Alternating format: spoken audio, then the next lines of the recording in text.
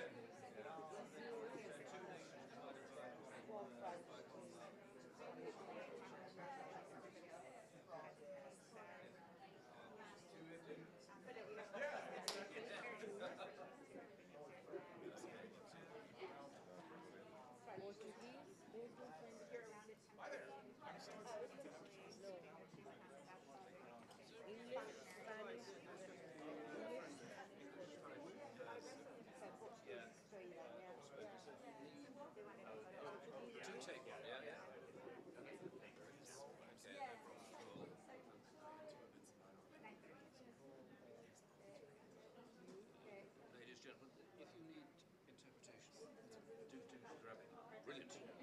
You're ahead of the game. Excellent, excellent. Do take it. It just has to rise. When it does happen. Here's this is the channels for the interpretation. Well, zero. We're not doing that.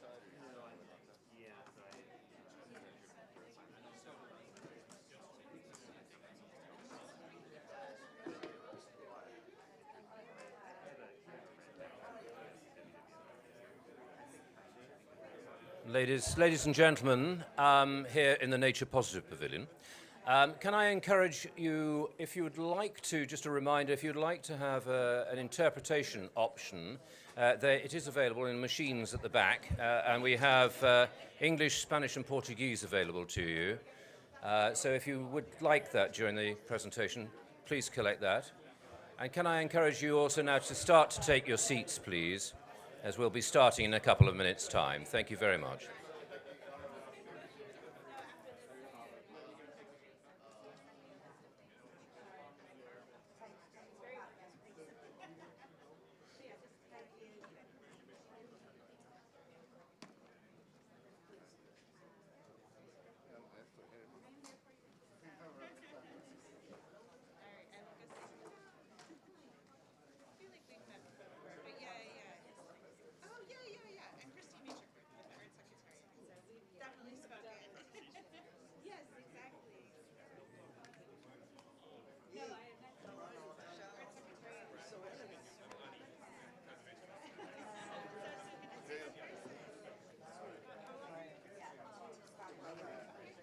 Estoy moderando, pero no más para saludar. Y yo sé que hablamos ahora. Mucho gusto y felicitaciones por el anuncio hace un par de días. Germán, ¿verdad? Mucho gusto. Mark Moroge. Hemos intercambiado un par de... No, claro.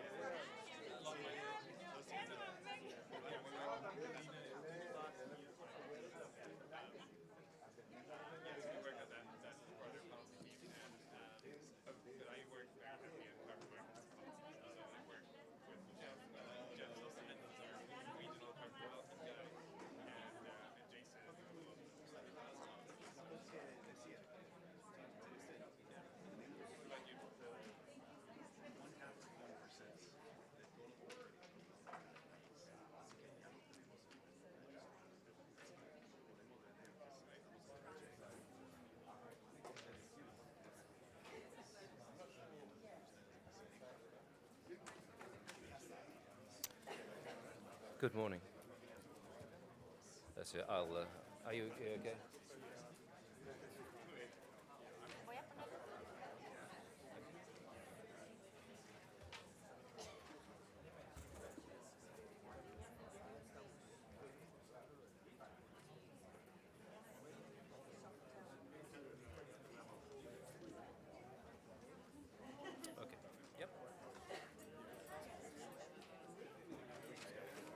Okay. Well, good morning to everybody here in the Nature Positive Pavilion.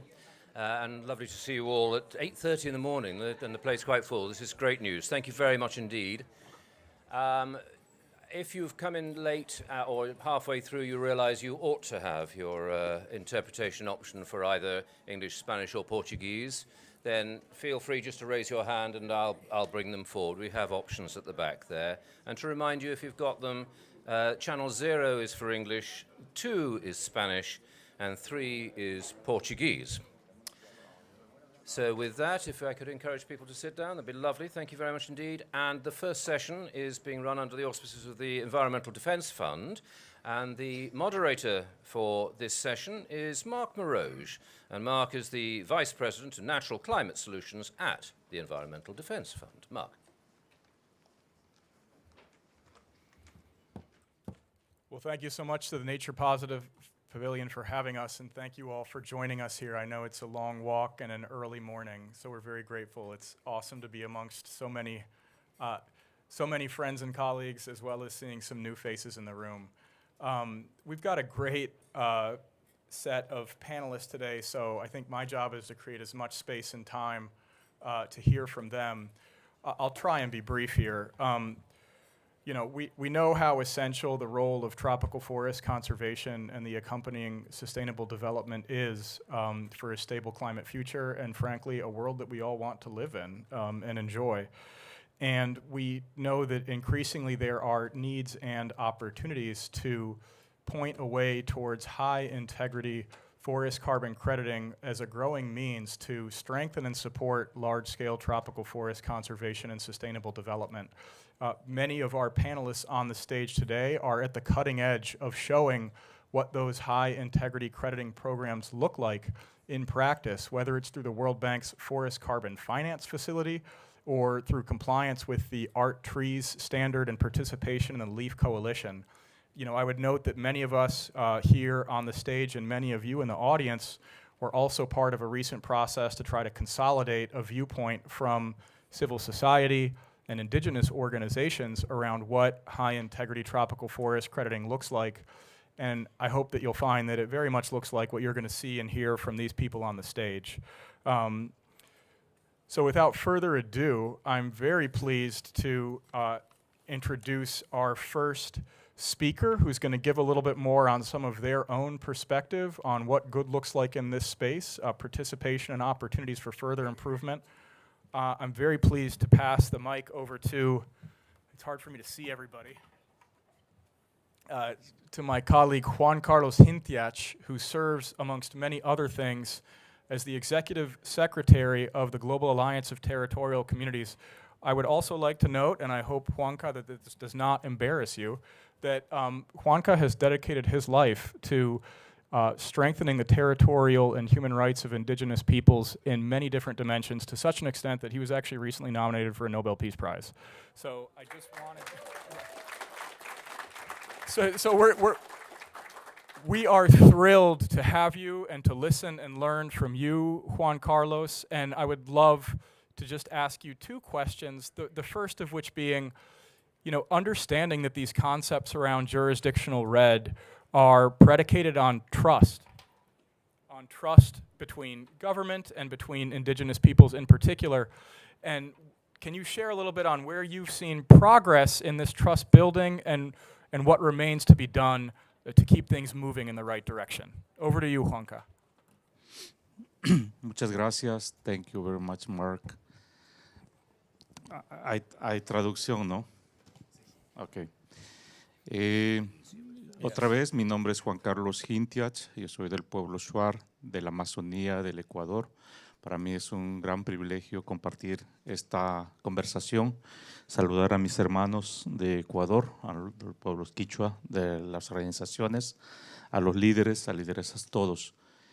Este caminar, este avance de trabajo que hacen las organizaciones indígenas, para resumir, nosotros, las organizaciones indígenas, los pueblos y nacionalidades originarias, no solo de Amazonia, buscamos el fortalecimiento organizativo, la gobernanza, la estructura, Porque siempre cuando tú llegas a una mesa de trabajo, a una mesa de diálogo frente a un gobierno, yo creo que siempre te preguntan de dónde vienes, quién eres, cuál es tu organización. Y cuando tú te presentas con un argumento fuerte, organizado, con gobernanza propia estructurada, significa que tú tienes trabajo con planes de vida, trabajo de planes de manejo, trabajo de elección de líderes y lideresas. Esa es una fortaleza, ese es un principio fundamental. Eso es para luego tener una cuestión de consenso. Nosotros tenemos principios de consenso, de abrir nuestro documento y transparentar las actividades. En la cuenca amazónica o en las actividades de Amazonía tenemos muchas iniciativas, pero también tenemos pro y contras. Una de las fortalezas que nosotros hemos empujado y yo he trabajado mucho es crear las mesas de los round tables, que se llaman las mesas de discusión, donde se encuentra el Estado multidiverso, la academia, los pueblos indígenas, de igual a igual. El punto 2, de igual condiciones, de condiciones habilitantes. Cuando tú estás en una mesa y eres invitado, yo creo que primero funge el respeto, ¿no? El respeto porque tú tienes un proceso, tienes una historia, tienes un pueblo indígena y te sientas con el Estado, porque eres un ciudadano parte del gobierno. Y además de eso, tú tienes tu bosque, tienes tu territorio y ustedes saben, dentro de los territorios indígenas tenemos biodiversidad, todos los ecosistemas. Punto 2. Y finalmente, creo que para entender el proceso 1, organizativo, sólido, estructura, gobernanza.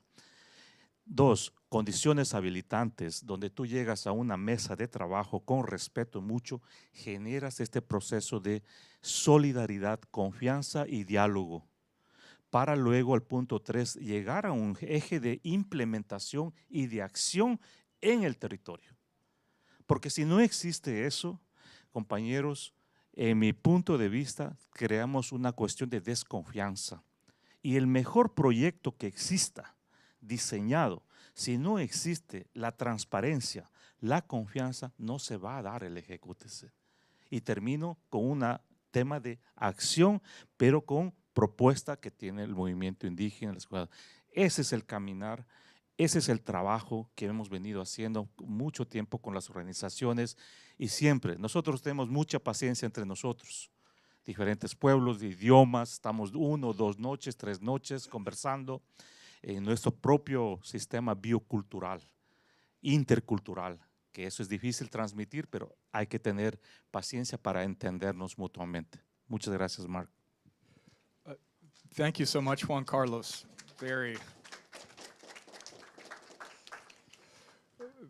Very wise words indeed, and I also wanted to applaud you and other colleagues for, I think, instilling amongst many of us in this room, and certainly at least myself, this ethos of working as partners, not as beneficiaries, in engagement in these kinds of programs. And so I also found myself reflecting on that in your remarks. To get a little bit more specific, I'd love to hear a little bit more from you. What are you seeing, if any, kind of examples in practice where you feel like that principle of, you know, partners, not beneficiaries, and good faith participation and engagement of indigenous peoples has been in some jurisdictional RED processes? Are there any bright spots that you can point to? Cuando hace varios años salía la palabra red o la palabra compañía, hay que tener mucho cuidado porque el idioma y el tema lingüístico confunde. Compañía, company, red, mercados, ese es un proceso de trabajo largo. Trabajamos con esto con muchos amigos del gobierno, del Estado que he participado y hay que llevar esa mesa de trabajo. Ahora, hemos desarrollado, transformar con paciencia estos nombres muy grandes, ¿no? red, a veces decían mis hermanos indígenas que es una red de pescar, de jugar esa cosa de voleibol, red, y después el mercado es para ir a hacer compras, un mercado. Entonces, estábamos hablando de diferentes cosas. Entonces, hicimos un trabajo y participamos con mucha mesa con actores de mesas de trabajo, cientistas, organizaciones, y en ese contexto hemos transformado, hemos dado la oportunidad de crear el Red Indígena de Amazonia, algo propio mío. ¿Cómo yo manejo mi bosque? ¿Cómo yo contribuyo desde mi conocimiento, de mi saber, con mi cultura, con mi visión, para transformar y empatar esas dos propuestas, esos dos lenguajes? Se hizo. Y hemos participado en la guía, el TFCI, pero aquí hay una cosa importante que quiero dejar. Nosotros los pueblos indígenas, con bosques tropicales pristinos, hermosos ecosistemas y biodiversidad, no solamente el mercado y el dinero, es una cosa integral. Y en este caminar nosotros hemos tenido propuestas claras y hay hermanos indígenas que han desarrollado. Aquí está mi hermano quichua del pueblo de Sarayaco, de Paquiru, que tiene una propuesta trabajando, discutiendo. Y hay otros más. Esos son los ejemplos que queremos visibilizar con las guías que hemos trabajado, con el tema de red indígena jurisdiccional, pero denos la oportunidad para empatar en la misma dinámica, el mismo porcentaje, las mismas cuentas, los mismos créditos, y ahí tenemos los HFLDs. Y HFLD indígena, High Forest Low Deforestation indígena, porque si no hacemos eso, es ahora que tenemos que empatar, y ese es el trabajo que estamos contribuyendo específicamente, y el gobierno está escuchando y trabajando. Cuando los gobiernos tienen que darnos la oportunidad de trabajar juntos. Tenemos información, tenemos saberes y propuesta. Juan Carlos, thank you so much again for those excellent remarks. You know, we're gonna turn now to what I suspect folks will find is another amazing example of kind of living these principles of partnership in practice. You know, I'm very pleased to be sharing the stage with Tushao Derek John, Chairman of the National Tushao's Council, as well as Vanessa Ben, representing the government of Guyana. I think as many in the audience will be familiar, you know, our colleagues from Guyana were able to successfully navigate a very high integrity standard, the ART-TREE standard, to recently bring to market some of the world's first jurisdictional red credits under that standard. So, you know, we'd love to pick your brains a little bit more on that experience.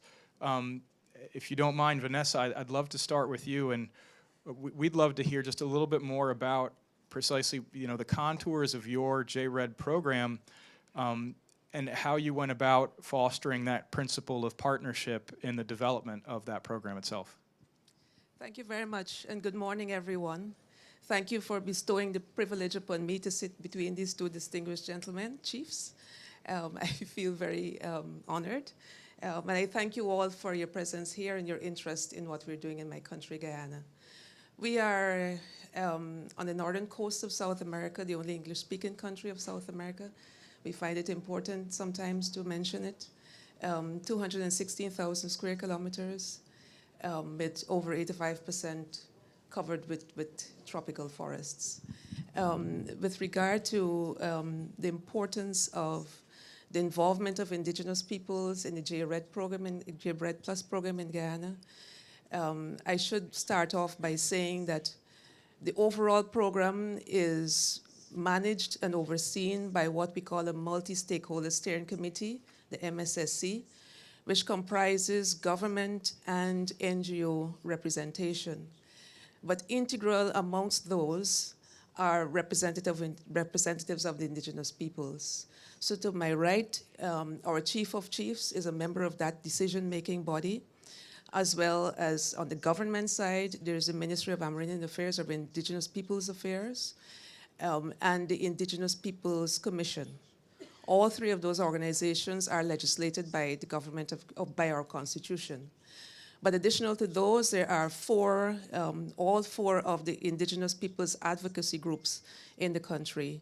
And so for us and for government and for Guyanese, we see the involvement of the indigenous peoples on this decision-making body as not only shareholders, if you will, or benefit holders, but also decision makers. So there's stakeholders, there's shareholders, there's decision makers, and I think that's important that we would like to reiterate. And sorry, what's the question again? Just a little bit more about it. You're answering it perfectly. Just Okay. anything that you want to further detail on how you bring those shareholders, stakeholders, and decision makers close and keep them engaged as part of the process. Yes, okay, thanks. So for us, you know, the whole process of engagement of the indigenous peoples and Guyanese in particular is that now we are in probably the fourth iteration of our low carbon development strategies called the LCDS 2030. That version was launched in October of 2021, and it began as promulgated by our president, a national consultation process. And so as part of that, there was a rollout of consultation, and it began during the period of the COVID pandemic, as you would recall. But throughout the country, we engaged through various platforms with our citizens to ensure that the benefit sharing process, the JRED Plus process, also got the consideration of the citizens, particularly our indigenous peoples who are near and dear to us, who are title holders of the land, over 12%. And with their engagement, their free, prior, and informed consent, the discussion on how, when we got to the stage of marketing our carbon credits, how they would benefit. And so that was of particular importance to us. The 3-month period that was given by the president was extended to over 8 months to ensure that we got to reach as many persons as possible across the country. Now, I'm sure that I don't want to steal our chief's thunder, but now the process is going forward, and I'm sure that he will give you a lot more information on how they are continually engaged and how they benefit or not, he will say. I think you're doing an even better job moderating than I am. Chief, please, we'd love to hear from your point of view how engagement in the process has been and what some of the early successes on your participation in the benefit sharing plan has looked. Good morning, everyone. I'm so excited to be part of this panel. I think the issue that we are discussing here is a very important one. But let me share Guyana's story. What really make Guyana a success? What make Guyana stood out globally? I think is the approach. My friend Carlos talked about the trust building between government and indigenous people. And that is something that Guyana started off on the right setting. So to start the whole process, indigenous people were consulted. I must just set the context in place that indigenous people, only about 10% of Guyana's total population. And as Ms. Vanessa mentioned, presently we own over 12%. There's a process still in progress of titling our lands, and that number will continue to increase. So having that title, it gives us the power, the authority to speak with government. So as she mentioned also that the NTC with all the other indigenous organizations and agencies, we have a space around the table that we call a multi-stakeholders committee. And I must mention that even though that indigenous people are only 10%, we have 7 seats around that table. So we have the highest percentage of representation around the table. And that is something that we recognize that the government of Guyana put great respect for indigenous peoples and their involvement in the whole process. And so we also had constant consultation, dialogue with the government. And it's a process that still continues to go on, and it's a lot of work yet to be done. And we recognize this will continue to involve indigenous people to have our input. So I'm just excited to be of this process, and we have a lot to say, and I'm so proud of the work that indigenous people and our involvement, and we are presently seeing the results. Thank you so much, Chief. And I didn't realize that you had that level of representation in those spaces, so I also wanted to acknowledge and applaud the government of Guyana for your forward thinking on that. If I may, a quick follow-up. You and I just met a few days ago, and you had such a fascinating story about what some of the impacts on the ground of participation in this high-integrity jurisdictional RED program is beginning to look like. Would you be willing to share a couple of those anecdotes or stories on how some of the hinterland communities in Guyana are engaging on ground and utilizing some of the revenues under the program? So thank you so much. Again, we see a lot of positives coming out of this. It's not perfect, but it's more, when you put it on the scale, they're more positive than negatives. And so I talk about the consultation that we had. In 2022, at the National Tushao Conference.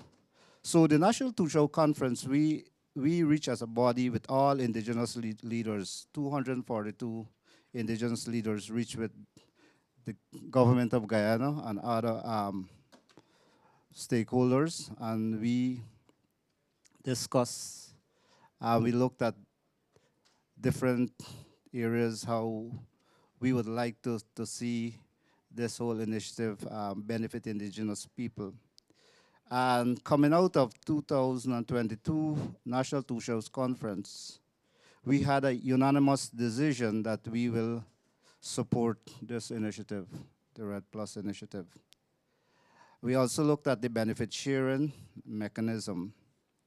And again, we had several dialogue with the government so that we could come up with a methodology how credit and benefit sharing will flow directly to indigenous communities. So we were able to have 15% of the $750 million that Guyana gained from Hess Cooperation deal. And we are presently embarking on several projects. So presently there's about over 500 products that is presently ongoing. Some have already completed indigenous communities, and it differs from community because some are involved in promoting ecotourism, some are improving their livelihoods, introducing smart agriculture practices so that it can have food security, and several areas. Some of communities are focusing on creating job opportunities for youths and women, because we recognize that is very important for us to do. So again, we have seen the transformation that is taking place. We have never experienced such a fast transformation in indigenous communities. It's the very first time, and we are breaking history. And so over the past year, the whole landscape of indigenous people are changing rapidly.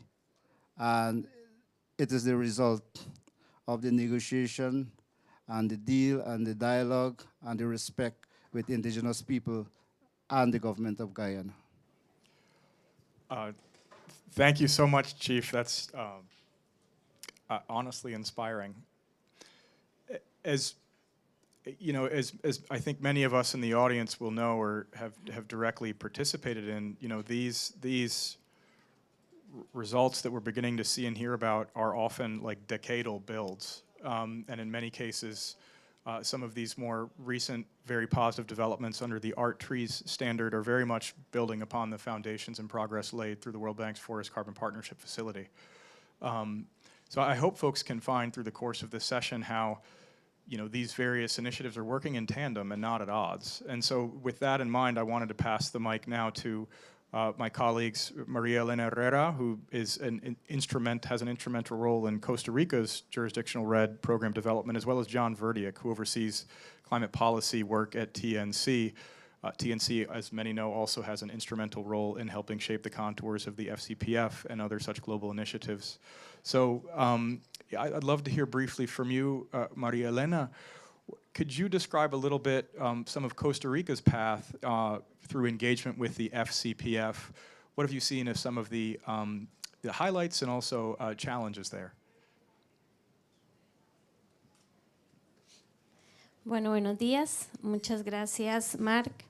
Muchas gracias por la invitación, por poder participar hoy y comentarles la experiencia de Costa Rica. En efecto, nosotros venimos trabajando desde el 2008. Ha sido un proceso largo. Como menciona Juan Carlos, el trabajo con los pueblos indígenas ha sido un proceso de más de 10 años en el cual tenemos que entender que muchas veces los donantes quieren resultados rápido y son procesos de lecciones y enseñanzas con ellos, de ese aprendizaje. Los recursos con el FCPF nos permitieron precisamente abordar retos muy importantes como el tema del trabajo con los pueblos indígenas, ese trabajo de información, de generar mediadores culturales que nos permitieran bajar la información a territorio, de temas tan complicados como menciona Juan Carlos, RED, decían RED, que es mercado, que es cambio climático. Entonces todos estos temas hay que irlos bajando en los idiomas de los territorios. Entonces el hecho de generar mediadores culturales que nos permitieran abordar el tema de consulta, realizar un proceso en el cual primero informábamos, luego discutíamos con ellos los temas que se tenían que abordar en la discusión del FCPF, cuáles eran sus prioridades. Ese fue todo un reto y un proceso muy importante que hoy nos ha permitido como país acceder a pagos basados en resultados. Este proceso nos fortaleció en temas sociales, en temas de participación, donde pudimos acceder al GCF, donde estamos trabajando bajo el estándar ART para obtener certificados para también comercializar en el mercado. De hecho, firmamos con Emergent nuestro primer acuerdo bajo la coalición LIF. Otro de los temas que es importante mencionar es todo el fortalecimiento que se dio en temas de monitoreo. Esto también nos permite generar información robusta, transparente sobre cuál ha sido la condición de Costa Rica en los diferentes años. Ese trabajo de generar toda una plataforma de seguimiento a la línea base, a las mediciones continuas, a la estimación de las reducciones de emisiones, que ha pasado por más de 3 procesos de validación, el de la convención, el del GCF, ahora ART-3, el del Banco Mundial, generando también créditos en el marco del ERPA. Entonces, ha sido un proceso importante para Costa Rica. Tenemos retos, por supuesto, el precio de la tonelada al estar fijo. Esto nos ha dificultado un poco el reclutamiento de más áreas para demostrar la reducción de emisiones. En Costa Rica la tenencia de la tierra está en manos de 2 tipos, el privado y el público. Y el privado es el tema más retador para el país, porque Costa Rica reclama contra un contrato de reducción de emisiones con los propietarios privados, donde ceden esos derechos, y ese reclutamiento se ha vuelto un reto para Costa Rica, poder tener la mayor cantidad de áreas reclutadas bajo zonas privadas que podamos implementar. El otro gran reto para Costa Rica es la entrega al FCPF del call option, ¿verdad? Porque entre nosotros más agilicemos la cantidad de reducción de emisiones que podemos entregar, podemos salir del contrato del ERPA y podemos acceder a más años de mercado también bajo otras iniciativas como HALT. Entonces, claro, este es un reto muy importante. Y por último, hay un reto también muy importante para nosotros, y es que el carbono se pone viejo y lamentablemente pierde valor en el mercado, pierde interés, y nosotros tenemos diferentes buffers donde tenemos que dejar las reducciones de emisiones respondiendo que se nos añejan, como decimos en mi país, y ya después no las quieren. Y aparte, cuando las quieren ya pierden un 50% del valor en el mercado. Entonces, hay retos importantes que hacer y trabajos internos con los diferentes actores para seguir demostrando trazabilidad, transparencia, participación, inclusión, pero nos motiva mucho porque con estos fondos también hemos dado oportunidades de generar otros fondos donde podemos darle participación a otros actores de la sociedad, como las mujeres, como los jóvenes, como los pueblos indígenas. Gracias. Maria Elena, thank you so much for that extremely insightful set of. Please do, Franklin, dale, dale. That was definitely worth it. I just want to draw out briefly. I really appreciate you highlighting those three challenges as, they seem to me like a next frontier of challenge for a lot of these jurisdictional RED programs, as folks are, they're transactional challenges, right? Price point, contract terms, what to do with vintages. These aren't going to go away. They're only going to increase. So I appreciate you signaling them, and we're all going to keep our thinking caps on how to, how to break through some of those needs and opportunities. Thrilled now to pass the mic to John Verdiak. John, I think you wear a very unique hat in this panel and in general in the space, given your role and ability to be on the inside of FCPF. And helping sort through some of these implementation but also transactional questions. Would love to hear from you a bit on what that looks like, what TNC's engagement in the FCPF process has been, and also, hearing Maria Elena and also seeing now this pivot from FCPF into, different credit types such as art trees. Where do you see opportunities to build around that? Absolutely. Or is this on? Oh, there we go. Just got to get it closer. Excuse me. Yeah, so thank you so much for having me and everyone. This is an amazing panel to follow, and I've got someone coming very good behind me as well, too. The Nature Conservancy, we were the only investor from an NGO in the Forest Carbon Partnership facility in the early days. This started back in 2008, coming with the idea of building jurisdictional or national RED. It was going along at the same time as the UNFCCC negotiations on RED Plus that came out with the Warsaw framework. And so we were trying to make sure that we were building something that would be consistent with Warsaw and the UNFCCC negotiations, but also something that brought in the private sector, that brought in different kinds of finance so that we could expand the amount of finance, expand the countries that could work through this, and see just kind of, we were building the airplane as we were flying it. We've learned from it. It's taken quite a few years. But as we just heard, Maria Elena, one of the things I was going to say, and you said it better than I could before me, is this did build some of the systems that were able to help other things, whether it is taking what we've learned from FCPF and building it into the art trees production, whether that's going to help the Leaf Coalition launch. I think for many countries, it's also helped build the MRV systems that have supported NDCs and really supporting the Paris Agreement. Supporting greenhouse gas inventories as we start to look at the different sizes. So there's been a lot of building, there's been a lot of learning. From the Nature Conservancy's point of view, one of the things we're always thinking is, what can we do next? And so one of the exciting things here, and especially with this panel, is we're hearing about art trees in Guyana and art and that transaction. We're seeing the Leaf Coalition signing deals right now. This is the next step forward. The World Bank is thinking of their next program, which is scale. How do we take all of these and build one while also kind of running with the others and making sure, and Juan Carlos, you had the point of transparency. I think this is really key in all of this. if we're doing all this behind closed doors and nobody in the world knows who's transacting what, for what prices and all these things, there's some questions. When we open up what we're actually doing, we start to have more opportunities. And maybe to look at one opportunity that's coming up soon, both the World Bank and the Nature Conservancy, both at the same time within the FCPF, are thinking about, maybe to step back one. The Nature Conservancy, as part of our investment in the carbon fund of the FCPF, we receive about 0.5% of each of the 15 countries' credits. So the FCPF is both public and private funds, so we're kind of on the private side in what's called tranche A. So we receive those credits and we can sell them on the market. So you think we get a little bit from each country. So what can we do with that? The overall scale of it, it's not like we can do this alone and change the international Red Plus market.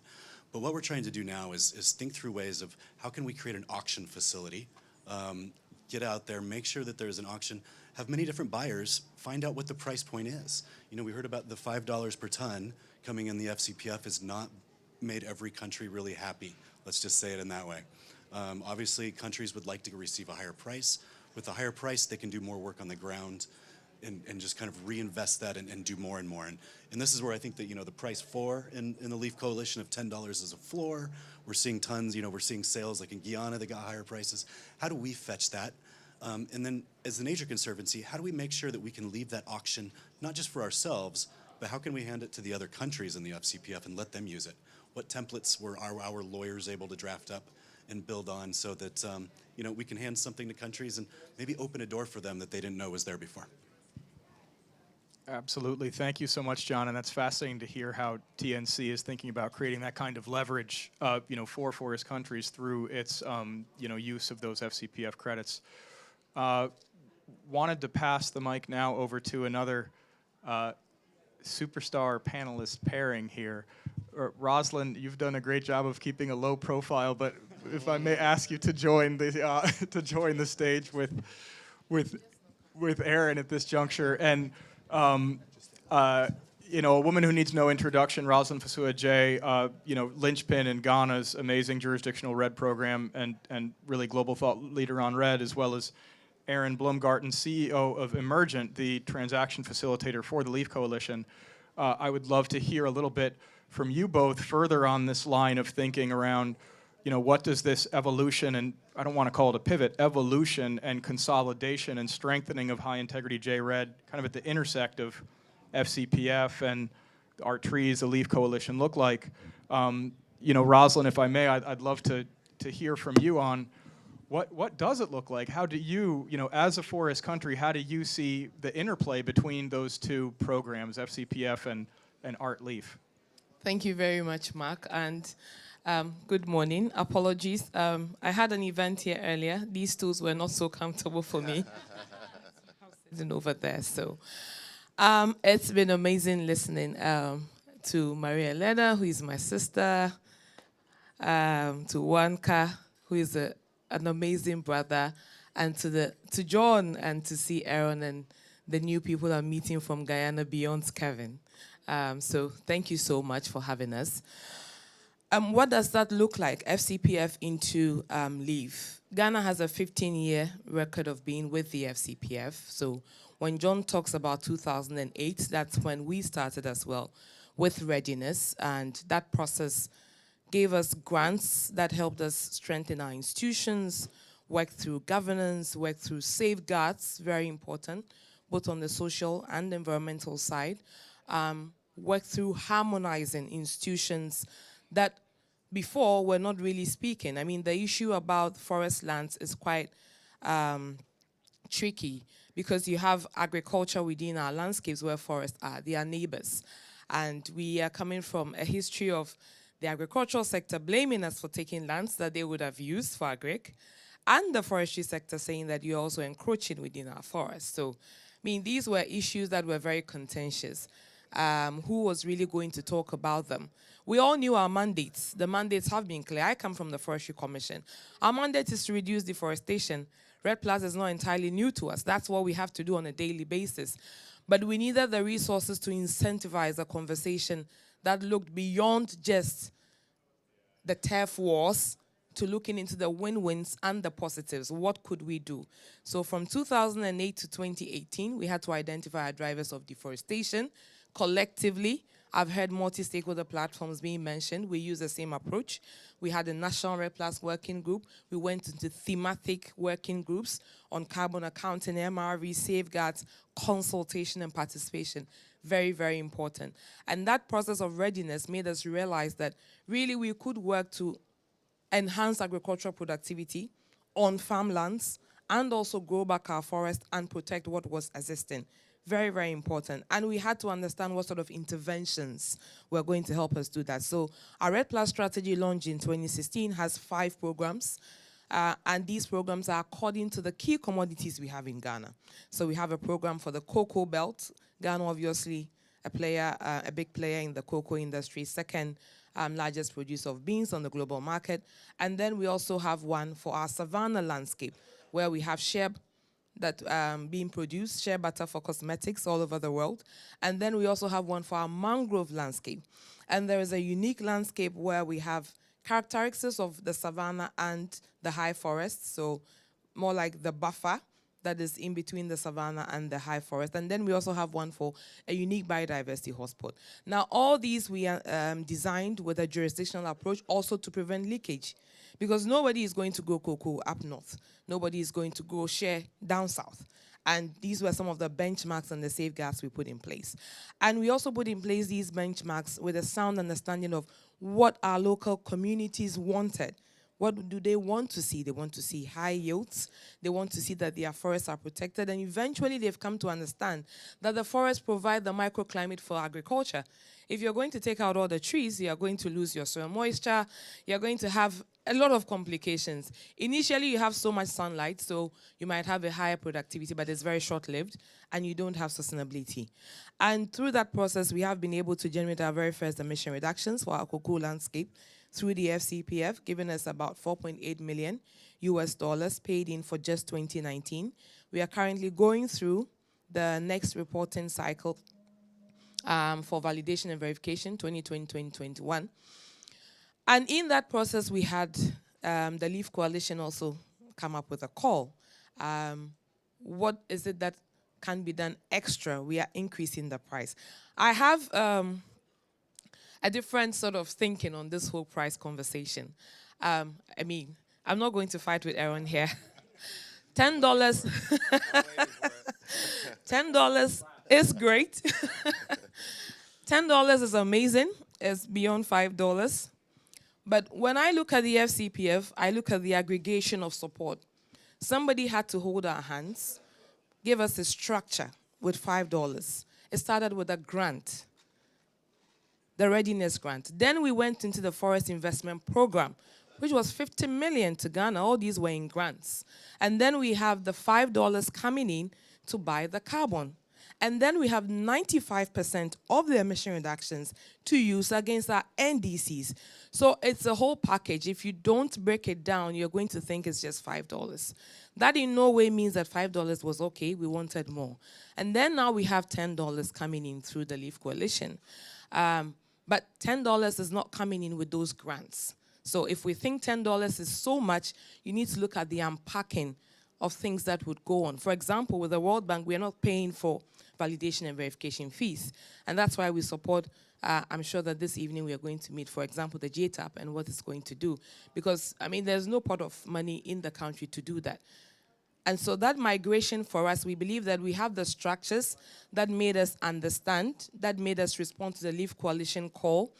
But now going forward, I mean, trees is a whole new standard. The FCPF background helps us, or has helped us, to respond to a lot of those requirements in that standard. But there are some sort of, I'm careful to say gaps, not necessarily gaps, but some bridges, because these are two different standards. The interpretation of safeguards within FCPF is different from the interpretation of safeguards within trees. So somebody, for example, needs to sit down and work out how that should look like. And we believe that the foundation we had with FCPF is what has really helped us to bridge on into LEAF. And it's quite seamless for us, except for those bridges, which we are really building with the help of the UN RED program as well. Thank you. Absolutely. Thank you so much, Roslyn. I don't know about you all, but I'm learning something new from every speaker and struggling to write it all down. So I just wanted to acknowledge that really amazing collection of knowledge on the panel here. We're going to close out with Aaron Blumgarten, CEO of Emergent. And I imagine we have many questions. Please do hold them. We're going to do our best to keep about 10 minutes to answer as many as we can before we close. But, you know, Aaron, Emergent has such a unique role in this space. I'd love to hear, and congratulations, by the way, to you, Roslyn, to you, Maria Elena, to you, to Ghana, Costa Rica, and Emergent for those landmark ERPA signatures earlier this week. You know, reflecting on your experience with Ghana, Aaron, we'd love to hear a little bit on what you've learned and how you're bringing that forward to this next cohort of LEAF jurisdictions as you work with them to continue to navigate through this, you know, new transactional process and new standard. Thanks so much, Mark. And thanks for this this panel. I mean, this is really an incredible panel and humbling to be part of it. You know, one of the things I've found is I've been following Roslyn a lot at this COP, and it's it's just not fair. It's really upping my game, I have to say, because she's we all know how good she is. But so a few things. You know, the first thing to do is to thank the team in Roslyn and her team in Ghana, and also Maria Elena and Jorge Mario, who I see in the audience, and the team in Costa Rica, and congratulate them. It's really been a journey of partnership and collaboration. So thank you very much, and congratulations. I also wanted to acknowledge the Emergent team here. We've got Rocio, Ann, and Sean, who worked very hard on these transactions. So I want to acknowledge them. And then also the FCPF. I mean, we often say, right, that it took us 2 years to sign these ERPAs, but from let's say launch of LEAF to the signature of these ERPAs, there's no way we would have gotten that timeline done without the FCPF. So I think the work that the FCPF has done in these countries, we're really standing on the shoulders of that. I also wanted to say that, you know, the exercise that we are undergoing with Emergent is really building a market. In other words, bringing the private sector into a market that they haven't otherwise have been. When we started this, a lot of people said, well, you know, jurisdictional red, it's really complicated. The private sector is not going to want to be involved in these transactions, trying to understand what the political risk is, et cetera. And so, you know, I've jotted down a few lessons learned. And the first, I think, is we've become, in many ways, the Emergent team is sort of a translator, sitting between the private sector and the public sector, and that's not always been easy. What the demands of the private sector don't always sync up with what our partners on the public side are used to or able to do, and I think we've spent a lot of time thinking through that and how you paper that in a contract. Second is sort of the timeline. We think it's been really important to get started early and meet frequently. These always take longer than anyone expects. So really getting going early has been very important. In-person meetings and site visits, I think we've realized how important that is. I mean, I think it's even COP, we're realizing this. I keep joking. One of the best things I realized yesterday, I woke up, I said, I haven't been on a Zoom or a Teams call in 6 days. It's amazing. But really, I think the 2 site visits we had in Ghana were catalytic to really moving this forward, and I think that was really important. I think it was also really important that we had an internal champion in the case of Ghana with Roslyn, who could really drive this forward, and we always knew we had a single point of contact that could answer our questions and move the ball, and I think that was really very important.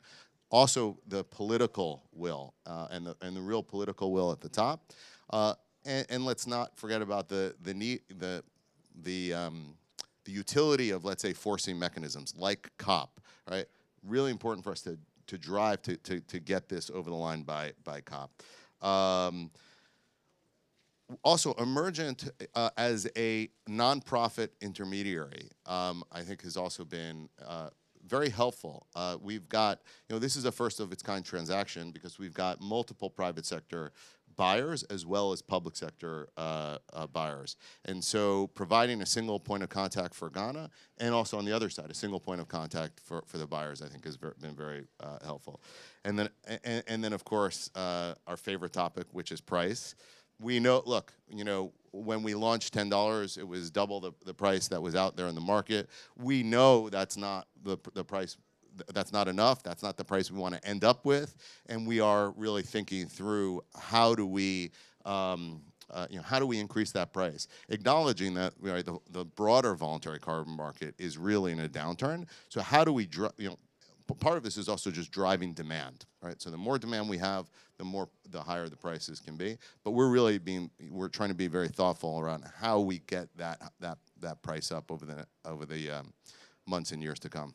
Thank you. Aaron, thank you for that cheat sheet.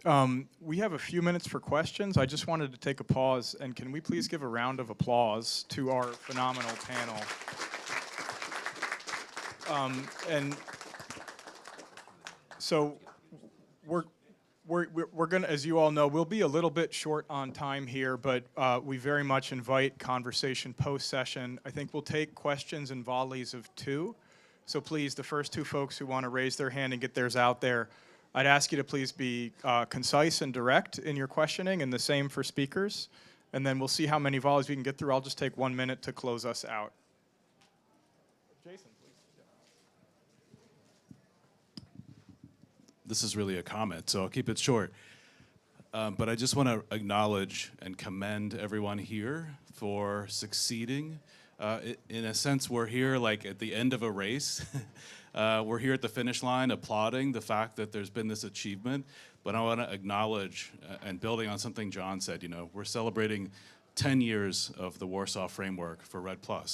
And when we developed that framework, you know, we had this vision in mind about the impacts REDD+ was going to have on the ground, the sort of sustained consultation and engagement it was going to have with people on the ground, and the fact that this wasn't going to just be something that could happen with the snap of a fingers. So I want to commend Guyana, Costa Rica, and Ghana, because this has been a marathon. It's not just been a 100-meter sprint. It's been a long, long, long process. And so thank you for buying into that vision that I think we had in Warsaw and well before that, and carrying through on the effort. It takes sustained investment. It takes sustained engagement on all sides of the table. So thank you so much for all the work you've put into that so far.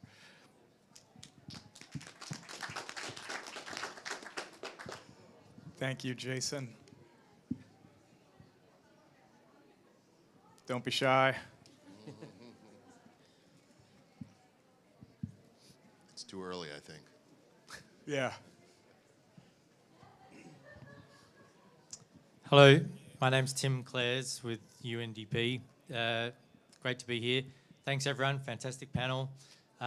Quick question for John. Following up on the idea you mentioned about an auction, and you said how you're thinking about how the proceeds of that auction could be shared with other countries.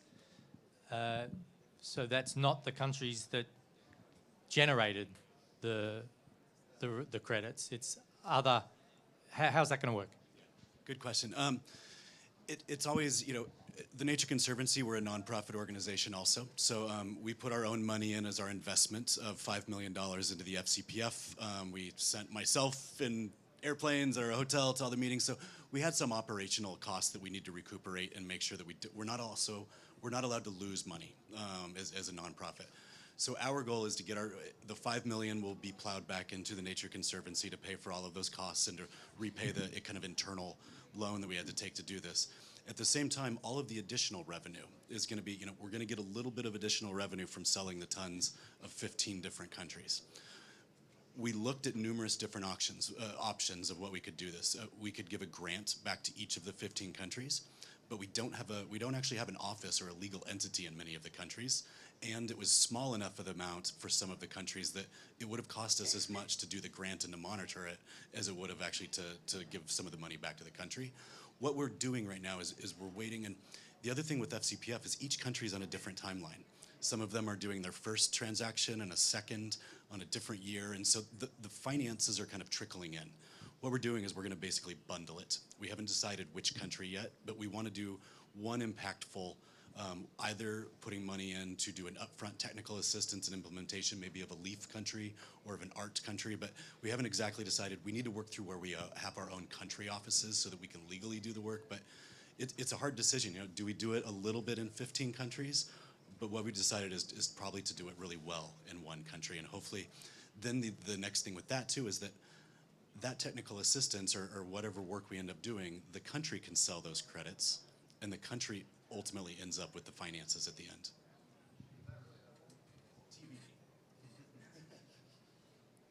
Excellent question. Thank you so much. I know that we're rapidly approaching time here, so just to offer a very brief concluding remark, I think at some point, Rosalind, you described so eloquently what I was internalizing as a decadal process of changing the way that people and economic systems play out in a forest landscape. And so, you know, to your point, Jason, there's no quick, shortcut here. This is what success under high integrity jurisdictional RED programs looks like. It's not a shortcut, it's not a quick gizmo or product, it's actually doing that hard work over a long period of time, in some cases 15 years or plus, to actually change the nature of the way that people engage with nature such that you can deliver deforestation reduction. So such inspiring stories of success from all of you. My hat's off and congratulations. Big thanks to the Global Alliance of Territorial Communities, Conservation International, the Government of Guyana, the National Tushhouse Council, MINAI, the Nature Conservancy, the Ghana Forestry Commission, and Emergent. Truly, we're coming to time, but I'd very much encourage folks interested to follow up more, to carry the conversation out into the hallways or far beyond. And I also wanted to note in closing that, you know, Rosalind, you made a great kind of side allusion to an emerging partnership to lean in and further consolidate the critical ongoing technical assistance and financing gaps necessary to continue to prove out these programs in more places and see them through to sustained success. Some of us will be on the stage back here tonight at 5 p.m. to celebrate the launch of this new partnership. We invite all of you back so that we can continue to build together. Again, that's going to be 5 p.m. here in the Nature Pavilion. With gratitude to you all for making it out here at an early hour and in the far corner of this big flower here in Dubai. And please join me again in a closing round of applause for our amazing panelists for sharing their knowledge.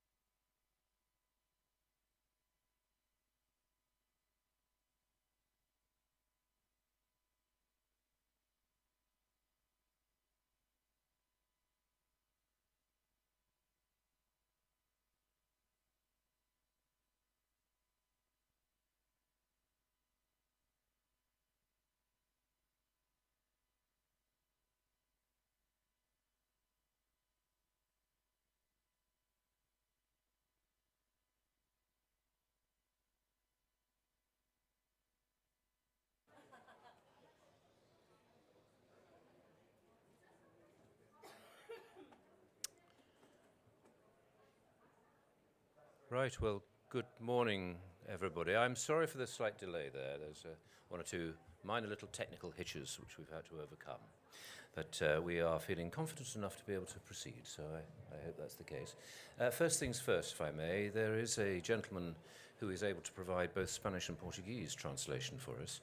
So if that is what you would like, and you haven't got a little gadget, earphones and things like that, then do just raise your hand and my colleague at the back will be able to provide it for you. This then is the second session today here in the Nature Positive Pavilion, which is run by Nature for Climate, a coalition of like-minded partners, of whom, of course, our hosts for this session, Conservation International, are a member, and we're very grateful for that.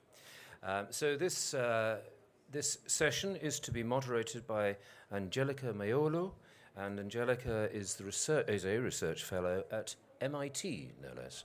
So, Angelica, it's all yours.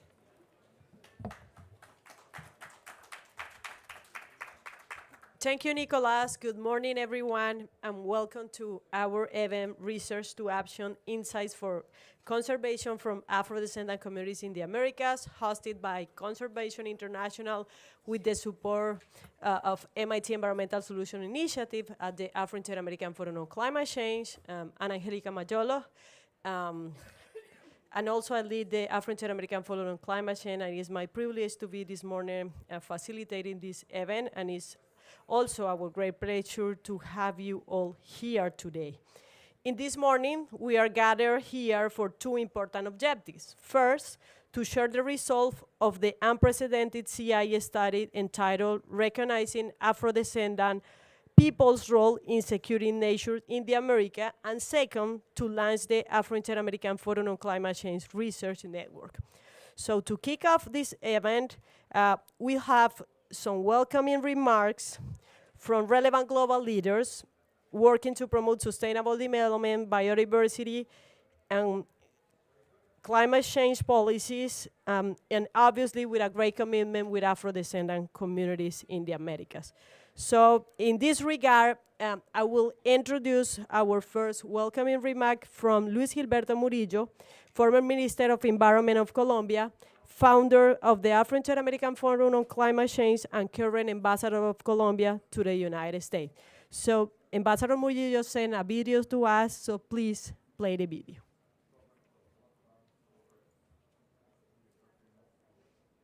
Muy complacido de participar en la COP28 de cambio climático.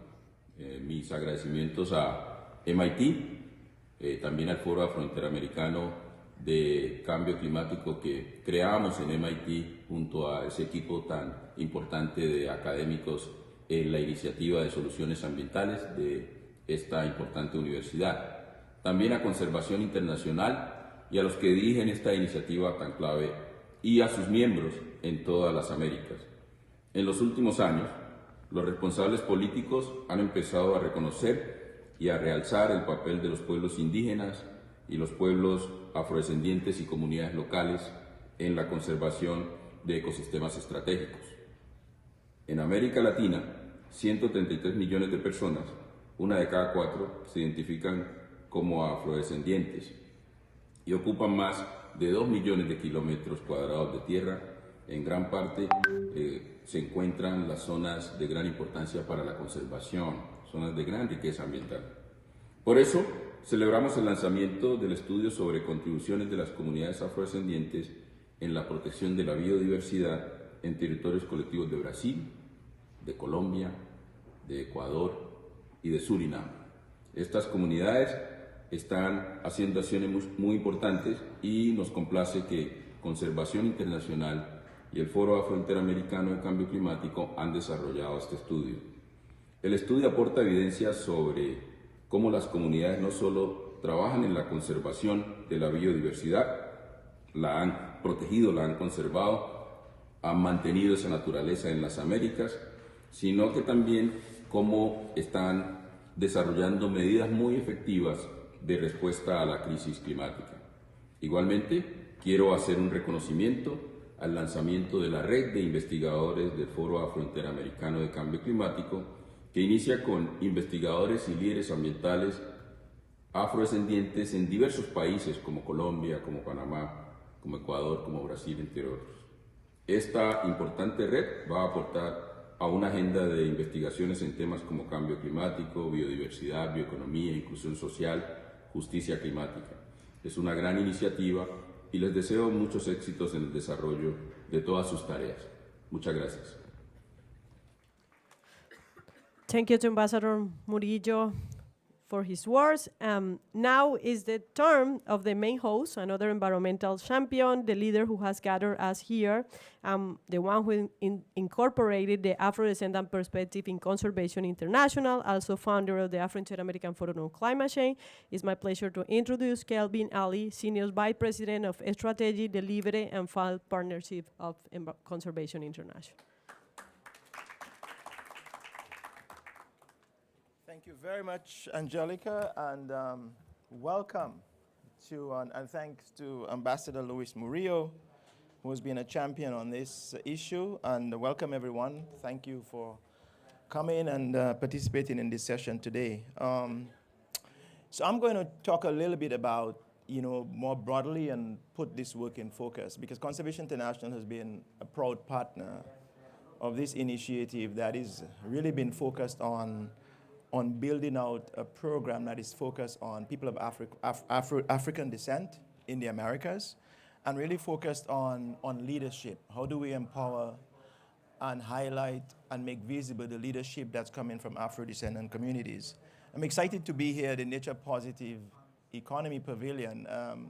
When at COP26, just a little bit of a historical context to this, at COP26, we, together with Ambassador Luis Murillo and a number of other influential colleagues, Epsy Campbell of Costa Rica, who was the Vice President of Costa Rica at the time, an Afro-Costa Rican, Gregory Mix, for those of you who follow the politics in the US, Gregory Mix is one of our influential Afro-American leader in the US, especially in the foreign affairs. So they came together under the umbrella and helped set up this Afro-Inter-American Forum on Climate Change. And while it had a political focus at the time, the whole idea was how do we sort of create that visibility and space for advocacy and engagement in international forums like this, that there was a lot of information out there, and some of work that CI has done for our CI Colombia program, working with Afro-Colombian communities on nature and conservation and biodiversity work. But it was not very evident at the COP that there was a lot of conversations around indigenous people and local communities, as it should be, and the important role that indigenous people and local communities play in helping us address the climate and biodiversity crisis, and a lot of discussion around the issues of inclusion and equity and being just. But you could see in those conversations, when we get to the local communities part, it's like beauty, it's in the eye of the beholder. You define it for what you mean. But within that space, there are communities that have been really working quite hard and on the front line stewarding these critical ecosystems that we all need in order to address the climate crisis. So we started at COP26. It was quite an interesting experience in Glasgow. It is very cold. We tried to get a spot at the main venue, and in typical with those social justice struggles, we were kept off-site, and I remember that very well, because I think we had a presentation at an academy that carries my first name. So my name is Kelvin. So we went to the Kelvin Side Academy. I remember that very well, and that's where we had our first session with Ambassador Luis Murillo, and we had it with students at that university. So we were kept off-site, but we kept moving on. We launched the forum. We did all the communications. We partnered with MIT. I want to make sure that I call out Marcela, who is here, and Luis Murillo at the time wasn't the ambassador to Colombia. He's in a better position now to help us advance the work, which is part of the progress as well. But he was a Martin Luther King scholar, a fellow at MIT, and so he was in a position of influence. So we partnered with MIT to develop this forum. COP27, to tell you how things progressed, at COP27, Luis Murillo was no longer at MIT. He was in the ambassador seat now, He was the ambassador to Colombia to the US, and because of that, he was able to help us find a spot at the Colombia Pavilion. So this picture was actually taken inside of the Blue Zone. So this time we were not outside of the Blue Zone. We were inside of the Blue Zone trying to really engage and promote and direct influence. So that's where that picture was taken. The only difference in that picture, I have the same suit, the same shoes. The only thing I don't have is the same tie. Because I wanted to just wear the same attire, you know, to show that there is a little bit of a COP27 and a COP28. And then we get to COP28, and now we're actually in the Nature Positive Pavilion. And I say this because there's been, as you can see, that there's been progress. I mean, while the intent is not just to, obviously we're trying to create that political space, visibility, advocacy for people of African descent. We are also aware, I mean, you know, for Conservation International, this is not new, right? So we have 9 country programs in the Americas. Our country, 7 of our 9 country programs span the Amazon. We spend a lot of time focused on protecting the Amazon. And, you know, in our work in CI, through Colombia and Ecuador, CI has had, you know, a long engagement with Afro communities, especially around natural climate solutions and biodiversity work.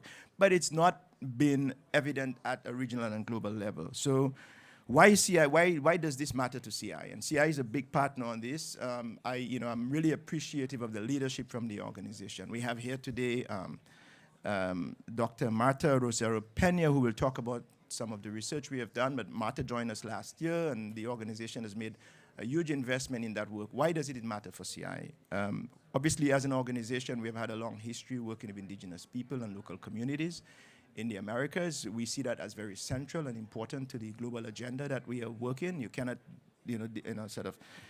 you cannot keep separate people and nature. The reality is 80% of the land is occupied by people of indigenous and local communities and represent only 5% of the population. We know the social justice issues, the issues that's driving the climate crisis. The emissions are not coming from those communities. So it's not new for CI. I think one of the things, so it was an easy move for the organization to say, oh, absolutely, let's build out this program. So we have an Afro-Descendant People Initiative, and CI is very delighted to be part of this. Obviously, like in the world we live in, everything is driven by science. People want to see what the science is telling us because we are focused on protecting, managing, and restoring critical ecosystems to get us to 1.5. And it's within that space, you know, the sense of urgency of working with Afro-descendant people and local communities. We are also very focused on human rights. And we are, as an organization, we are one of the founders of the Convention for the Human Rights that's focused on environment and issues as well. So this is one of the things I wanted to talk a little bit about today.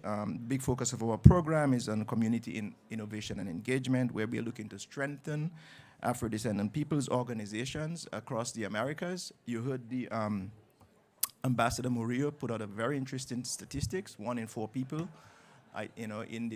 across the Americas identify as Afro. I mean, when you look at the census in Brazil, over 51% of people are considered Afro-Brazilian. If you walk around the COP, you would probably never know that, right? And you would never even know that the role that they play in natural climate solutions. So we are very much a part of an effort to elevate and amplify the voices of people of African descent. But we are also very clear-eyed that in order to get to 1.5, protecting, managing, and restoring these ecosystems, that is a very, very important communities that needs to be engaged in the debate. And when we talk about things like pledges that are coming out of the COP and the instruments that are being set up to create access to finance to communities, we are also very clear-eyed that all these instruments that are being developed and all these avenues that are being pushed to make it more accessible for IPLCs to access these resources, that those same type of effort and energy should be placed for Afro-descendant people because they're also part of that effort. So with that, we're very excited to be here. We're very excited program. Dr. Marta Rosero will talk about some of the research. I want to also acknowledge the work. I don't see Rights and Resources Initiative there, but I want to acknowledge the work that they have done, right? There's been a lot of work that RRI has done over the last 2 years, really trying to elevate the issue as well. So there's a lot of number of partners on this. But this is something that's very important for CI.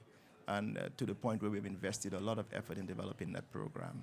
So thank you so much for gracing us with your presence today, and then I'll hand over to the moderator to take us through the program. Thank you very much.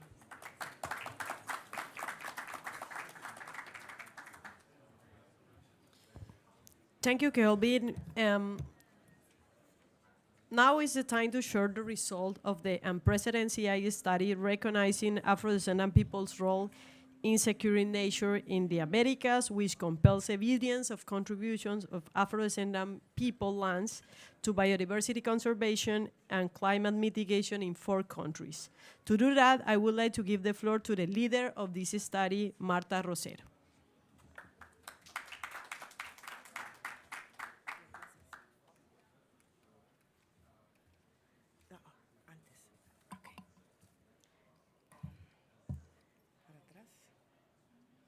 Okay.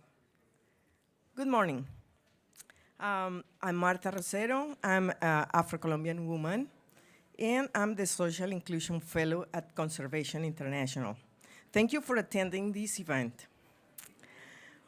I just want to start telling that one of the very gratifying aspects I found upon joining CI almost a year ago was discovering that several Afro organizations in Latin America, along with their partner institutions, were aligned in advancing actions and strategies for participation in global environmental decision-making. May I, please?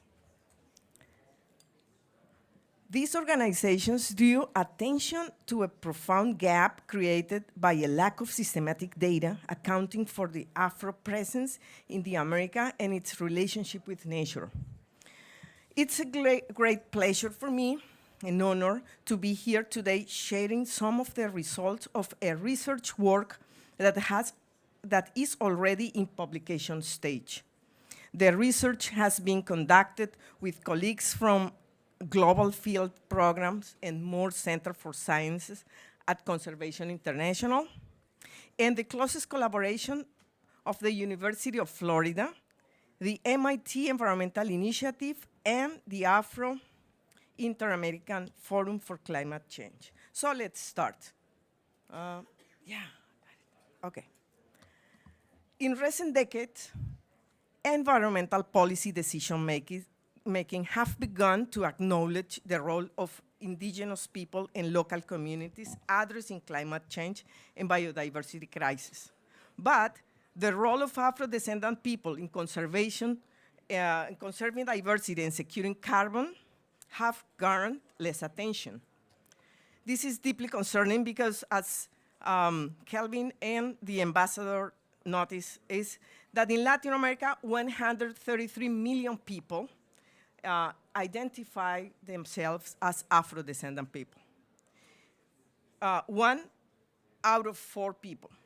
Second, Afro-descendant people occupies about 2 million square kilometers of land in important conservation areas in the Americas, just as twice Colombian area, a bit more. And another reason, but for us, this is very concerning.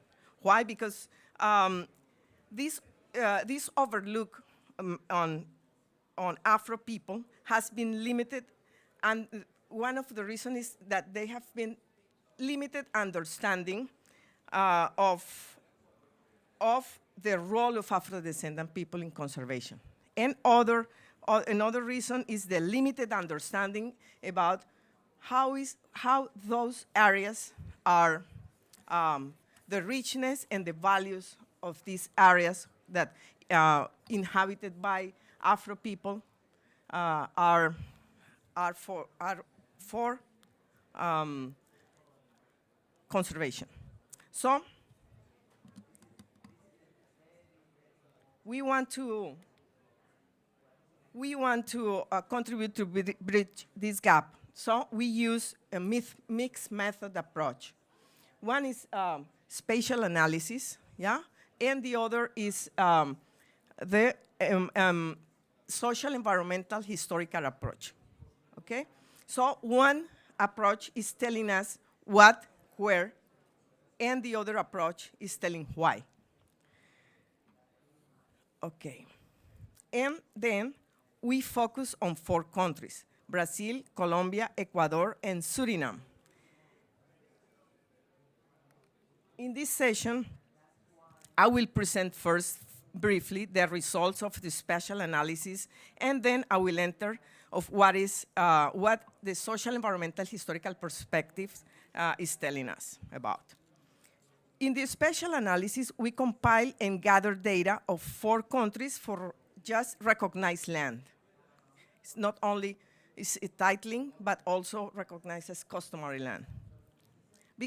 Not because Afro are not settled in larger territories, but it's because we found data, special data for recognized land.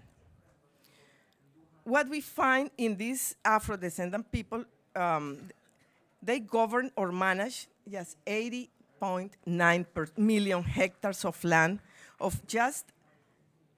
which is just the 1% of 1 billion hectares that the total land covered by the 4 countries in this study.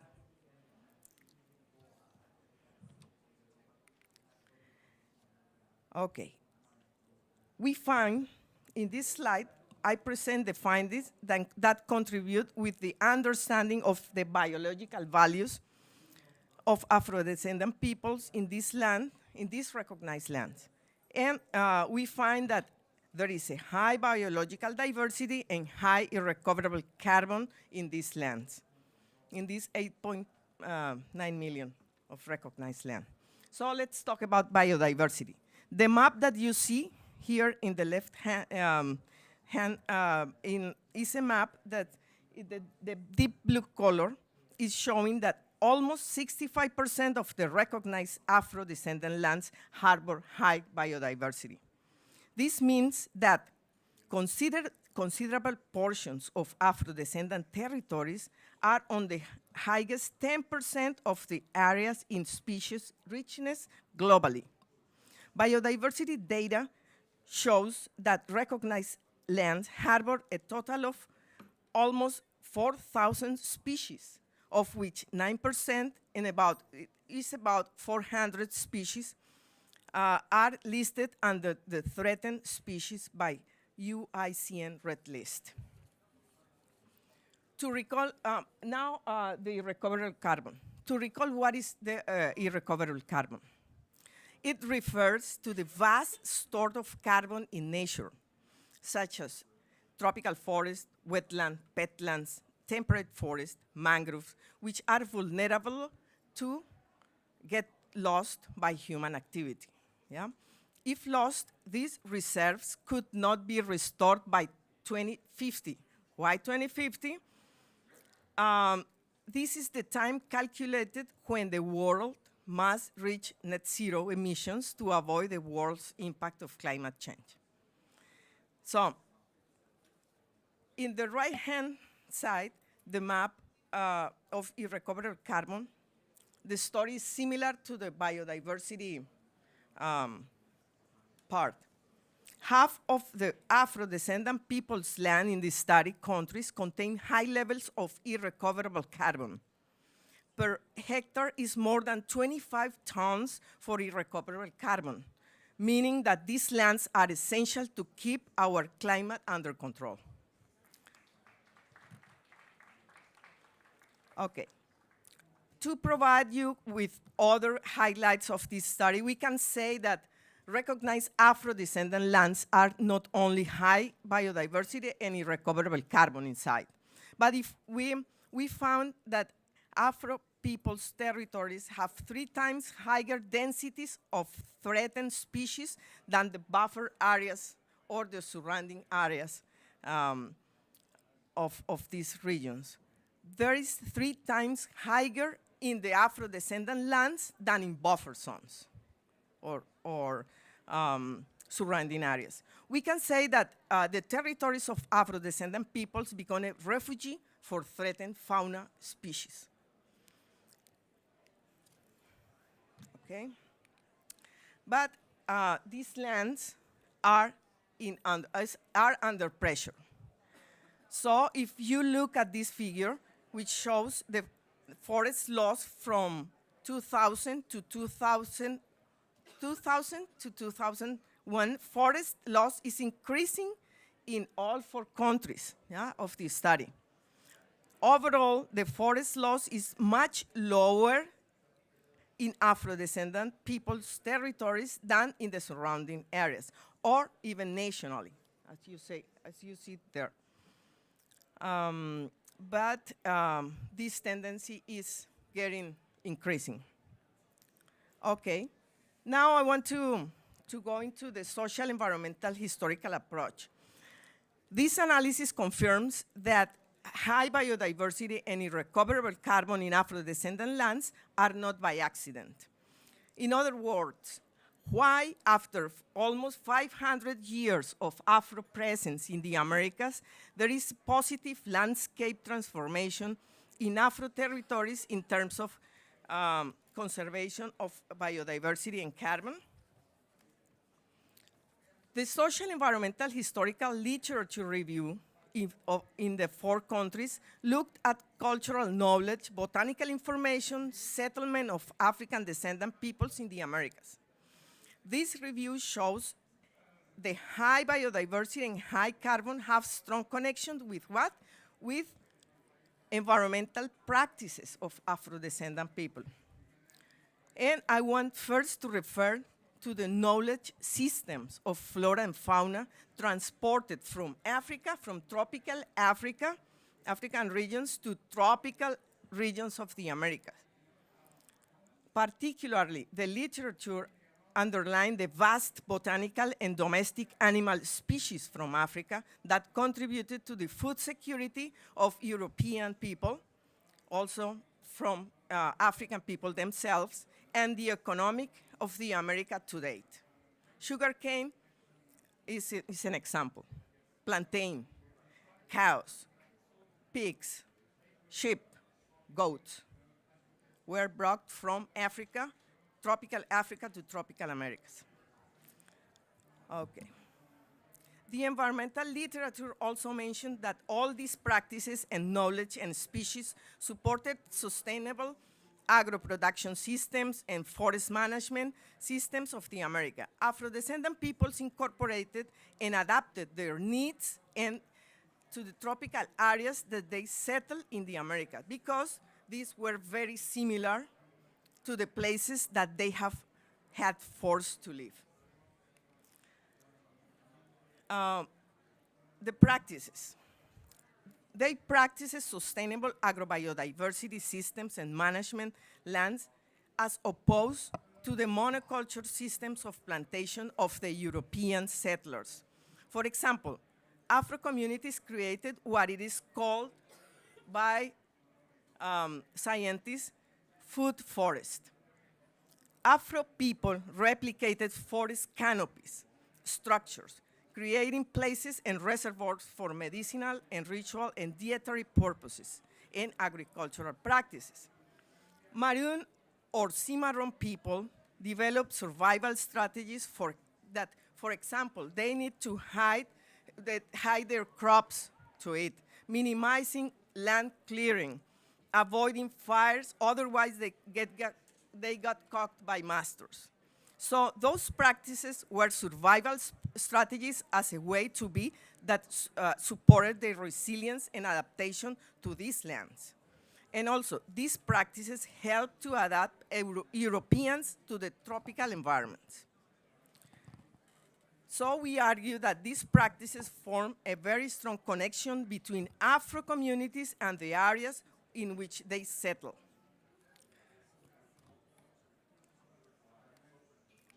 However, Afro-descendant people's practices are being threatened because the expansion of monoculture and unsustainable grass and extractive industries, violence, and so on.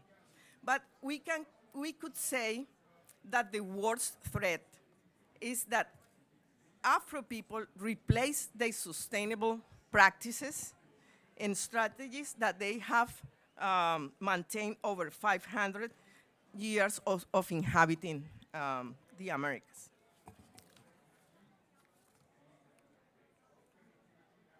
Sorry. Uh-oh. Go ahead. Okay, the policy implications. Given the environmental importance and the threats of Afro lands and practices, it is very important that the global community supports Afro-descendant peoples to build their well-being upon their ancestral knowledge, their cultural identity, spiritual beliefs, and recognize and elevate their leadership in conservation and climate change. Also, the global environmental agreements, agencies, and governments should include Afro people in environmental decision-making and fund research and actions in supporting them and their internal processes. It is also very central to improve the understanding of the needs and priorities of current and future generations of Afro regarding their lands and lives. These are the pillars of our Afro initiative that it is called Irreplaceable Places and Resilient People. Another aspect very crucial is to support the recognition of Afro-descendant people's land tenure claims, yeah, which are all over Central and South America. And lastly, we argue that African peoples are very important cultural and ecological stewards of their lands, and that they are vital actors in attaining global policies like the carbon neutrality under Paris Agreement on 30 by 30 for the global biodiversity framework. And I want just to acknowledge, please, to acknowledge the scientists and people who were with us with this, carrying out this research. Thank you very much.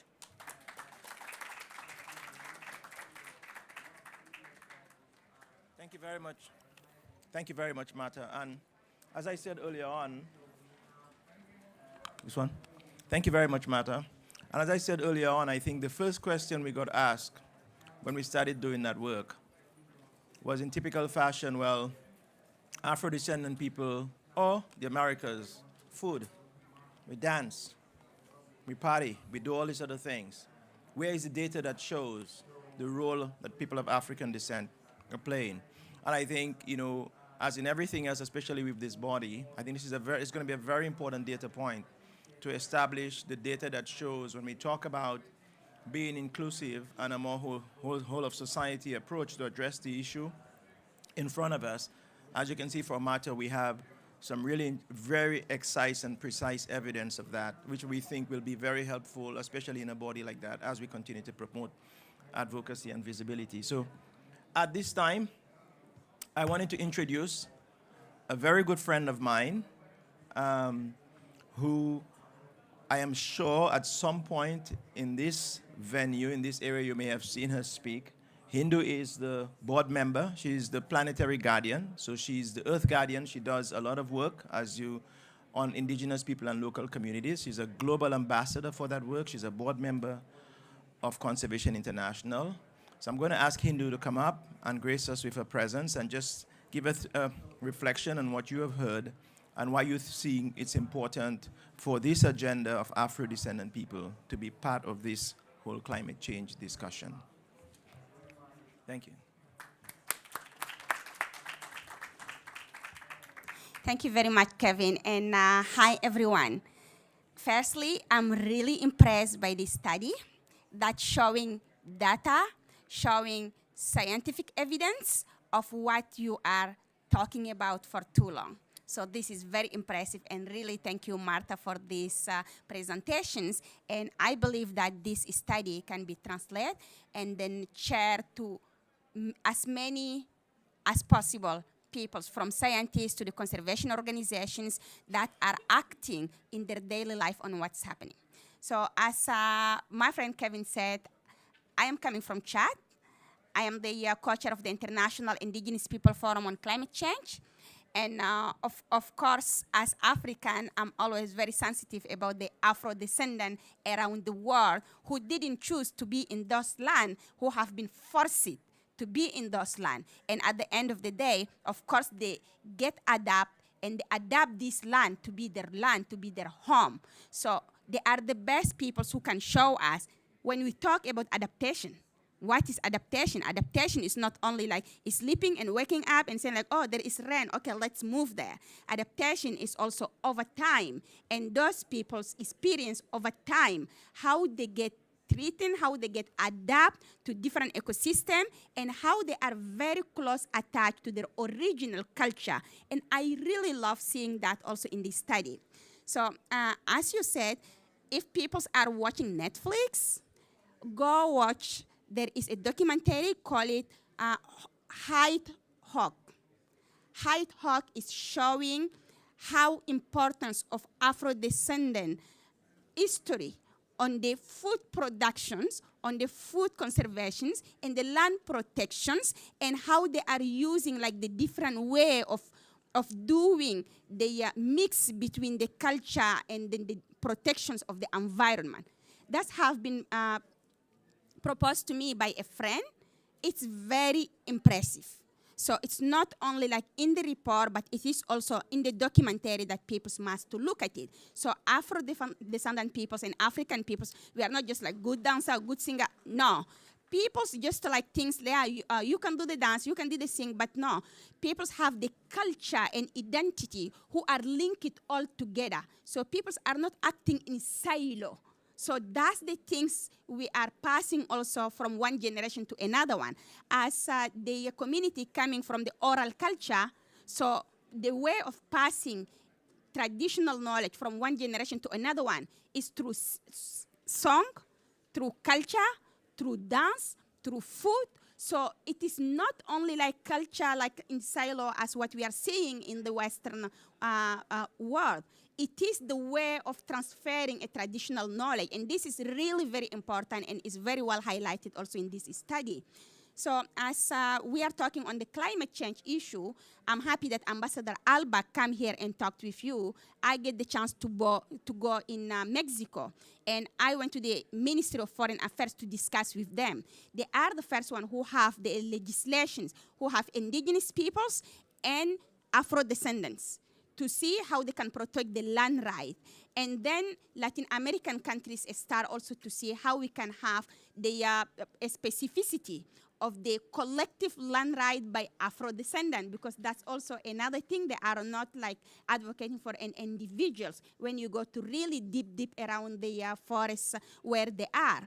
So of course we are very pleased also. We have the Colombia who is recognizing the Afro-descendants land demarcations, and now they are working on it. So how we can highlight those who are bringing the solution in the tables. It's not about like, let's add an additional group, let's talk about gender, let's have a use in the table, let's have this. It's not about having a box check. It is about constructing a solutions. And that's also what we talk about it in the board meeting of Conservation Internationals, how we can have the diversity, not only diverse of the peoples to check the boxes, but how the diversity of the peoples who can add the fasting solutions to climate, to conservations. So I wanted people to look at these discussions who will going to become just in the next minute on the panel, that those peoples are not requesting to be in the tables to say we have an Afro-descendants. They wanted to be in the tables, to their voice to be listened, their needs to be included, and the implementation to involve them from the design to the implementations so far. So that will be the inclusions that we are asking for. And I'm really grateful that Conservation International think about that. And I hope maybe in the next upcoming COP, and especially in the COP 30 in Brazil, because Brazil have at the Ministry of Environment, and the minister, or I don't know exactly how they call her, a responsible of the traditional people. And when they say traditional peoples for them, it is Afro-descendant people. So she's here, and then she is also advocating for the same thing. So how we can have a bigger highlight at the COP 30, not only a side event, but maybe why not a big event included at the COP. So I encourage CI and all the partners who are in the room to think about this recommendation, to talk to the Brazil government from now on, and maybe that will be a way forward on the advocacy level. And in the research level, as I said, share that with everyone, and let's see what will be the scientific evidence, but what will be also the traditional knowledge evidence by showing a concrete action so that we can move forward. And thank you so much again for the invitations, and enjoy the panel. It's going to be amazing.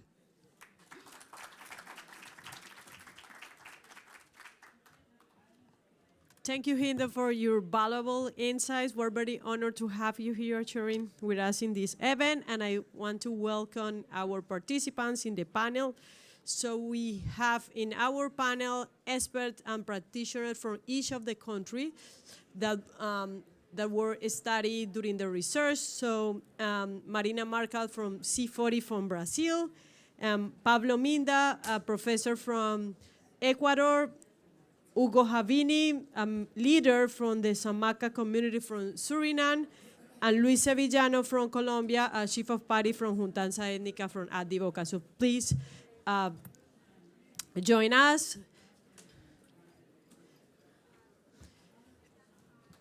So the purpose of this panel is to share reflections about the study that Marta explained and how they consider this study is important for their work and how they consider we should continue promoting data and evidence that demonstrate the contribution of Afro-descendant communities in the Americas for climate mitigation and also biodiversity conservation. So changing to Spanish, I want to start giving the floor to Luis Sevillano. Luis, adelante, por favor. Hola. Bueno, yo tengo mis notas. Buenos días para todos y para todas. Ok, tengo mis notas. Aquí lo primero que debo decir es que el estudio es realmente importante. Y es realmente importante por varias razones. Para el caso de Colombia, es muy importante porque pone a los tomadores de decisión justamente a tono de lo que debe ser y lo que está haciendo el aporte de la comunidad afrodescendiente en la conservación. Que sí estoy de acuerdo con los resultados preliminares que plantean que no es suficientemente valorado. Hoy en Colombia acabamos de reglamentar la Ley 70, que es una ley principalmente pensada en la ruralidad, pensada en la tierra y en los derechos de la tierra. Y esos derechos de la tierra están directamente relacionados con la conservación. Para el caso de las poblaciones afrodescendientes en Colombia, la cultura es un vector de desarrollo. Es un vector de desarrollo que genera una relación entre el territorio y sus propias formas de vivir. Y esa relación con el territorio realmente plantea cómo hay una relación directa con la conservación, con las formas de gobernanza, con la seguridad y la soberanía alimentaria y cómo esa relación realmente construye sociedad. En Colombia los territorios afrodescendientes en un 75% están no transformados y eso también habla de la importancia y del gran aporte que las comunidades vienen haciendo.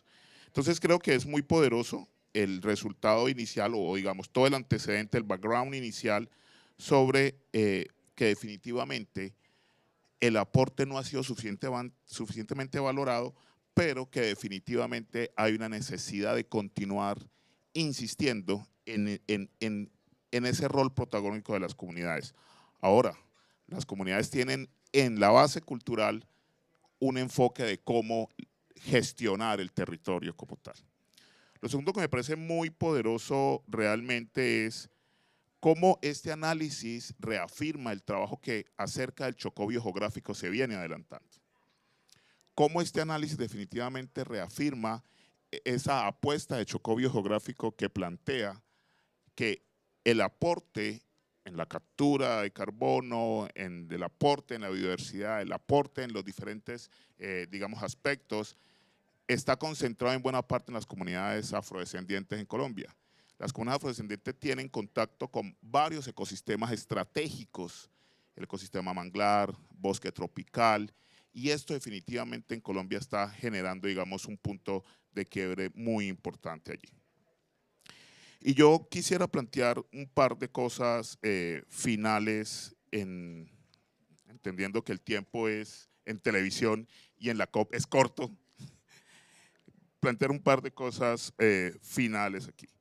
Y es que la relación del medio ambiente, de los ecosistemas con los cuales los afrodescendientes en Colombia está, no solamente atiende los temas, digamos, alrededor del clima, de la vulnerabilidad o los riesgos al cambio climático. Atiende también otras amenazas, deforestaciones, seguridad alimentaria, soberanía alimentaria. Por eso es necesario, y estoy muy de acuerdo con nuestra anterior speaker, en la cual planteaba que es necesario que la COP no tenga al margen la discusión del aporte de las comunidades afrodescendientes al medio ambiente, al cambio climático.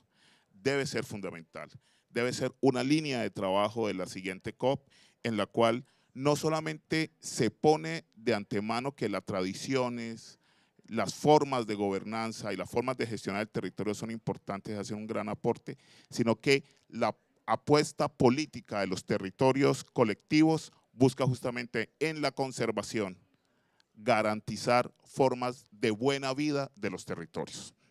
Muchas gracias, Angélica. Thank you, Luis, for your comments. Moving from Colombia to Ecuador, I want to give the floor to Profesor Pablo Minda desde Esmeraldas, Ecuador. Bueno, voy a hablar en español. Buenos días, muchas gracias. Quiero primeramente agradecerles a los colegas colombianos que tengo ahora el honor de conocerlos personalmente por todo el trabajísimo enorme que hicieron para que logre llegar a este evento. He dormido 4 horas, ¿no? Porque mi reloj biológico, yo llegué acá a las 6 de la tarde de Ecuador y me tuve que despertar a las 10 de la noche de Ecuador para estar acá a esta hora. Pero bueno, yendo al estudio, yo leí el estudio y yo trabajo también temas vinculados a la economía política, a la cultura, al efecto que están sufriendo las comunidades afroecuatorianas y afrocolombianas, porque Esmeraldas tiene límite con las comunidades de Colombia y ocupamos el mismo ecosistema, ¿verdad? Y leí el estudio y me parece a mí, como decía el colega, es realmente importante el planteamiento de que, bueno, no solamente la COP, sino el mundo global, el mundo académico debería tomar más en cuenta los aportes que hacen las comunidades afrodescendientes, las comunidades negras, como también se dice allá en mi provincia, para el mantenimiento, la conservación del medio ambiente y sobre todo de los conocimientos que alrededor del medio ambiente generan. Yendo al estudio, mis apuntes están ahí en la computadora, pero bueno, a mí me parece que para una primera aproximación es realmente importante. Me gustó, aunque en el mundo de la ciencia no se debe hablar del gusto, pero me parece que es muy apropiado el método que han seguido, ¿no es cierto? Porque creo que es interesante que nosotros, alejándonos incluso un poco del positivismo lógico, del neopositivismo lógico, podamos pensar en la lógica y en la epistemología de las comunidades. Les cuento esta experiencia porque yo ahora estoy haciendo una especialización en epistemología afrodescendiente, afrocaribeña, y me parece que el enfoque que tiene el estudio, la discusión que plantea el estudio es un planteamiento que tiene que ver cómo las comunidades negras, cómo las comunidades indígenas y también cómo los campesinos conciben la naturaleza, conciben la vida, cómo se relacionan con eso y a partir de esas lógicas, cómo entonces contribuyen al mantenimiento del medio ambiente. Incluso a veces, me parece a mí, en términos de sacrificar aspectos que pueden estar con su bienestar. Muchísimas gracias. Muchas gracias, profesor Minda. Nos alegra mucho tenerlo aquí. And I would like to give the floor to the only woman in the panel, Marina Marcal, from C40 from Brazil. Gracias, un gusto, soy Marina Marçal, soy Head de Diplomacia para las alcaldes de C40 Cities y también soy Relatora Nacional de Derechos Humanos y Ambientales en Brasil. Lo siento, pero necesito cambiar para inglés porque me quedo más segura hablando en inglés. Es un problema. La lengua, solo Brasil habla portugués desde América Latina. Y yo creo que tenemos que hablar de eso. Los invito a estar con nosotros en la COP30 en Brasil, pero también a aprender portugués, porque estoy demandando de mi gobierno que tenemos en Pabellón de Brasil la traducción para español. Yo creo que es muy malo que tenemos traducción para inglés primero y no tenemos en español. Pero sí, para hablar ahora más rápidamente, yo me siento más segura en inglés. So it's a pleasure to be here. I'm very, very happy to be here. I'm very happy that Marta, with CI, MIT, the professors, you know, the local communities are here to celebrate this moment. We need to provide data showing how Afro-descendants are important for the climate agenda. I also want to say I'm very happy to see CI Brazil here, because I think the same efforts that we are doing for Suriname, Guyana, for Colombia, I wish I can see this delivering this way in Brazil for the COP30. I really wish. But now, I think we have some powerful data in our hands, and data is power. We can demand our countries for public policy in the sense. We can demand the leaders of our countries for partnerships, public-private partnerships, to show the role the African descendants has in this agenda. I think our colleagues, the indigenous people, they used to attend the COPs historically, even before the Afro-descendants now are attending the COPs. I think we need this cooperation with the indigenous, but now we can show the world they are not only indigenous, our brothers, responsible for the protection of the earth. And the data that now Marta provided for us is 8.94 million hectares protected by Afro-descendants. And I just came from a conversation with the city's minister in Brazil. And the city's minister in Brazil is from the Amazon region, from Pará. And he said he's very compromised in delivering green jobs for the local people. And I said we should start with the payment for environmental service. That's the data that this research provides here, and that we should be discussing. Pay Afro-descendants for the service that they are actually providing. And sometimes companies come for these territories, want to sell carbon markets for something that was the local communities responsible to preserve until now. So I'm very happy with that. But also, we can charge our governments to say about the biodiversity, the rich biodiversity that we have with this research. 65% of it is also a data that we can use to say Brazilian federal government need to recognize maroon lands, the quilombola lands. We need this because the quilombolas are asking for this recognition for years since the slavery. And now we are showing that the areas that they are living are more preserved. So they have the rights for these territories. I think we have a great start here. I don't want it to be ended up here. I definitely want us to discuss more in Brazil. I'm already using this data with our organization, C40, to say we need more support for the Amazon cities. I hope to see all the Amazon countries attending COP30. And my last point is, Brazil, I've been asking a lot about which kind of copy we can deliver. Of course, we cannot deliver a COP with this kind of reach here from Dubai, but as Latin America, we can deliver a COP with a different type of reach.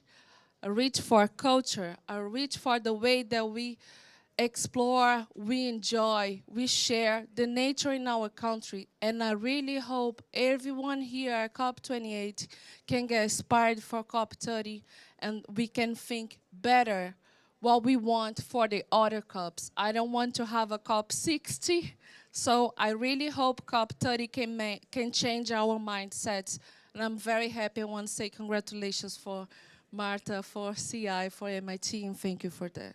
Thank you, Marina, for your valuable insights. And moving from Brazil to Suriname, I want to introduce a great leader from the Samaka community, Hugo Habane. Hello, thank you. Samaka is one of the 6 tribal people in Suriname. We are Afro-descendant who have maintained autonomous community after fought and won our freedom from slavery more than 250 years ago. We are Afro-descendant. Although you may have never heard about us, but our ongoing fight for land rights has set an international legal precedent for indigenous people and Afro-descendants in the Americas and all over the world.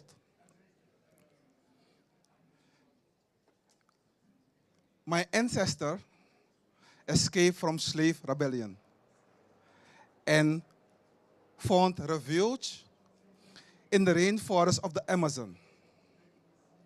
They spent nearly 100 years fighting for their freedom and autonomy until they forced the Dutch crown to grant them with a peace treaty in 1762. They spent nearly 100 years there. 100 years before they get their freedom. After centuries of connecting to our ancestral home in the rainforest of the Amazon, we maintain a strong spiritual relationship to our territory. We work to live in harmony with the spirits and the natural world around us. For the Samaka, our forest is more than just a source of subsistence. It's the foundation of our beliefs, our social system, our culture, and identity. In the last 60 years, our fight has been for the recognition of our ancestral land, for the protection of our culture, forests, rivers, creeks, and livelihoods. When I was 31 years, I personally witnessed the invasion of our territory by logging companies, gravely damaging our forests and livelihoods. The government of Suriname awarded timber and mining concession without our consent. Our forests were exploited,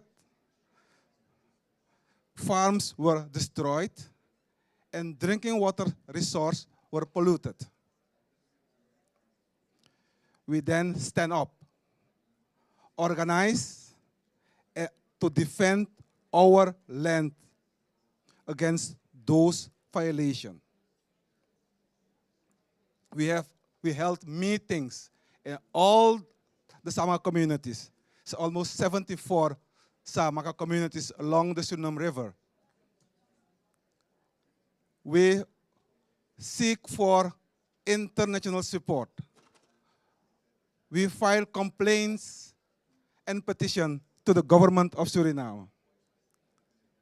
Finally, we end at the Inter-American Court of Human Rights. And in 2007, the Inter-American Court ruled in our favor.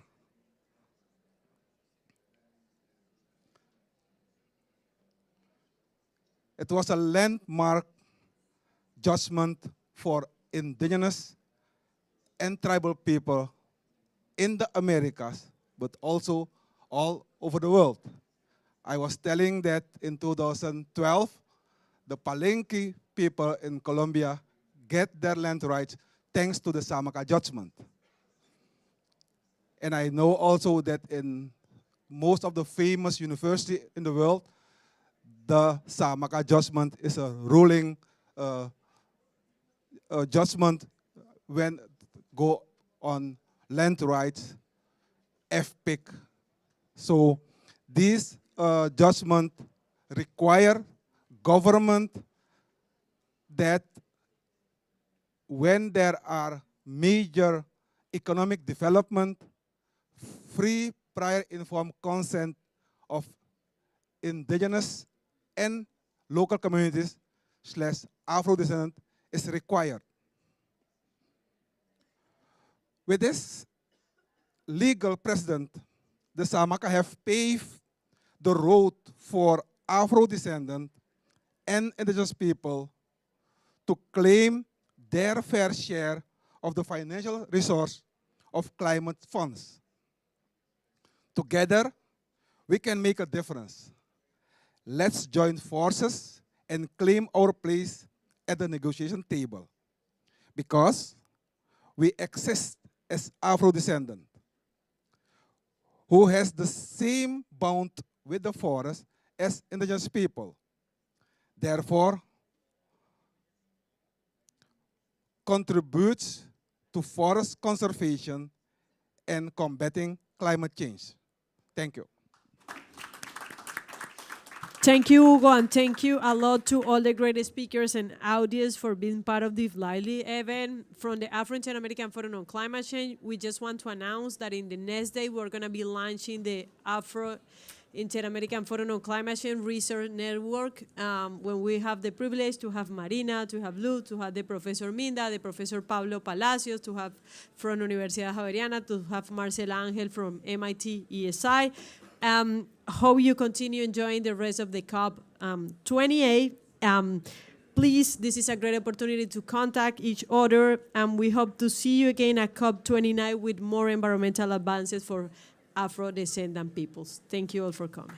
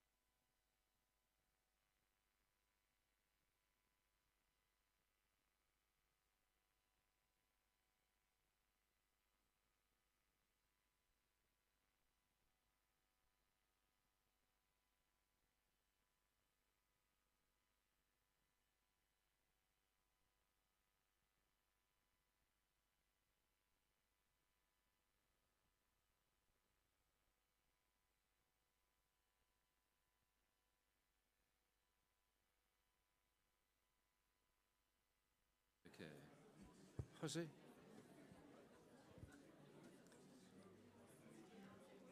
Okay, ladies and gentlemen, welcome to the last session of the morning here in the Nature Positive Pavilion. Before we progress, just for those who might just have missed it, there is interpretation facilities and capability here. So if you'd like to do, please, yes, get yourself a headset. And just for reference, when you get it, 0 is English for the translation, and 3 is Portuguese. So just as people get that, we'll just wait everybody to settle back down again. Thank you.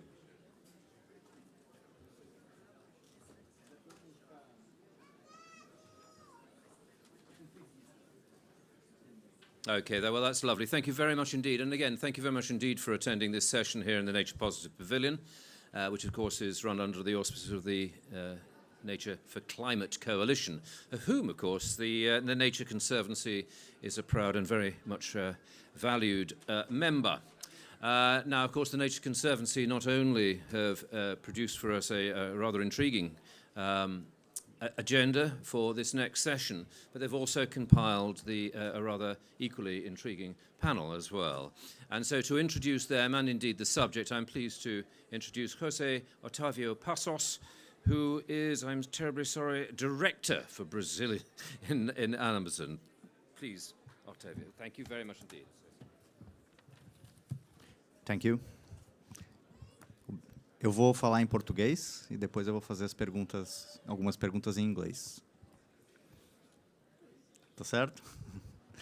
Bom, primeiro eu queria agradecer a todos e todas por estarem presentes. Esse evento está sendo gravado, então, para todos que assistirem depois, agradecemos a audiência. Hoje temos um painel que é super importante, porque ele aponta para como a gente, de fato, vai destravar soluções, Nature Climate Solutions em escala. Então, todos sabemos da necessidade de mobilização de recursos em grande escala. E, antes de continuar... desculpa.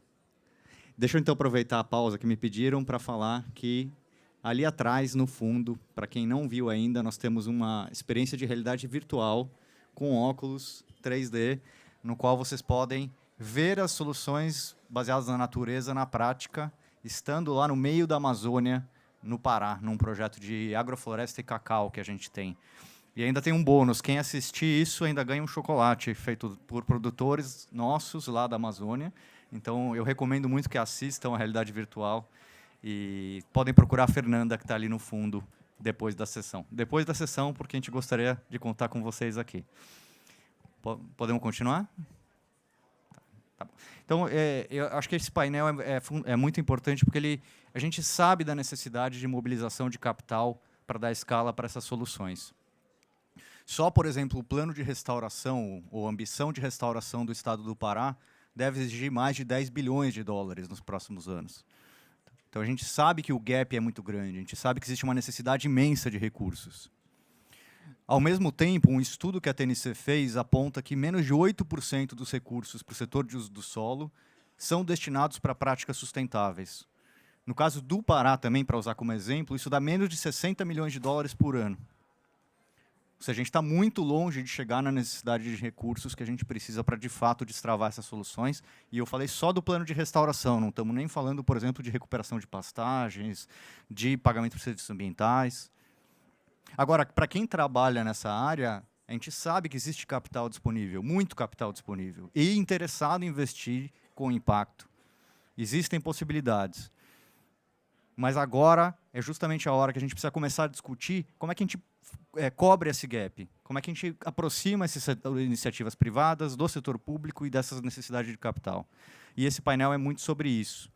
Então, o Pará vai trazer um pouco, acho que, do programa de pagamento por serviços ambientais, que tenta fazer essa ponte entre as políticas públicas e o setor privado. E, para isso, a gente tem um painel que é brilhante aqui. Eu queria começar a anunciar o painel. Então, para compor o painel, gostaria de chamar o secretário Mauro de Almeida, secretário da Meio Ambiente do Estado do Pará.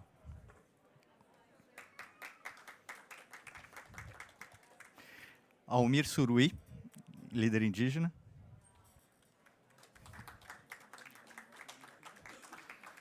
Caroline Van Tilburg, da Climate Asset Management. E Graham Watkins, do Inter-American Development Bank, do BID. Se vocês quiserem afastar um pouco a cadeira, está muito apertadinho aí no canto.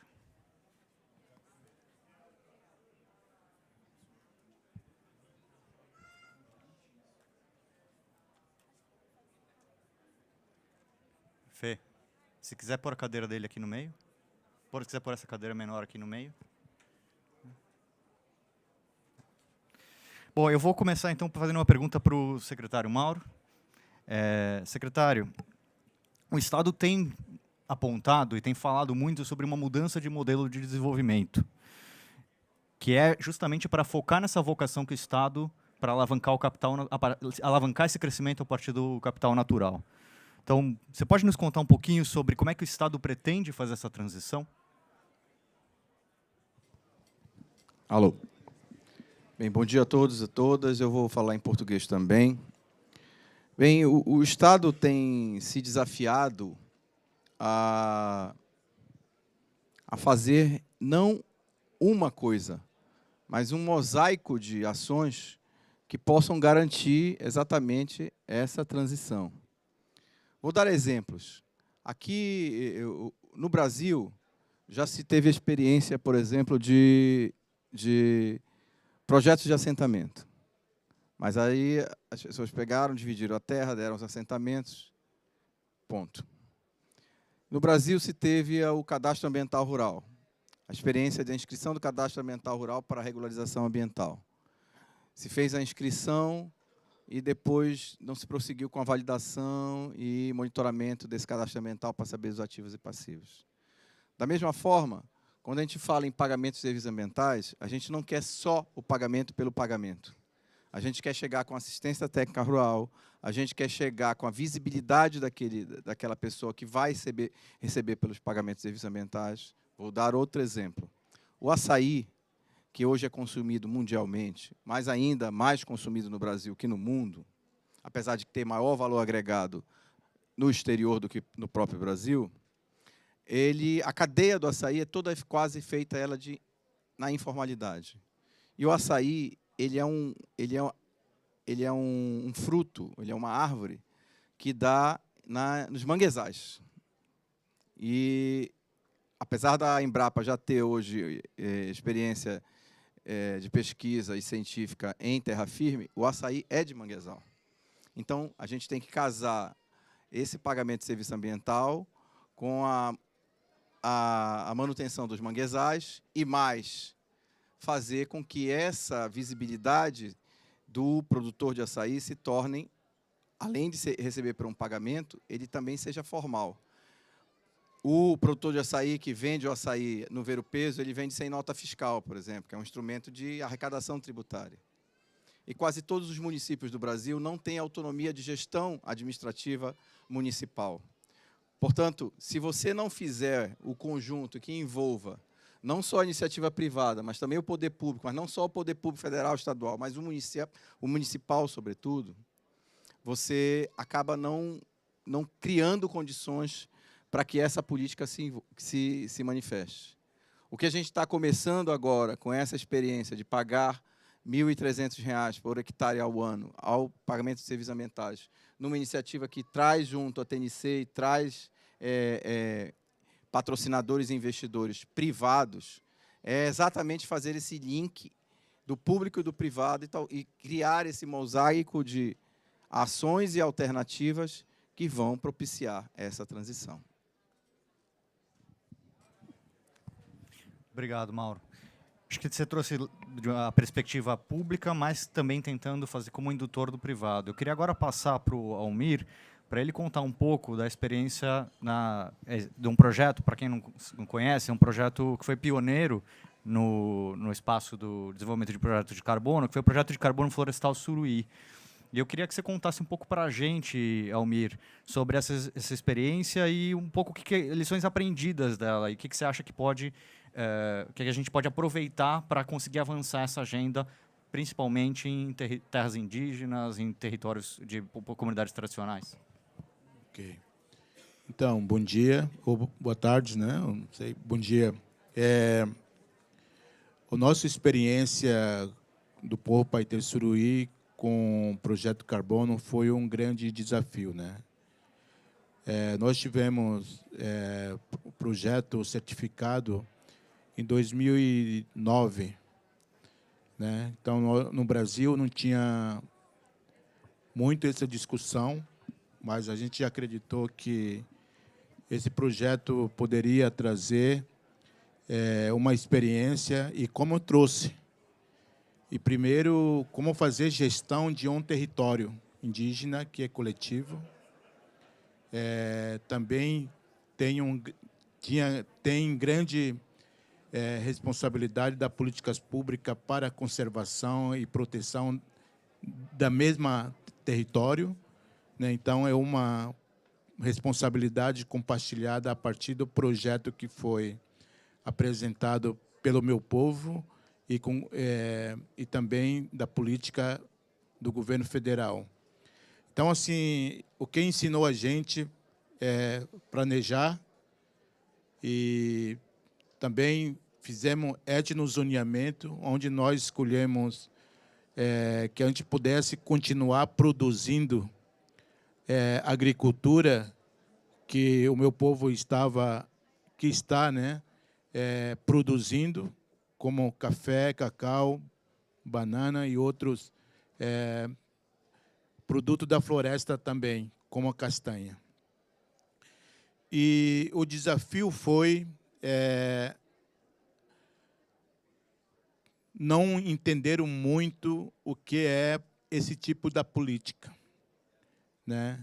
Porque pressão de fora, né? E tinha muitas pessoas dentro do governo, dentro da sociedade civil, né? ONGs também,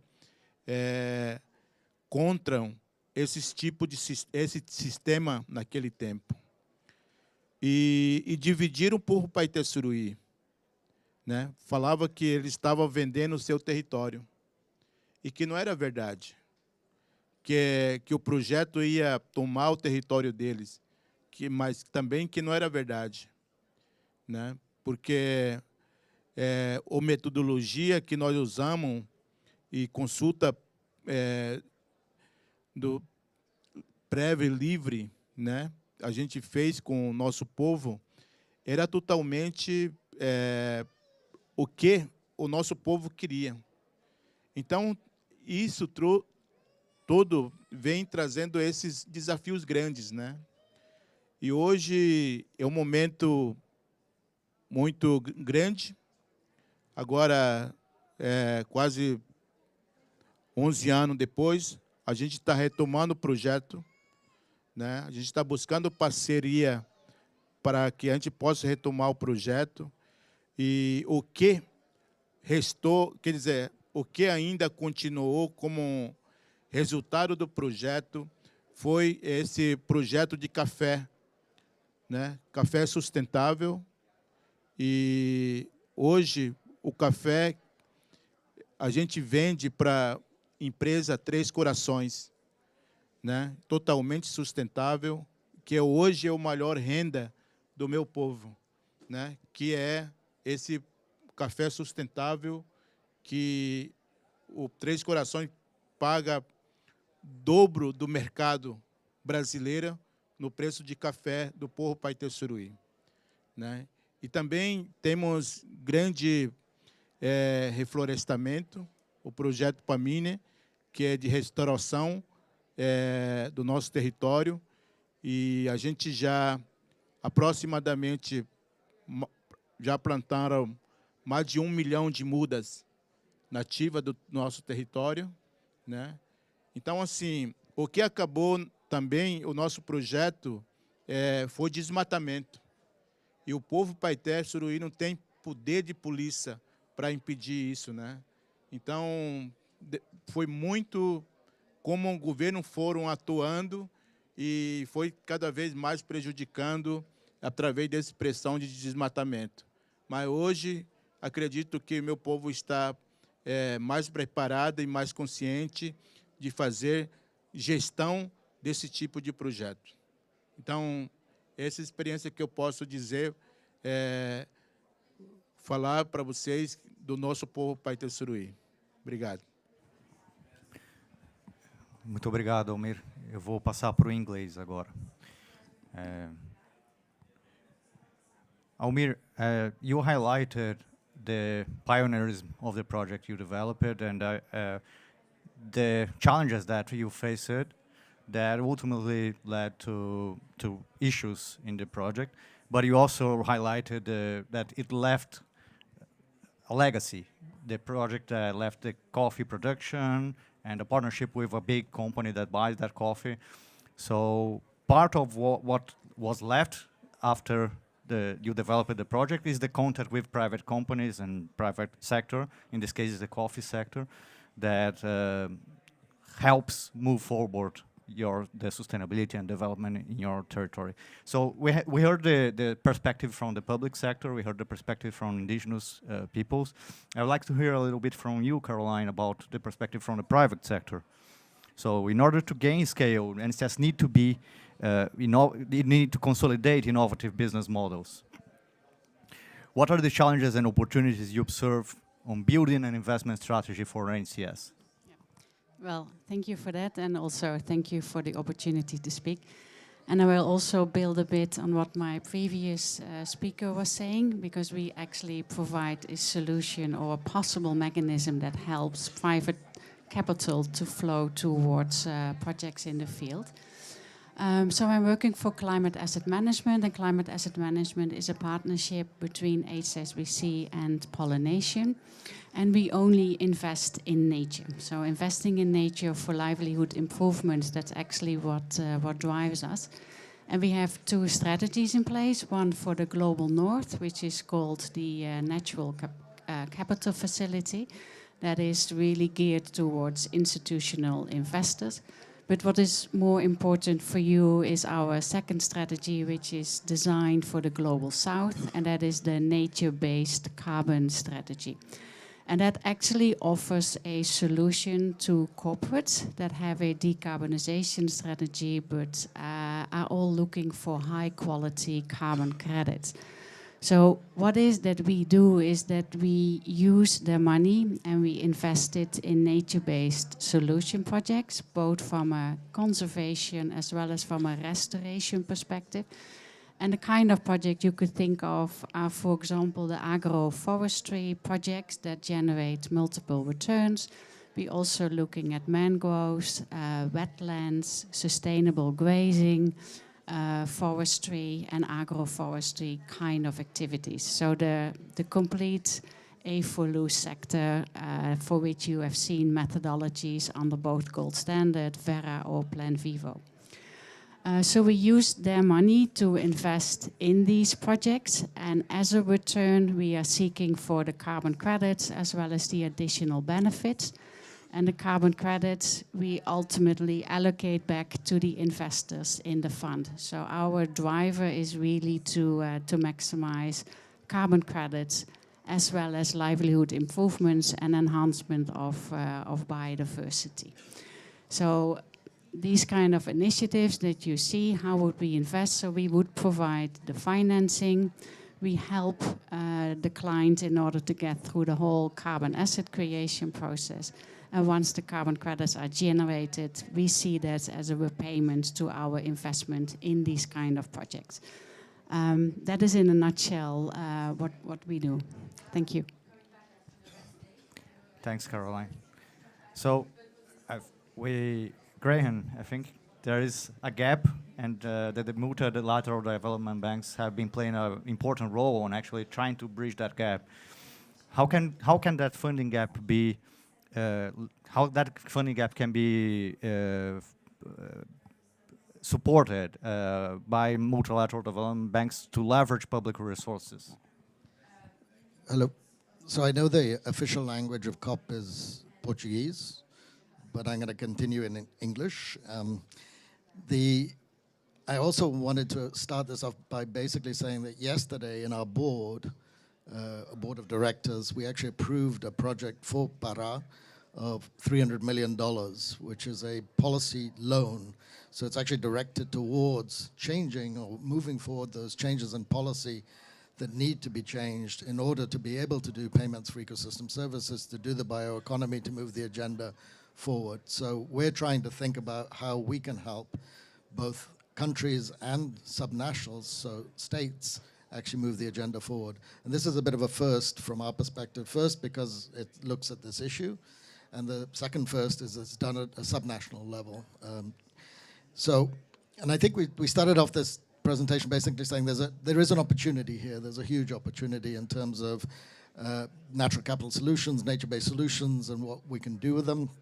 The evidence is there that they provide benefits. There are values. The question is, can you connect those values to markets? I think you started off talking about the funding gap, but it's sometimes worth taking a step back and actually looking at what that funding gap really is. ECLAC here at COP released an estimate of how much money is needed for Latin America and the Caribbean. It's about $1 trillion annually, and I want to let that number sink in. The concessional finance availability for Latin America and the Caribbean is $1 to $2 billion. That's 1/1000th of what's actually required. The MDBs, even if they ramp it up, can go from 15 to 30, maybe to 45 billion. It's still a drop in the bucket compared to what's actually needed. The only sources really of finance for this are public and private.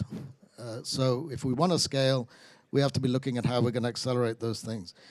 And I think we discussed how complex this can get too. This is not easy to do. This, if it were easy to do, everybody in the world would have already done it, and it would have been, we wouldn't have any problems. But you have to change policy. You have to look at the quality of the services. You have to look at a whole series of issues of structuring markets, connecting to those markets. It's actually quite complex. And a big challenge for nature is that it's historically been considered as a public good. And public goods are usually financed by the public sector, not by the private sector. But it's not impossible. And I draw your attention, there's an interesting article in the Telegraph from December 5th, if you want to look at it, which has the graphs of growth in renewables globally and in electric vehicles. You might be shocked by looking at those graphs. There is scaling going on already, at least in those two areas, which are critical from a COP perspective.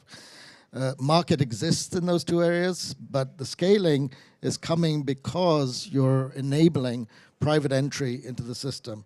And that began with things like aggregation, bringing together things that could basically create economies of scale, blending, being able to blend in concessional finance resources, using thematic bonds such as green bonds to be able to draw in private finance, and increasingly using sustainability-linked bonds. Uruguay and Chile just released, well, have recently released sustainability-linked bonds, which are results-based. There are a lot of mechanisms in public sector finance to be able to do this, project preparation and structuring, which is going to be crucial, the technical assistance that you can provide. They look at risk guarantees, reducing the risk for private sector investment across the board. The loan that I described at the beginning is a policy loan, so it's coupled with technical assistance, supporting Pará to be able to do the things they need to do to be able to create the frameworks. And then there are some interesting ideas on public-private partnerships that are also evolving in Brazil, in Africa, where the private sector takes on public responsibilities under financing arrangements. There's also new things looking at how do you finance, what vehicles do you use to finance this? Here we've been talking and we've worked with TNC on things like, I mean, in layman's terms, it's remortgaging, basically. Taking debt and restructuring the debt and then looking at the gains you make from restructuring the debt and taking that money and putting it into conservation. So that can create financing too, in quite substantial numbers. I have a history working in Galapagos where we always struggled to find money. Galapagos gets $400 million in a trust fund from the recent exchange, the debt conversion that was done in Ecuador. So things are happening, but it all needs to come together, and it's going to take a little bit of time to come together. But look at the history of renewables, look at the history of electric vehicles. There's similar timelines. It can be done, and it needs to be thought through how to do it. But I'd leave with just some final challenges. Supporting governments to create enabling context, enabling policy context, to me is crucial and needs to be done. We need to still work on the products and services to make sure that there's no questioning that there is impact from those products and services. And we need probably additional vehicles to transfer finance, like the structure has been described here, but also you can use trust funds as a mechanism for doing this. And we've also supported the trust fund, the Eastern Amazon Fund, to be able to try and create those frameworks to be able to move the agenda forward.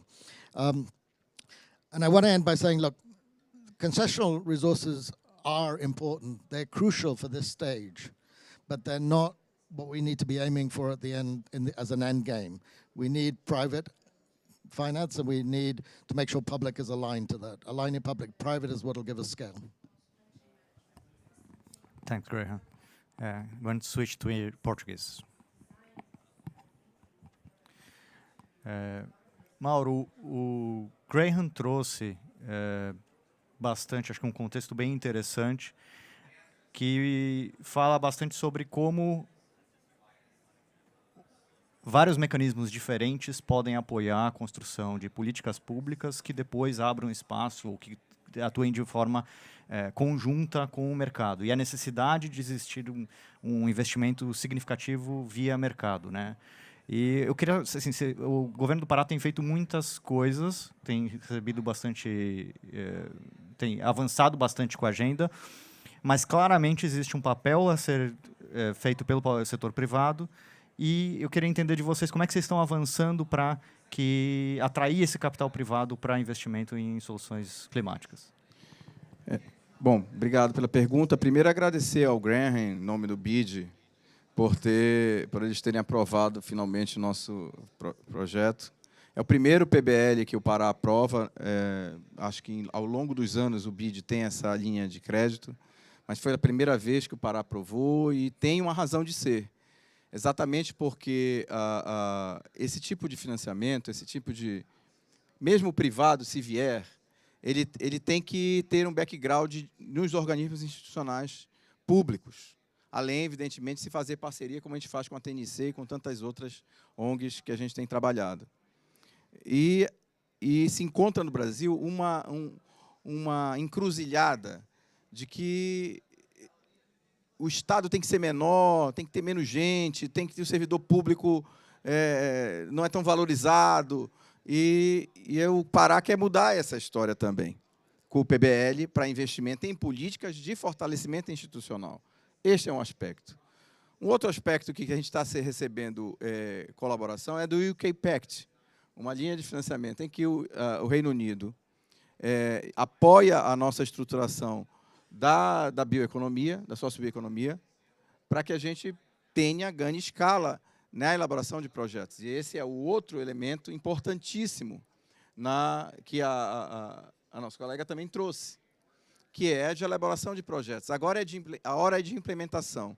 O Pará criou um conjunto de normas e leis e que está preparado agora para a implementação. Este próximo passo, e mais aquilo que eu falei no início, de fazer com que as pessoas que são invisíveis hoje, que estão na ponta, que são os mais vulneráveis, que vão sofrer mais os efeitos da mudança climática, são as que vendem o açaí a baixo preço e que precisam ganhar valor agregado. Tudo isso, se comunicando, sendo coordenado de alguma forma, vai fazer com que a gente ganhe escala, mas escala segura para alguma coisa perene. Nós temos, por exemplo, lá na região do Marajó, onde tem mais açaí, fábricas de açaí liofilizado abandonadas.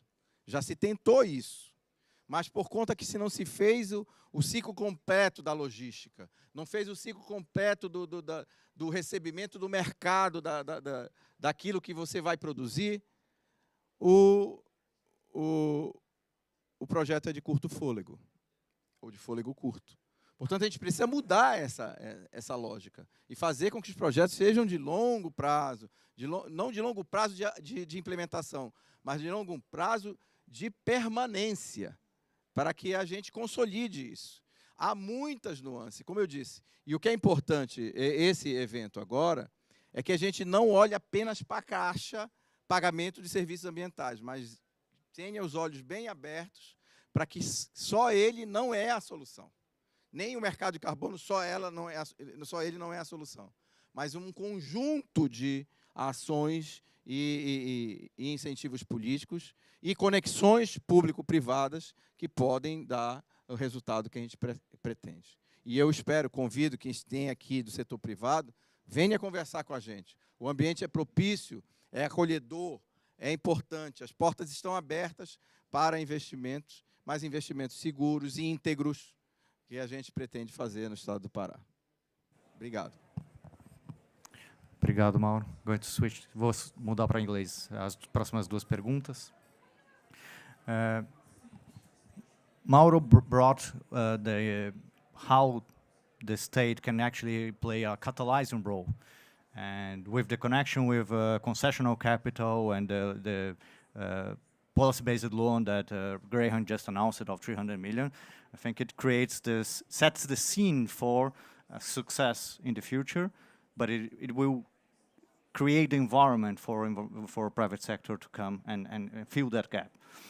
So I want to switch to Caroline and ask, so now that the policy is being advanced, now that there is a more, the regulatory aspects and the enabling environment is advancing, there is still a matter of risks. So how can we balance those risks to, and especially thinking about a portfolio approach, to actually be able to lend that capital, that private capital, in the Pará state, in natural climate solutions?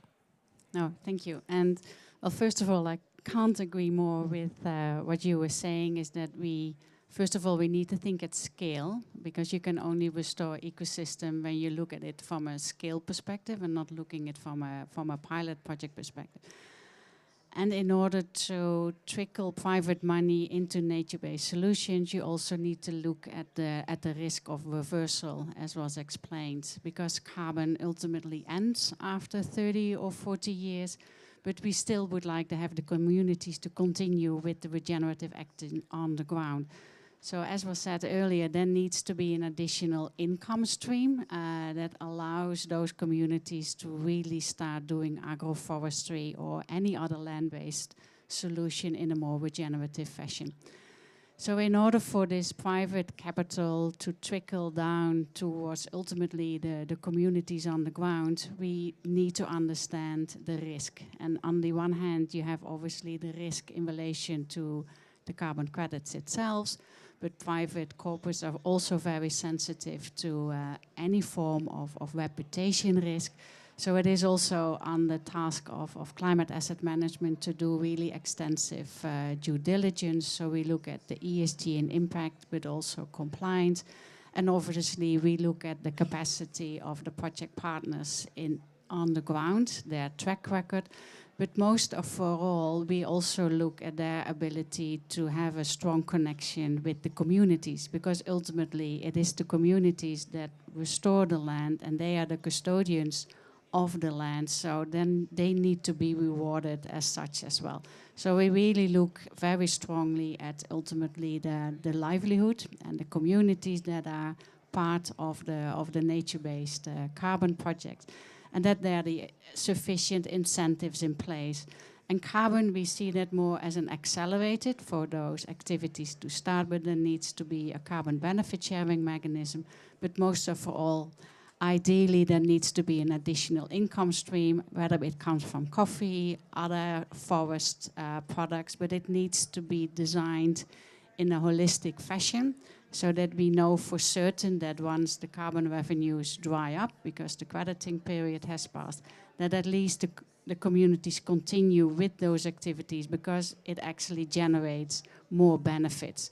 So the benefits those carbon credit projects could generate is better soil moisture, better soil organic carbon, better yield, better livelihood, better adapted towards future changes of climate because we also need to look at what's happened in the future and bring that to the projects as well. So we look at it from various angles, so clearly looking at the benefits that can be achieved by the project with and for those communities. And at the same time, we look at all the risks, not only in carbon, but also future climate change, reputation risk, etc. And we try to mitigate them as best as possible, because that we feel is the only way that private capital ultimately can trickle down to those communities. Thank you. Thanks, Caroline.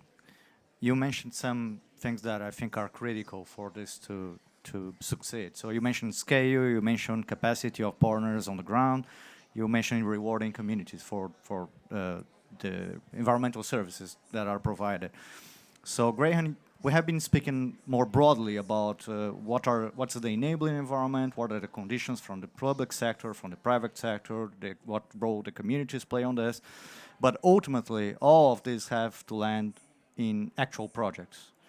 So how the IDB can help build a reliable pipeline, particularly thinking about indigenous people and local communities projects and initiatives? So I'm going to start by taking a little step backwards. And because if you're watching what's happening in COP, the way through our eyes, what you'll see is the MDB reform process. So the changes to the climate finance architecture that have been in the plenaries, the discussions with UAE and other countries about how do the MDBs need to change. And just to emphasize that one of the big changes is to make climate and biodiversity a frontal activity, not a transversal activity, but a frontal activity of all of the MDBs. That's amongst many other changes that include looking at scale and being able to move the agenda forward with private mobilization as well. So our new institutional strategy that should be approved next year makes climate and biodiversity frontal as a goal, along with poverty and economic growth. So that's a big change from the bank's perspective. And it reflects the commitment of the bank and our shareholders, basically, to this agenda. I think that's crucial.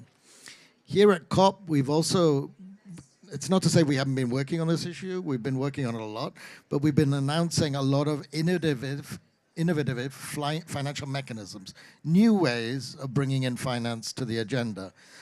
Often these are developed with countries. Uruguay, for example, was one of the first countries to do a sovereign sustainability-linked bond connected to its NDC results, including biodiversity results. We're now trying to look at how we can replicate that across other countries. That's one example. The debt for nature conversion clause, debt for nature conversion guarantees is another example of how we're trying to innovate with things. But it's not the end. We're looking at natural asset companies, we're looking at tokenization, we're looking at a range of different options that can help us move private finance rapidly into the system. But also I want to be clear about our limitations. We're big. $300 million, that's a good loan for us. But we can't give loans of 1 million, 2 million, it's too small. So we must and have to and do work through national governments and subnational governments and with those governments. Otherwise, we're not effective. We will have no impact at all. So that's the focus of the public side. The private side of our bank is also expanding, and that will work directly with the private sector to move the agenda forward. As part of the MDB reform agenda, one of the key other elements is that we've all committed to work together on this. And by we, I don't just mean the MDBs as a group. The World Bank, IDB, Islamic Development Bank all work in Latin America and the Caribbean. The EIB also works in Latin America and the Caribbean. But I also mean the bilaterals. Germany, the UK, which we've already mentioned here already, France, the United States. Everybody is starting to realize that we all need to be on the same page moving forward, both on a knowledge side and a policy support side, but through these things that are being called country platforms or country-led platforms. They can also be referred to at a subnational level as well. Basically, if a country and or a subnational has a plan, knows what they want to do, that we all get behind that plan and move the agenda forward. We're also incorporating natural climate solutions, nature-based solutions directly into all of our operations, which also can have impact because then you're talking to the sectors in the countries about how they can also incorporate these agendas. And we're building, because this is sort of a preliminary early phase, we're building our capacities to access concessional resources so we can support piloting and scaling as we move forward. Just to give you an idea of what the implications are from our perspective, there are pretty massive institutional shifts going on. The staffing in what was called the climate division went from 22 to 35 in 1 year, and it'll probably end up doubling. That's a big change as we move forward. My title will also go from being the head of climate to being head of climate and biodiversity as another reflecting change. So you get institutional changes driving the agenda forward. We, at this COP, we spend a lot of time talking about Amazonia Forever as an initiative which is trying to pool capital to be able to move the agenda forward, including a commitment on our side of about $5 billion over the next 5 years, but also bringing together a series of other partners, banks, and commitments that will total between $10 and $20 billion over the coming years. So, you know, people follow success. If we can create successes, then we can start moving major capital into these agendas. We also announced another one called One Caribbean, which is also going to look on similar issues. So coming back to your question, how do you create pipelines? You bring in the technical assistance resources, the base resources to create the frameworks and capacity in governments. And then from that, you can start building the pipelines of projects that can then be basically financed by the private sector. That all sounds very positive, but I've been criticized a bit of being too negative, but there's still a lot of work that has to be done.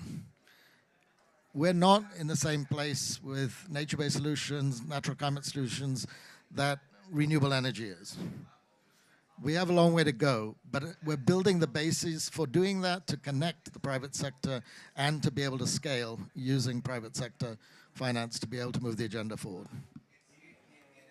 Queria só fazer uma adendo aqui e também dizer que nesse processo de captação desse recurso do BID, é importante dizer o tempo que foi feito.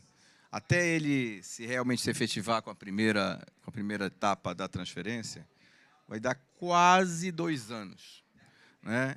O que ainda é bastante tempo, mas já é menos tempo, por exemplo, do que o GEF, que dá entre 3 e 5 anos para que a gente feche um ciclo de acesso a recursos. Isso é muito importante que se diga, porque além dessas mudanças que o BID inteligentemente acolheu e está fazendo, é preciso que outras fontes de financiamento sejam mais acessíveis e mais rápidas, devido à urgência climática que nós temos e devido às necessidades que os estados, sejam subnacionais, países ou municípios, têm de ter recursos disponíveis para a implementação de projetos e programas.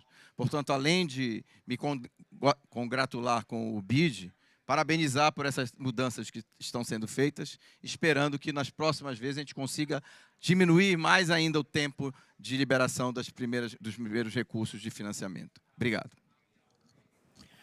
Obrigado, Mauro, pelo comentário, Graham, pela fala.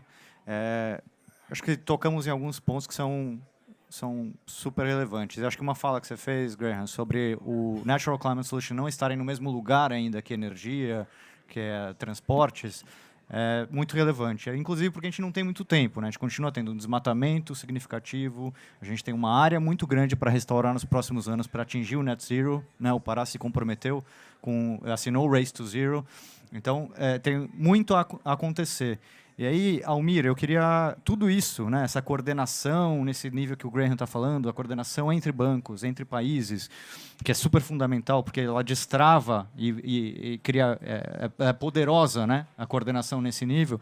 No final das contas, ela precisa, de fato, apoiar povos indígenas, ela precisa apoiar quem, de fato, está lá preservando a floresta e está implementando as soluções climáticas baseadas na natureza. E a gente não tem muito tempo, né? O secretário Mauro falou o tempo que demorou para estruturar um projeto. São sempre tempos muito longos e a gente precisa começar a implementar agora. Então, na sua perspectiva, como é que a gente consegue avançar isso de forma mais rápido para apoiar povos indígenas, para apoiar comunidades tradicionais, para apoiar as pessoas que de fato estão implementando as soluções baseadas na natureza? Então, assim, direto, né? Eu acho que isso tem que acontecer direto com os povos indígenas. Não precisa ter intermediário, né? Porque hoje esse intermediário traz muito medos para povos indígenas discutir esses temas, né? Então, assim, por exemplo, tem esses financiamentos que pode apoiar quem protege a floresta, mas muitas vezes não chega lá, porque falta ainda mecanismo, falta governança, falta como fazer isso acontecer, né? Porque, na verdade, o povo indígena nunca ou tem dificuldade de estar presente na mesa de discurso, quer dizer, decisões, né? Então, eu acredito que tem que garantir que o povo indígena tenha acesso direto a esses financiamentos que tem para a proteção da floresta, né? Agora, assim, eu estou fazendo parte de um grupo, um comitê internacional sobre biodiversidade, e conversei com vários povos indígenas do mundo aqui no COP, e eles estão com muito medo de falar, opinar sobre isso, porque eles acham que vai ser mais mecanismo como o carbono, né? Esse acesso, não financiamento direto com povos indígenas, traz outros desafios, que o cowboy do mercado de carbono venha tentar enganar os povos indígenas. Então, isso dá medo. Agora, se tivesse acesso a esse direto ao financiamento para ter seus próprios projetos, né, o povo indígena teria mais força para discutir e mostrar soluções sobre essas mudanças climáticas que o mundo está passando. Perfeito. Muito obrigado, Almir. Acho que você trouxe alguns pontos na questão da biodiversidade. E aí a necessidade também, acho que, de ter transparência em todos esses arranjos que são feitos para, de fato, que os povos indígenas, além de estarem nas mesas de conversa, terem acesso direto, mas também saberem o que está acontecendo ao redor, né? Então, acho que é super importante. Vamos já caminhando para o final, e aí eu queria abrir 3 minutinhos para cada um para fazer uma fala final. Almir, você quer começar? Fazer uma mensagem final para o... Sim, só quero agradecer ao TNC, né, pelo esse convite.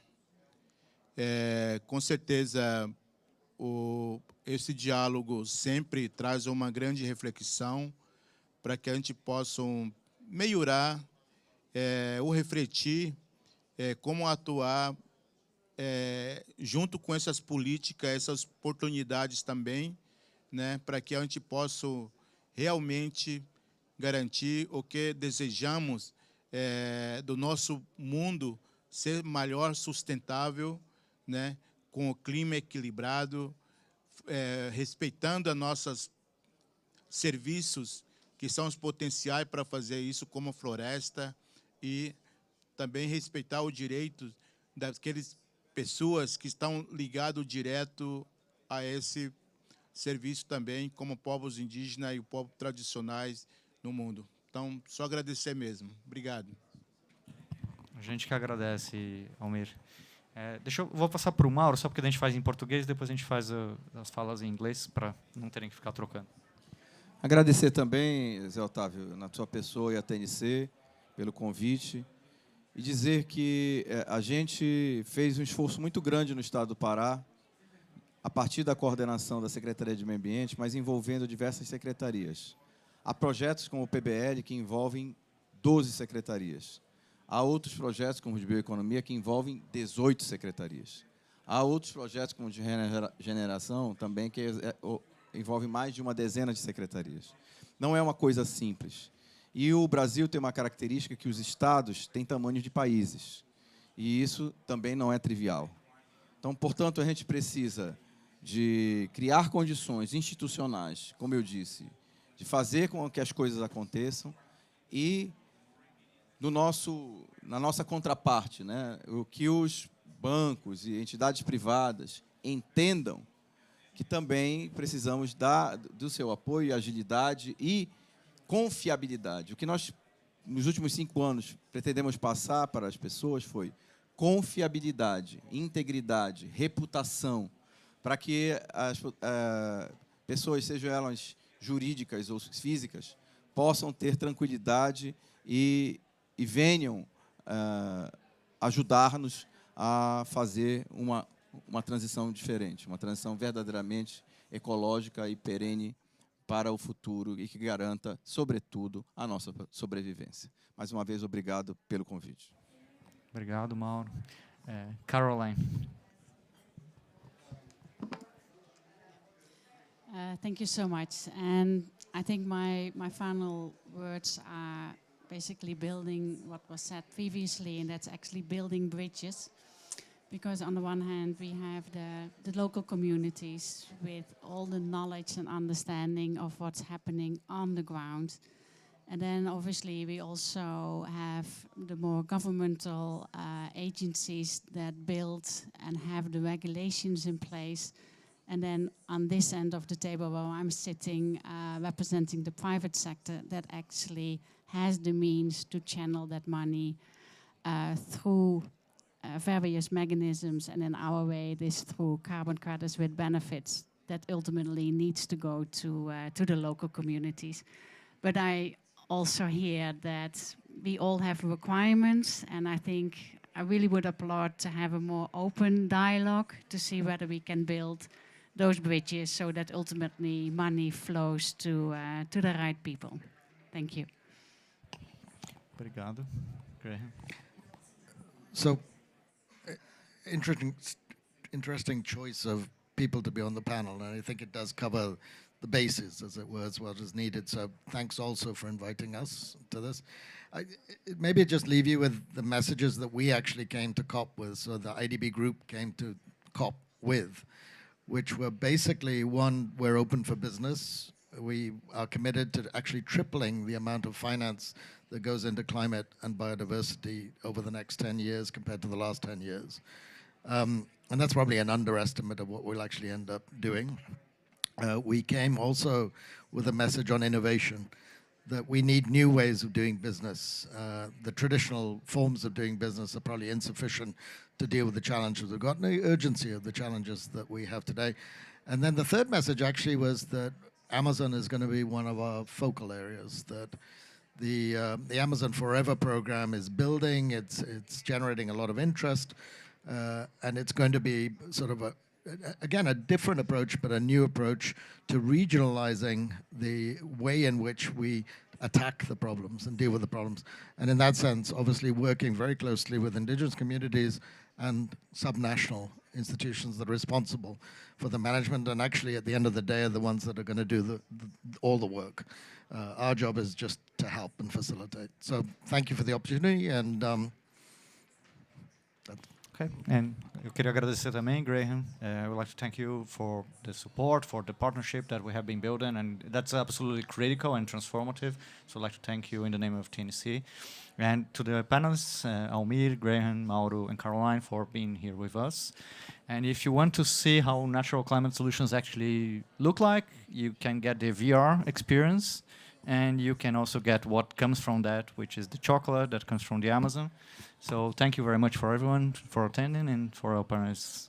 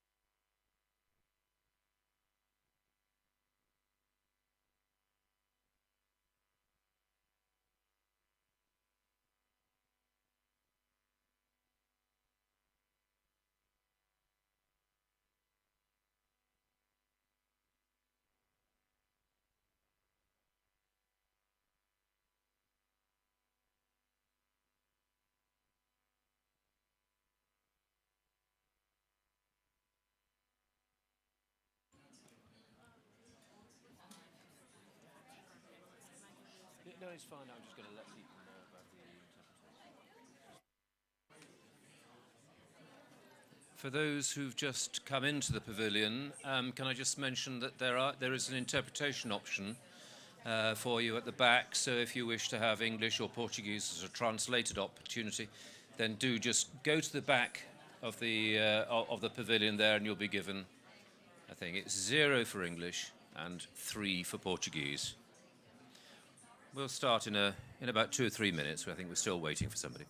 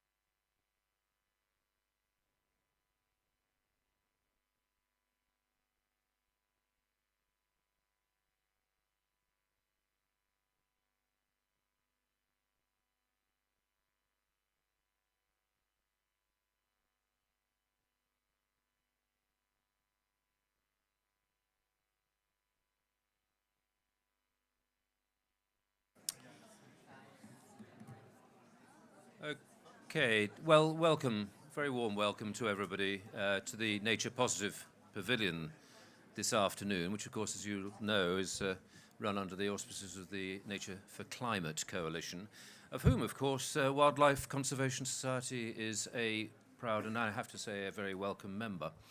We were just waiting for one more speaker, but they will join presently, we're assured. For those who've come in and weren't aware of it, I think most are, there is an interpretation option here, English and Portuguese. If you would like it, there are some spare headsets at the back. Just raise your hand and we'll deliver them to you. Now, well, as I say, Wildlife Conservation Society have produced the panel for this afternoon, and to introduce that panel is the moderator for the session, and that is Dan Zerin. And Dan is the Executive Director, Forest and Climate Change at the Wildlife Conservation Society. Dan, it's all yours.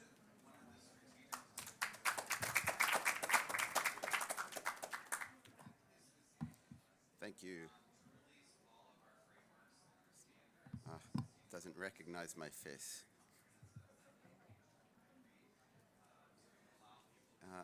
Great. Well, thanks everyone for being here.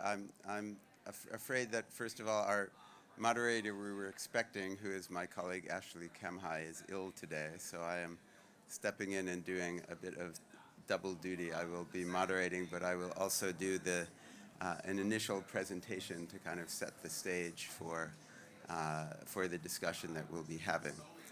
So let me say a couple of words. First of all, I want to thank all of you for being here. The way this event will run is that I will give an introductory presentation on the High Integrity Forest Investment Initiative, which we've been developing at WCS over essentially the past 2 years. We'll then have a group of panelists that I will call up, and I'll introduce them at that time, who we've invited to offer their comments, their insights on this new initiative and the effort that I'll be describing. I expect that we will have some time for questions from the audience, and we'll take those when you're ready for them. So please, thanks very much for being here, and welcome. And Gara, there's a place up front if you'd like to sit, and I'll probably pull you into our panel discussion as we get through there. So thanks, everybody. I'm going to jump right into the presentation, and I have a clicker, so I will just use that. So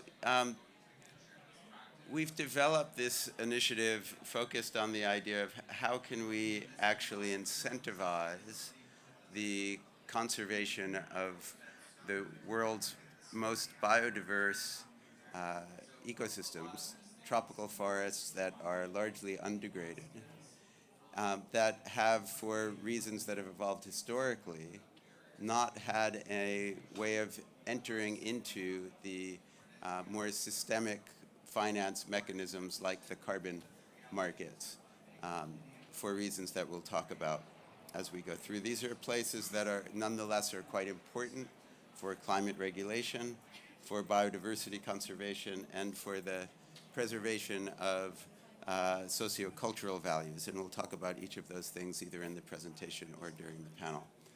Okay, since we are at a COP, I think it's probably useful to start off by identifying that one of the places that we are really quite connected to and trying to follow up on is the interministerial statement that was launched at the COP last year, under the auspices of the Forest and Climate Leaders Partnership, that identified a set of particular action areas for moving forward. And it's within these areas are now evolving, as many of you know, into forest country packages for different places, as well as a set of cross-cutting issues on which the 20 some odd members of this, country members of this collaboration are part of. Now, there is a particular area within the FCLP that focuses on building international partnerships and incentives to preserve high-integrity forests. We actually think this is probably the first time that term, and I'll say a little more about that term later, of high-integrity forests has been used in a ministerial statement. And these are the places where, by definition, they are largely free of significant modification, about 40% of remaining forests, and providing quite essential values ranging from climate to biodiversity to livelihoods. And key to this interest is that, as I mentioned, these current mechanisms that we have are not adequate for financing these areas. So we need new incentives. And indeed, what I will describe to you is an effort to build and to pilot a new incentive structure for the conservation of these high-integrity forests. Okay. Now, an analogy that we've been using to think about forests and the kinds of support that they need is one that I'm sure many of you can connect to, which is the analogy of healthcare. And so in a way, what we are trying to address in a way that's quite systematic or systemic is, what does a healthcare system for the world's forests need to include? Well, we know that for people, right, we depend most urgently on places that you can go when you have a crisis, right, where someone is bleeding profusely, there's been an accident, and so you need to address that, mitigate that problem. So you can think about that urgent care in the middle of the right side of the slide as being analogous to the work in the forest space that's about what needs to be done to reduce deforestation, as it were, to slow the bleeding of the world's forests. And of course, you also need to be able to have in a healthcare system support for people to recover from long-term illnesses or from the loss of a limb or any kind of injury or illness that requires therapeutic or restorative care, physical therapy, these kinds of work, which is essentially analogous to the kinds of support that forests that require restoration need in a forest healthcare system. Now, both of those, which you can see pictured on the two bottom photos in the slide on the left, are areas that have over the past 10 to 15 years attracted an enormous amount of attention and systemic support from climate finance kinds of initiatives to help them to advance. I'm not implying that the work is done in these areas, simply that we do have pillars of a system to address the challenges for those kinds of areas.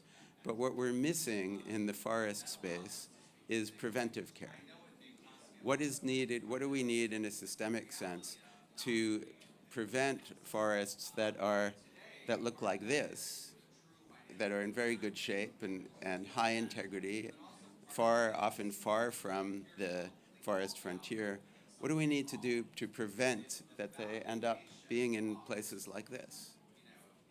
Right? And as is similar with human health care, we know that the cost effectiveness of prevention is quite high, but we also know that even in a human health care system, it's often the most difficult to get adequate support to because not very many people are making money out of it. Doctors make a lot more and pharmaceutical companies out of urgent care and remedial care than they do out of preventive care. And this is the dilemma that we face.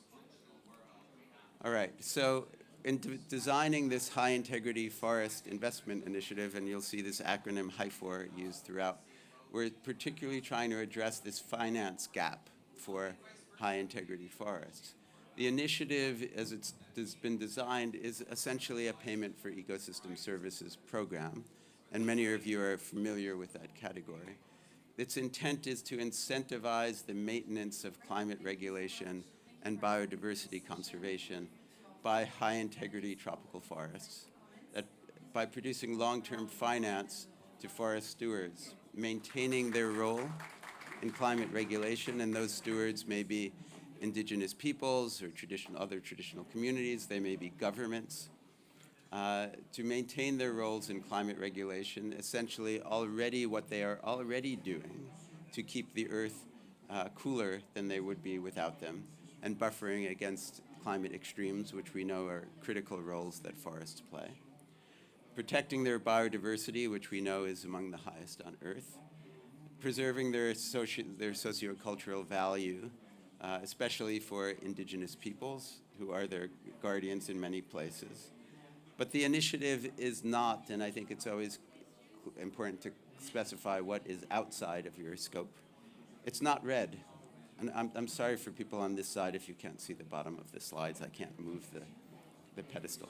And it is not an offset mechanism. So there is no offsetting associated with this instrument. It is not intended to be an instrument that corporates can use to compensate for their own emissions.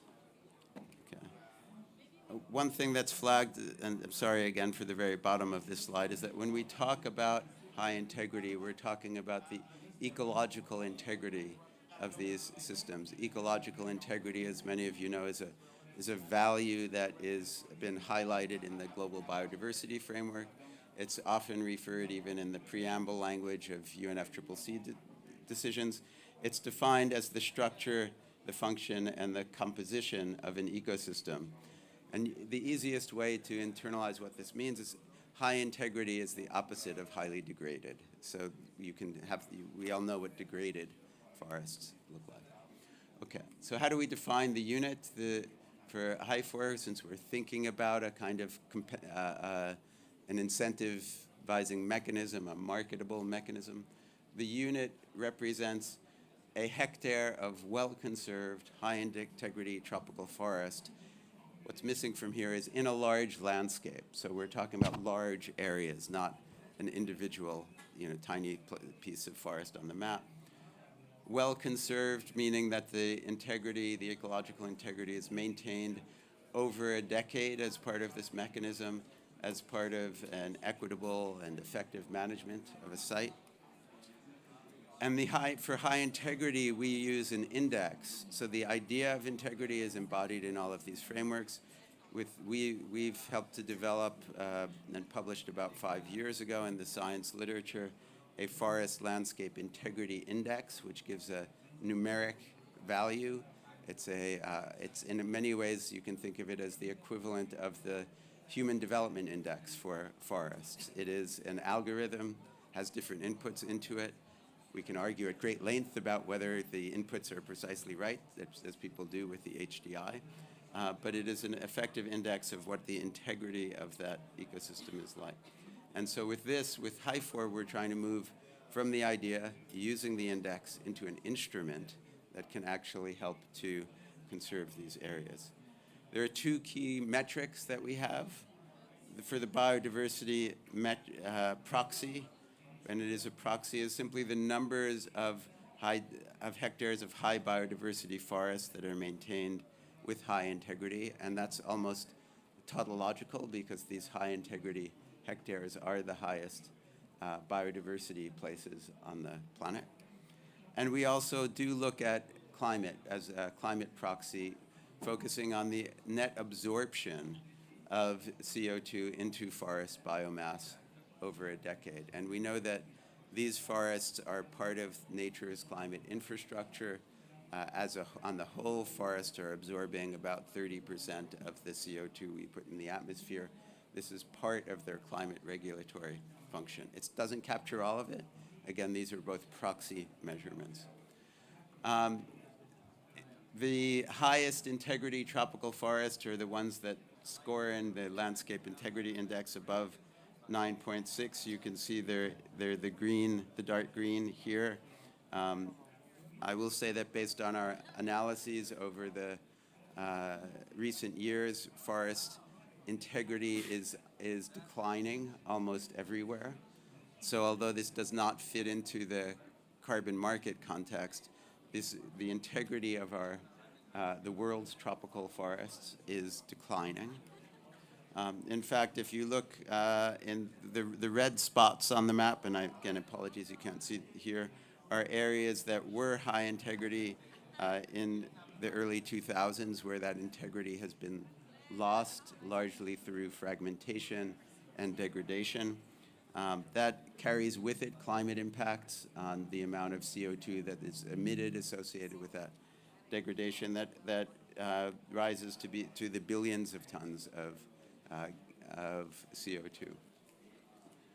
So the question that often comes up, and we'll talk more about this on our panel, is why would an investor or a corporate buyer who's been focused perhaps on trying to get offsets to address to count against their net zero commitment, why might they be interested in HYFOR units? This is a particular area of our work that we've been developing through market research. And what we're learning is that there are some in the corporate sector interested in, particularly in land conservation and protecting of ecosystem services, particularly in areas where they have an impact.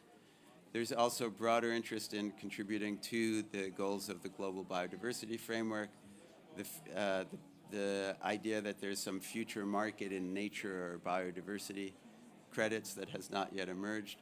And then there are places lodged within the task force on nature finance disclosure, where this instrument could be one that corporate could be interested in reporting against how they are investing in this space. With respect to climate, there are opportunities to connect investment in HYFOR units to claims that one could make about beyond value chain mitigation associated with either the Science-Based Targets Initiative for climate or the Science-Based Targets for Nature initiative. And then there are opportunities to make claims against the Sustainable Development Goals and to also compensate or provide some reward to frontline forest defenders and their communities for the work that they are doing in protecting these important forest spaces. We'll get into these issues in more depth in the panel. Give you a little bit of a status report on where we are. A year ago at last year's COP, we signed an MOU with the state of Amazonas. This is the Environment Secretary, Eduardo Taveras, there with me. He could not join us today. He had another obligation. We have spent much of the past year building out the details of what a pilot would look like in Amazonas, and we're hoping to bring that to a transaction in the first part of next year.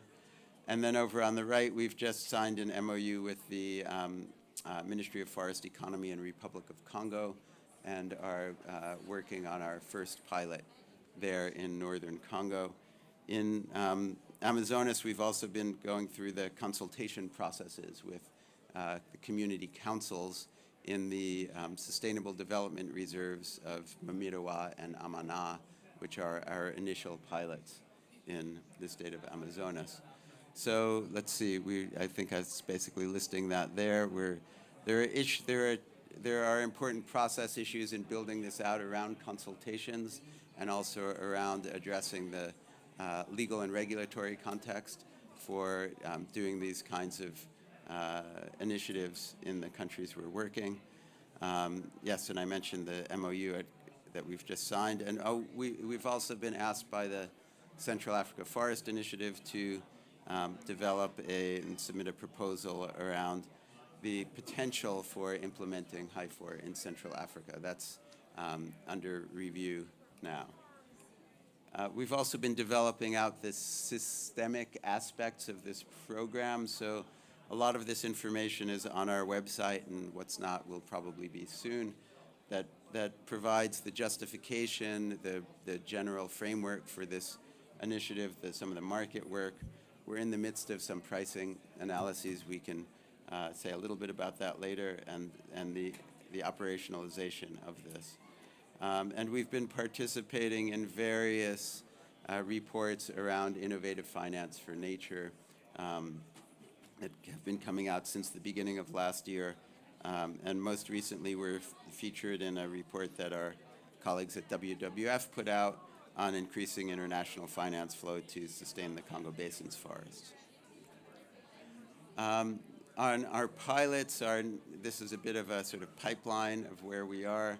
As I said, we're anticipating that we'll move towards a transaction beginning of next year in Amazonas. We've just started in Republic of Congo, and hope we'll be a little bit on a bit of a faster track, moving things forward in our developmental work, which includes some science, some consultations, and some legal analyses, and have intention of advancing with an opportunity in DRC as well as, and we'll talk more about this, particularly with one of our panelists, as well as exploring opportunities for building out HIFOR as an instrument that we could co-develop with one or more indigenous territories over the coming 1 or 2 years.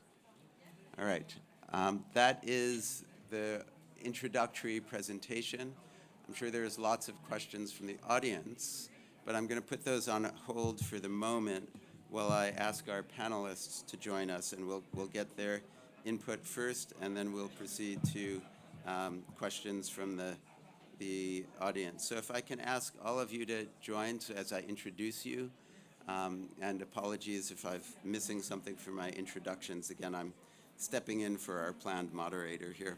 I guess I would like to start, maybe Garo, if I can call you up to the panel. Garo Batmanian is the director for the Brazilian Forest Service. So Garo, maybe you can take the first seat up there. I'll also ask Juan Carlos Quintiac to join the panel. Juan Carlos is an indigenous leader of Ecuador, the Shuar people, currently serving as the executive secretary, is that right, Juan Carlos? Is that what it's called? The executive secretary for the Global Alliance of Territorial Communities, a network entity comprising the territorially representative organizations in the Amazon, Congo basins, as well as in Central Africa and in Southeast Asia. And then I will also ask Robert Ondoe from UNDP to join our panel. Robert is based in Nairobi, is that correct? And has been working on related issues for some time. And I will also ask Svetlana Klemenko from the World Bank. Svetlana is leading World Bank work on sustainable finance around some of these issues, and has kindly agreed to join us. And finally, Charlotta Streck, who is the founder of Climate Focus, a consultancy that has been involved in work including supporting the development of HIFOR, but also a number of related initiatives elsewhere. So I'm going to ask each of our panelists for our initial questions to try to give us fairly brief answers, just a few minutes for the first questions, and then that will enable us to have a bit more time for the audience. So Garo, I'm going to start with you, and I would ask you, if you would, to comment on the following on your presentation of just a few days ago, I guess, of a new concept that Brazil is bringing forward for to support to the development of a new mechanism that would compensate forest conservation on a area basis, on a hectare basis, at large scale. How do you see the work that we've just described potentially fitting in, helping to support or providing input to the larger scale effort that the Brazilian government is advancing? Good afternoon, everybody. Thank you for the question. Thank you for inviting me. It's great to see the crowd here, very diverse, from academia to local communities, indigenous people, First Nations. The way I see this, I think you have to explain what we're talking about, because it's not to compensate, it's to reward. It's a bit different. is the payment after you're doing it. The basis of it is that if we want the forest to stay forever, we have to find a way of paying for the forest forever. And it can't be a fund that every year we have to run around asking for more money. How many years he's going to keep running around his money, and then his father, his children, we can't. So what we're thinking is creating an endowment fund. An endowment fund, like you have in many places in developed countries, you have a lot of endowment funds, universities have it, pension funds have it, and you use, instead of sharing the profits with shareholders, you share the profits with forest holders. The countries that have the forest holders based on hectare. I have to explain this so that you understand what we're talking about. Of course, not every country is performing very well, and since it's performance-based, you got to have some criteria for the countries to be eligible to receive the funds from this facility. And that's where the exercise you show here works, because what we want to do is not only reward those that are doing well, but also disincentive deforestation. You may have large amount of forest, but you still have large deforestation. So if you lose 1.5%, let's say if you lose 0.5% of your forest a year, you shouldn't be losing 1% of the revenue that you will be receiving from the fund. That is not a deterrent. So we are proposing a deterrent, which is for every hectare that is deforested, you lose 100 hectares of possible payments. So what we expanded is, okay, we know, and as you explain here very well, not all the forests are equal. So this is not a binary system with forests and non-forests. You have a lot of forests at different stages, and including degraded forests. So we will actually have talked to you, but I want to explain to you that we're going to use this criteria, but on the other way around is what is not a good forest, what is already a degraded forest, at which point that forest will count as deforestation for the purpose of the penalty of giving a discount on the amount of money you would receive. But so we're using the same tool, but it's not rewarding, because the reward should go to forests minus the ones that are degraded or deforested. That's basically the idea. So I think it shows the power of the tool, because you can use the tool different ways or different cut points depending on what you need. So I hope I answer your question. Sorry, but I had to explain what it is, because I don't know how many people had heard about this. I'm sure that there will be more questions and follow-up for you, Garo, but thank you very much. Juan Carlos, this isn't the first time you've heard this presentation. We had a chance to talk at the meeting of the Amazon Basin countries back in August in Belém, at which point you expressed some interest in this. And one of the reasons I thought it would be wonderful to have you on this panel is to help provide input for us and the audience to understand if we are able to work in co-developing sites for this kind of initiative within indigenous territories, co-developing with indigenous organizations in those territories. What advice do you have? What are the things we need to really consider? What are both the opportunities and the challenges you see around working on this kind of initiative together with indigenous organizations? Thank you, Dan, and hello, everyone. On behalf of indigenous people from GATC, what is a global line, Indigenous with Territory, I just want to put some principles here. Indigenous leaders, organizations with territory and resources, indigenous people elected in democracy, high-level democracy, indigenous people. We rotate leaders and women and elders. We need to take these principles, because when we talk about leaders, you see around, there are my leaders from the territories, the Arambu, the Shuar, the Witoto. They have territory. They are here, listening. Long walk, long process, bringing our demands in the context of the rights. Asking petitions. I know that's going difficult. Indigenous people only came to international arena for demands and demands and complaints. I say, wait a second. I think so that we have the coming from the ground with protests. We coming from the ground with demands. We coming with proposals, and then we want actions. We've been working a lot, Dan, and asking solidarity to understand what is our proposals. For example, in Amazon Basin, we put this initiative when the carbon was talking with many years before, and we came, okay, markets, red, indigenous, and the Amazon. Just one example.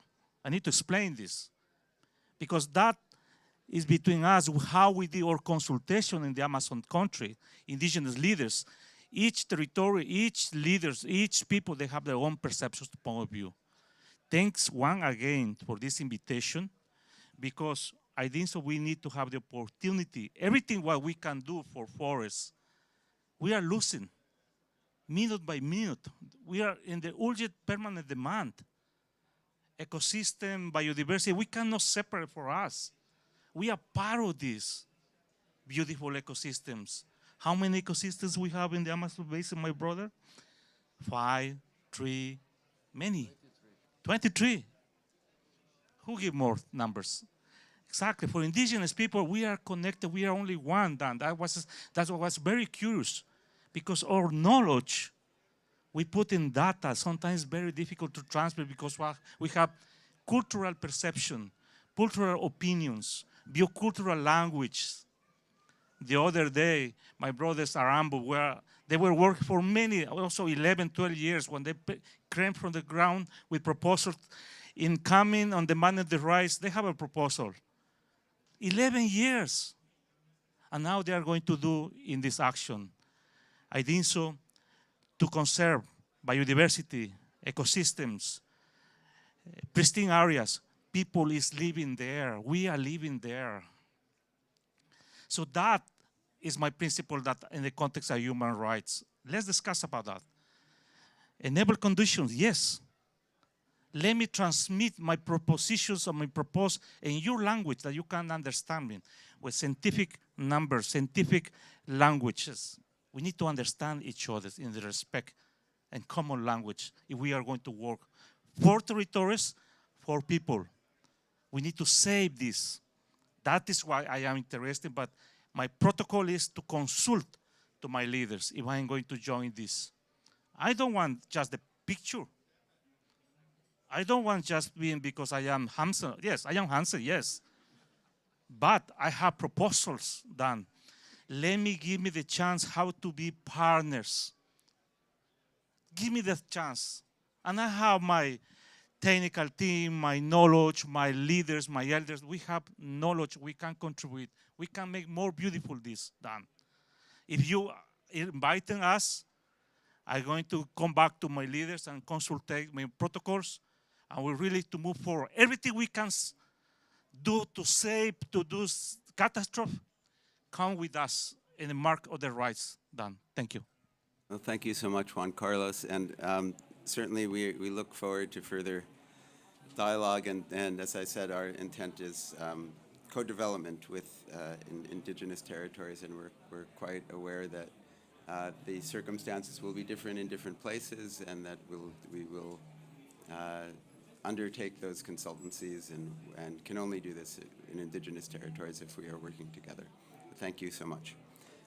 Robert, I'm going to turn to you for a very different perspective. You've, for quite some time, been involved in spaces around around Article 6, thinking about how to address challenges around forests and climate within these this international structure.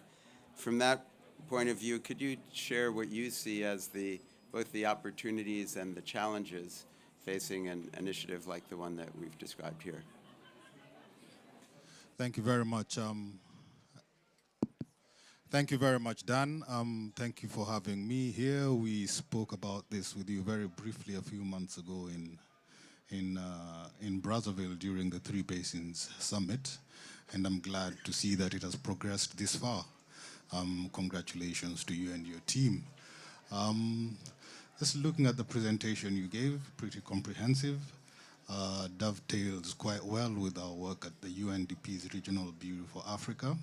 We're actually based in Pretoria, and some of the key issues you touched upon mirror very closely what we're trying to do with the 46 countries of sub-Saharan Africa. I work predominantly in carbon markets, as you mentioned.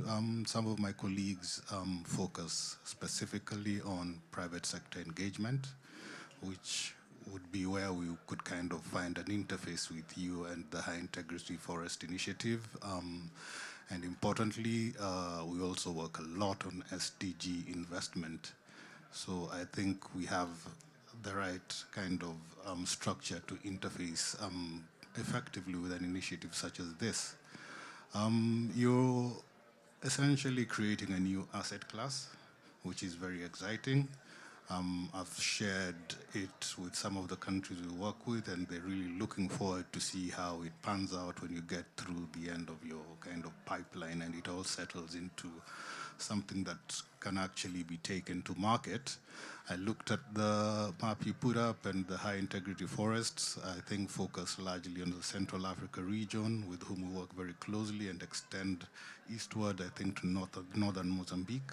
So that's where the opportunities might lie, if you like. What I'd really like to emphasize now is that there's a really almost complete absence of the necessary frameworks at national level that would kind of facilitate the uptake of such an initiative. So even as we work with governments to roll out those policy frameworks and regulatory structures, it would serve us well if we kept in mind initiatives such as these, so that we kind of prepare the ground for you and any other such carbon-related assets as they come to market. But thank you very much for inviting us to this event. Well, thank you, Robert. I very much appreciate your comments and reflections from the experiences that you've been having. It's a good segue to my question for Svetlana, given that there does seem to be a lot of, certainly at the international level, a need for this kind of an instrument. Clearly identified there's a gap, right? Why is this so hard?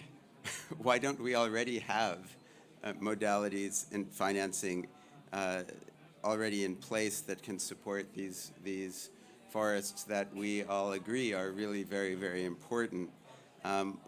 What has stopped that from happening, and what do you see as the elements that are really needed to be more successful in scaling the financing for these kinds of forests at the global level, at the level that's actually needed for impact?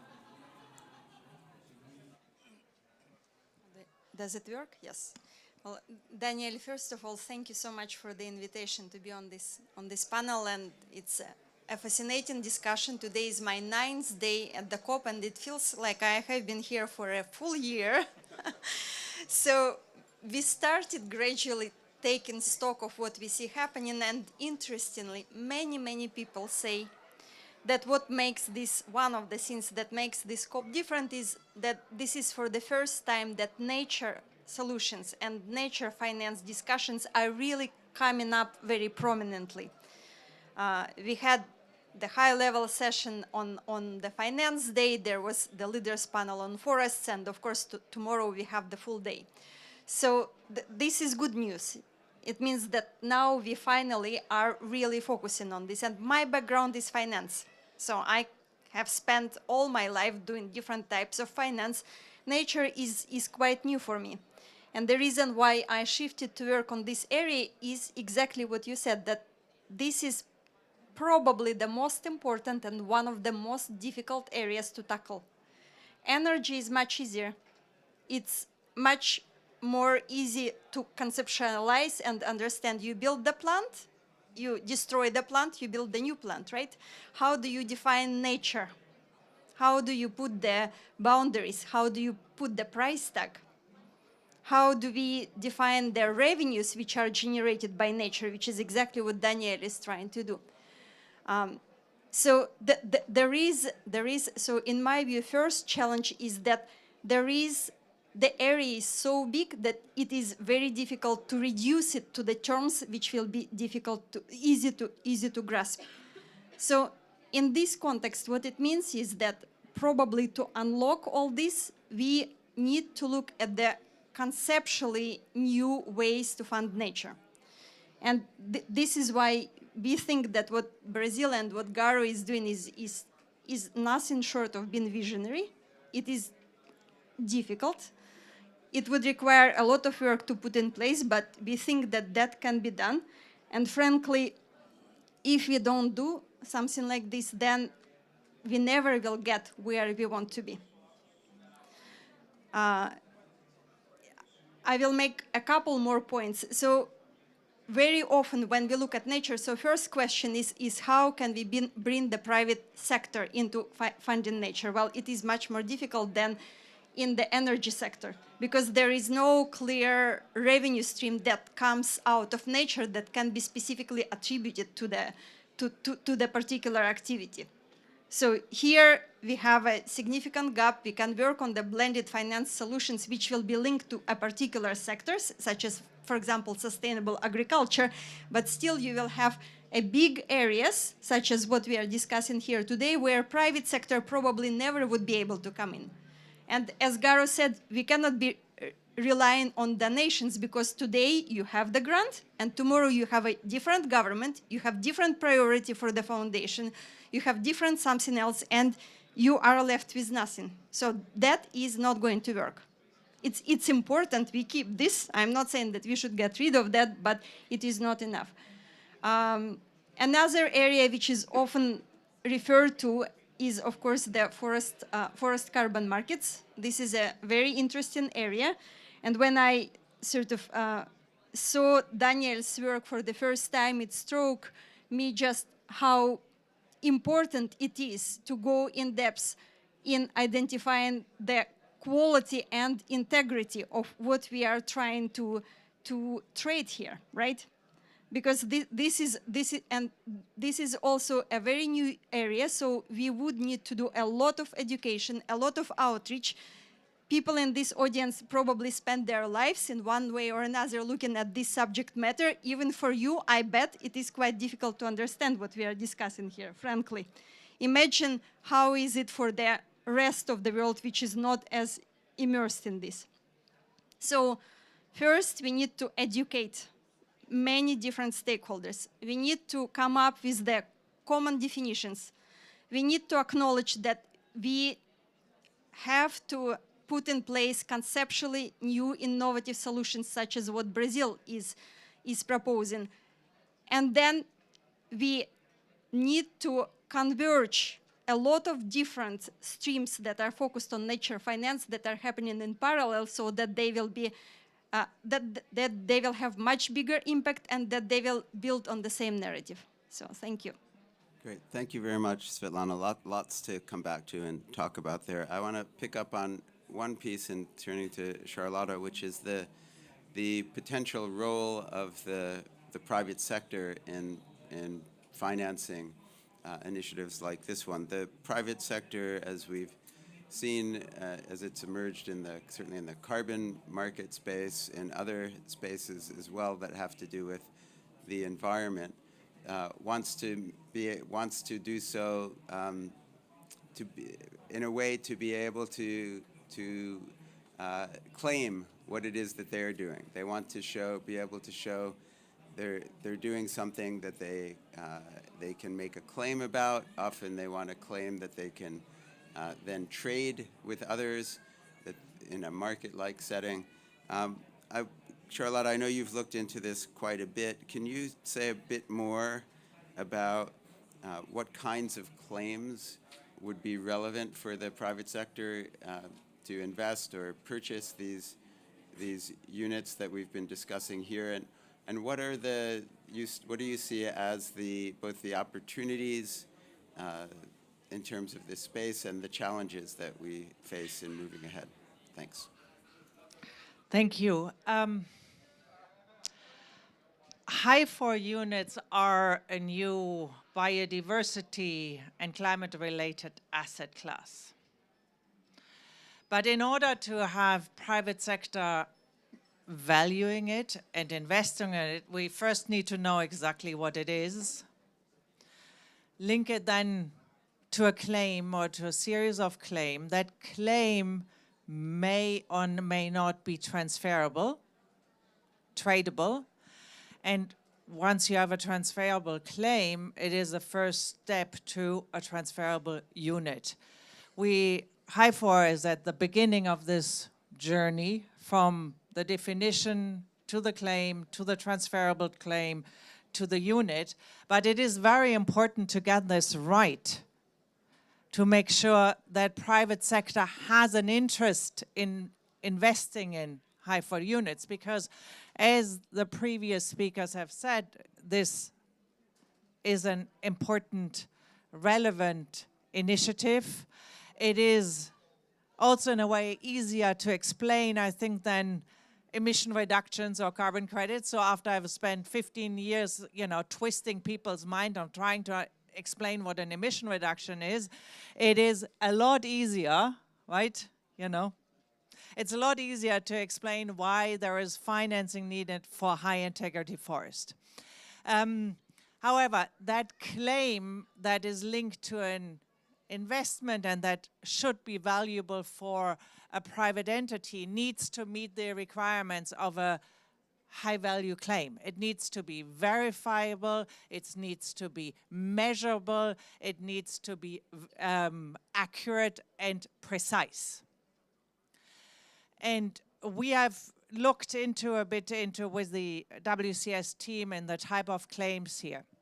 The underlying environmental value that we are talking about is 1 hectare of forest conserved, high integrity forest. Here, the claim that can be linked to this unit is a conservation contribution claim. So who invests into this contributes to biodiversity conservation. The goals, so you have the action, then the question is to which goals can this be linked and which subordinated claim can be made. For example, you have the goals of the global biodiversity framework, you have goals related to nature positive goals, and in this here you can frame this biodiversity related claim as a financial contribution claim. That can be as such, if there's an allocated finance, it can be measured, it can be very precise, and it can be linked to Target 19 of the Global Biodiversity Framework. We also have looked at this as one thing is meeting goals with a particular claim. Another valuable feature for private sector investment is, of course, how you report these investments, how you report this impact. And we have increasingly reporting framework like the Task Force for Non-Financial Disclosures that also would value this type of claim. Another one is, we have this 1 hectare. We also have the removals, the baseline removals that are absorbed by high integrity forest, and that is the claim that can be linked to this is a greenhouse gas removal claim, not an offset claim, not an emission reduction in the way how we think of them in red, but it is a removal by this forest. And that claim, there we have this greenhouse gas removal claim can be linked to beyond value chain mitigation, either on a ton per ton basis, depending on how the goal is, or a certain dollar value, dollar per ton. This is what I'm saying now, this is the vocabulary of the science-based target in relation to beyond value chain contribution claims, but that is a very important initiative for the private sector. And again, we also have reporting standards, ISSB, ISRD, so which are reporting standards that private sector entities are familiar with. Finally, and I'm coming to an end, is of course one can also look at particular attributes that can be verified related to community benefits or additional particular biodiversity claims. They are difficult at this point to define for all HI4 pilots, but as first of all, individual pilots can define these additional claims, and as HI4 matures. Great. Thanks very much, Charlotta. I'm going to open this up for questions. We started a little late. I've been told we can go about 10 minutes over, so I would like to try to collect some questions from the audience. So we do that, I'll just make a quick observation that listening to our panelists here, we are, when I start to explain this, we always try to explain that, and I think this is true, that fundamentally what we are trying to accomplish is something that's quite simple. And we've had this conversation also with Garo and others in Brazil in the Ministry of Environment, that this needs to be something that has simplicity in it. But as you've heard, as soon as we turn to actually, how do you implement? What are the operational aspects of it? What is it that we're actually measuring? How does that work? How do we go about actually working on this with people who have rights to the areas that we're working in? There is inherent complexity in even making the simplest things work well in ways that are meaningful. Okay, questions. I'm going to see if we can gather a few and then we'll distribute them. There's a woman over here and then there's a man behind. So why don't you start over here? Yeah, thank you. Please say who you are. Yeah, it's Thanks. Terry Slavin from Ethical Corporation magazine.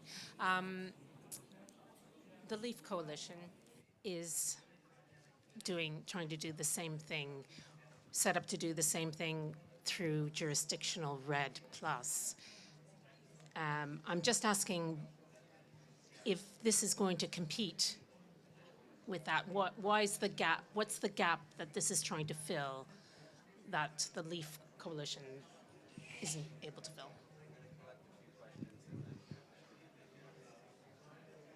I saw another one in the back there, yes? Thank you so much. My name is Jigme Tenzin. I work for Fauna and Flora International. So I kind of welcome this initiative. I think the question raised by the earlier question kind of saying what is the gap? I feel that this would be additional to what RED Plus was missing, especially for high forest countries. So this would be a kind of addition. So that's my one thing I would like to point out. My question was like, while defining, I agree that tropical forest is equally important, but there are also other areas beyond forests, beyond tropical forests. So will that be considered as high integrity forests? So that's my one specific question. Thank you. Okay, thanks. Do we have I'll maybe take one more before we answer that. Yep, we've got, we'll take two more. There are two more in the front row. Thanks. I speak in Spanish. Como estos proyectos que se hace mención van a aterrizar a los pueblos indígenas. Yo soy presidente de una federación. En mis territorios ancestrales se han creado 8 áreas protegidas. Y sin embargo, hasta ahora nosotros no sentimos ningún tipo de beneficio. Y ahora estoy viendo que, por ejemplo, el gobierno de Noruega está dando fondos a los gobiernos y gobiernos subnacionales en mi país. Y ellos son los que están destruyendo nuestros territorios y nuestra Amazonía. ¿Cuál es la lógica de los proyectos en la lucha contra el cambio climático? Y entonces me encantaría saber cómo los pueblos podemos participar y tener acceso a los fondos para proteger nuestros territorios. Yeah. Great. And then there was just one other here, and then we'll turn to the group. Okay. Qué bien que están empezando invitando a las plataformas de pueblos indígenas y comunidades locales, porque es como se hace. No hacer el estándar en un escritorio, no hacer una metodología en un escritorio, sino que escuchando a los pueblos indígenas y comunidades locales. Eso es muy bueno. La otra es que FSC también ya tiene claims. Están trabajando. Ser Carbono está haciendo una metodología para créditos de biodiversidad. Entonces, ¿qué similitudes tienen estas y cómo hacen la medición de carbono? Ese es para WSS. Great. So let me try to, I'm being told we've got just 5 minutes. So I'm going to actually go backwards. And Charlotte, I'm going to ask you to take those 2 last questions that had to do with connections with indigenous concerns about how this program can address those. I'll add to those, but since your Spanish is better than mine, I want to give you a first shot at that. And then we'll go to the other 2 questions, but let's try to do this quickly. Sure. How HIFAR relates to the existing attempts to define biodiversity credits and also to carbon credits. In a way, is also los bonos de carbono, ¿sí? The biodiversity. Yeah. So.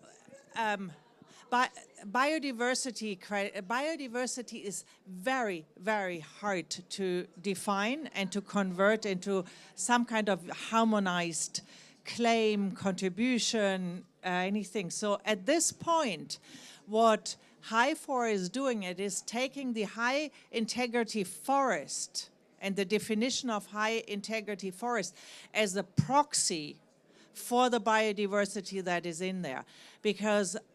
And while at the same time the great work on biodiversity claims can continue, and at some point that can be added, but we should not wait to make payments for forest until, honestly, that a bit of the mess around the biodiversity claims has been sorted out. So this is an easy way to make the payments for biodiversity without going into defining, these clear indicators.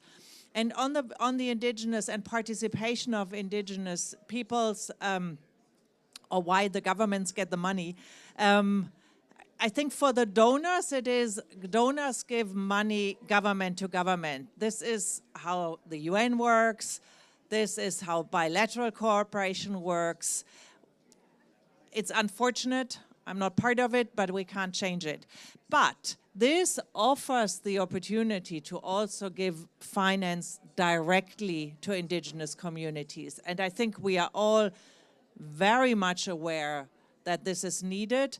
And I think WCS extends the invitation to co-create this unit so that it works for indigenous communities. Yeah, thanks, Charlotte. I'll just add to that last point that and I will say, so this is not all just me, right? I have a team that works on this, but I will say that I very much made a decision that we would do the first proofs of concept in areas that were not indigenous territories. And that was quite deliberate because I'm very aware of the extent to which expectations have constantly been raised and then dropped off for indigenous territories and communities around these issues. I wanted to get this to the point where we had proofs of concept that we could then have something real to talk about before honestly wasting anyone's time in indigenous communities on something that might end up simply being raised expectations. I think we're at a good point now to start those dialogues, and I very much welcome that, and we do have some that are already underway. To just address, I see the sign, 2 minutes, to just address quickly the last 2 questions and the earlier questions. One, with respect to LEAF and the jurisdictional RED effort, which we are huge supporters of, and as a few of you in the audience know, I was myself involved in helping to build some of the underpinnings and the Art Trees initiative, and helping to do some of the initial work on putting LEAF together. We very much see these as complementary, and that even in a jurisdictional program, you are still only getting credit based on emission reductions. You don't get any credit for these forests that are not having that are not contributing hugely to emissions. So if you think about what is often described as a forest transition curve, the RED programs are addressing places that are largely already on the decline by reducing emissions and transitioning. We're looking at how to work in places that have not yet as I said, that are in the preventive space, where we don't want them to get to where we need to reduce their emissions. We want to address them before they have a lot of emissions that would count in that space. You can stack these things, however, and we have been talking about that and looking at the opportunities in potential red jurisdictional programs to actually, in addition, bring resources, particularly for protecting these sites that are not contributing to the emissions from a jurisdiction. And the last question is, why only forests, right? So that's a great question. This is where we're starting. Forests and peatlands are the most important places for connecting to the climate agenda. Overall, just quantitatively, you can't avoid the math there. However, as WCS, I will share with you that we are actually quite keen on ways in other ecosystems that you can take this idea about ecological integrity, translated into an index, including for other ecosystems, and build instruments designed either to maintain high integrity where it exists or actually to incentivize increases in ecological integrity across different kinds of ecosystems. We're not there yet, but it is a quite important issue for the biodiversity agenda and for the whole nature positive agenda there. Okay, I am being told we have to stop here. I want to thank the panelists again for their participation, Garo, Juan Carlos, Robert, Charlotta, and Svetlana for leaving, and thank you all for joining us.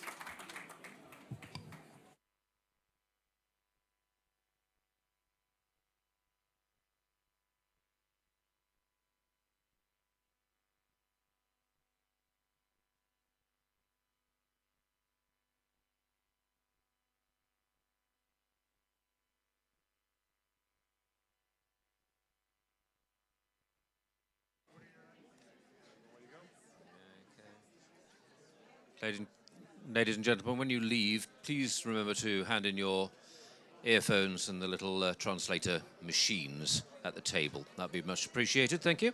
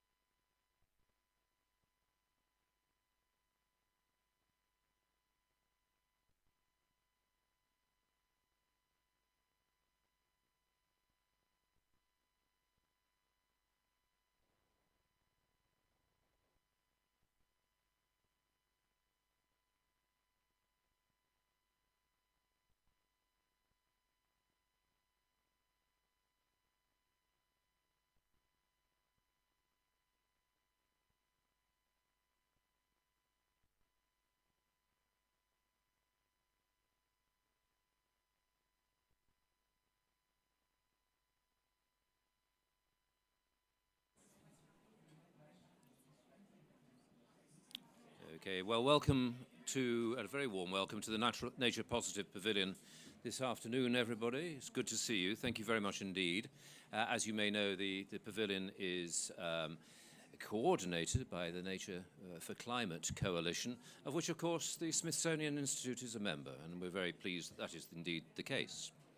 I don't think there's any particular housekeeping issues to manage, but so at that point I will hand directly over to your moderator for the day, or the afternoon I should say, Dr. Ellen Stofan, who's the Under-Secretary for Science at the Smithsonian Institute. Ellen. Thank you. If our panelists could come up, that would be great. Panelists come up.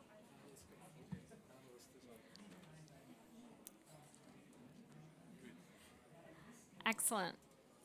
I think we're missing one, aren't we? We're just going to hope they show up. Okay. All right. Welcome to our panel today on From Ground to Space, the Future of Forest Carbon. For over 175 years, the Smithsonian has been doing science for scientists, increasing and diffusing knowledge. There's no better example of that than Forest Geo, a global network of forest plots where intense ground measurements have allowed us to understand forests in deep ways, but have also served as invaluable monitoring sites for climate change. But now we need science for impact, for solutions, which is why the Smithsonian launched Life on a Sustainable Planet at COP last year, which is all about providing nature-based solutions where people and nature come together. From blue carbon in coastal ecosystems to restoring species with indigenous people on indigenous lands to working with communities on resilient solutions. We also see a huge need to underpin financial solutions, things like carbon credits and the coming biodiversity credits. We need to underpin these financial solutions with sound, validated science. By combining Forest Geo with other forest networks, we have launched GeoTrees, and our panelists are going to explain what that is and why it's critically important.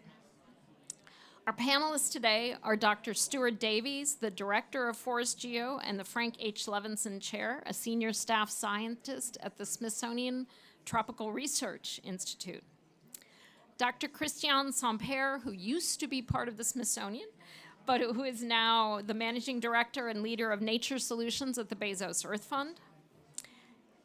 Adriani Escobar-Molbert from the University of Birmingham. Craig Hansen, the Managing Director of the World Resource Institute, and Frank Martin Seifert from the European Space Agency. I'm going to start, Stuart, with you. Can you provide us with an overview of GeoTrees, how it came about, who's involved, what is the need, and why is it important? Small question. Yep. Great. Thanks very much, Ellen, and thanks to the panelists for joining us today. As you all know, forests are really a crucial potential mechanism for mitigating carbon emissions globally. They account for something like 3/4 of total carbon stored on the terrestrial surface of the Earth, and they're taking up roughly 1/4 of the emissions of the global carbon emissions, anthropogenic global carbon emissions. However, forests are a huge risk from a mitigation point of view because they suffer damage through storms, and those storms and fires and other disturbance mechanisms seem to be increasing their rates globally. The risk could be somewhat reduced if we can map and monitor and measure carbon and biomass at a global scale much more rapidly and much more precisely. The Earth observation community, Frank Martin's representing that, the Earth observation community has been investing enormous amounts of resources into building instruments that sit up in space, either on the space station or as satellites, to map and monitor biomass on Earth. The fundamental problem with that system is that we don't have a global, independent, transparent system for calibrating and validating those observations from space. That's an incredibly important piece of developing a strategy for using forests as a mitigation mechanism. In parallel to the Earth observation community building these satellites, the ground-based community of forest ecologists globally have been building thousands of plots to monitor the dynamics and the diversity and the biomass of forests. These plots have been managed in the tropics by people like Adriani, who are monitoring these forests for diversity and for the long term. A few years ago, the Earth observation community and the ground ecological community got together and said, hey, we need to solve this problem, this Cal-Val problem, by partnering. And so we got together and said the one way we can do this is, the first thing we need to do is build a set of protocols or standards that can be used globally. And so under the Community on Earth Observation Satellites and following IPCC protocols, we built a set of standard protocols that could be used as a Cal-Val system. The next thing we did was then we got together and formed this GeoTrees idea, a partnership, as Ellen said, between the Earth observation community and the many, many partners on the ground across the world's forests who are mapping and monitoring forests. We then, working together, we've established this GeoTrees idea. We built the protocols around fundamental ground-based plot measurements, terrestrial laser scanning, which builds a very fine-scale carbon inventory of a site, and scaling that up with airborne laser scanning to build a regional and ultimately global maps partnering with Earth observation instruments. The way this can succeed, it needs to benefit both sides. It needs to benefit the Earth observation community, which it does very effectively because the fundamental principle of GeoTrees is that the data become publicly available. It's a public good. Anyone who's interested in biomass patterns and dynamics can access this information. But it also needs to benefit the ground communities. It needs to benefit all the networks of plots that have been established in the tropics, particularly over the last several decades. And the way we're doing that in GeoTrees is to build equity into the sampling and measurement and monitoring of these forests. So with training and capacity building and technology transfer built into the GeoTrees initiative, we believe we can build the world's first Cal-Val system for Earth observations of biomass. The great news, and Christian's representing the Bezos Earth Fund, the great news is that the Bezos Earth Fund came out earlier this year and gave us an enormous grant to kickstart this initiative. Our plan is to build 100 of the core GeoTree sites around the world's forests, representing all the different kinds of forests that exist. And GeoTrees is being supported by the Bezos Earth Fund to establish the first 30 of these sites. We're also partnering through CNRS in France, the other groups, the Smithsonian, University of Leeds, and other institutions to help support other additional sites. So we believe in a 5 to 8 year timescale, we can make a huge impact by building this GeoTrees initiative. I'll finish there and pass it back to Ellen. Okay. Thank you, Stuart. Christian, can you describe what this project means for the Bezos Earth Fund and why you thought it was a priority for support? How do you think this gift can leverage other resources to complete the mission of creating a truly global forest biomass reference system? Thanks, Ellen, and thanks, Stuart.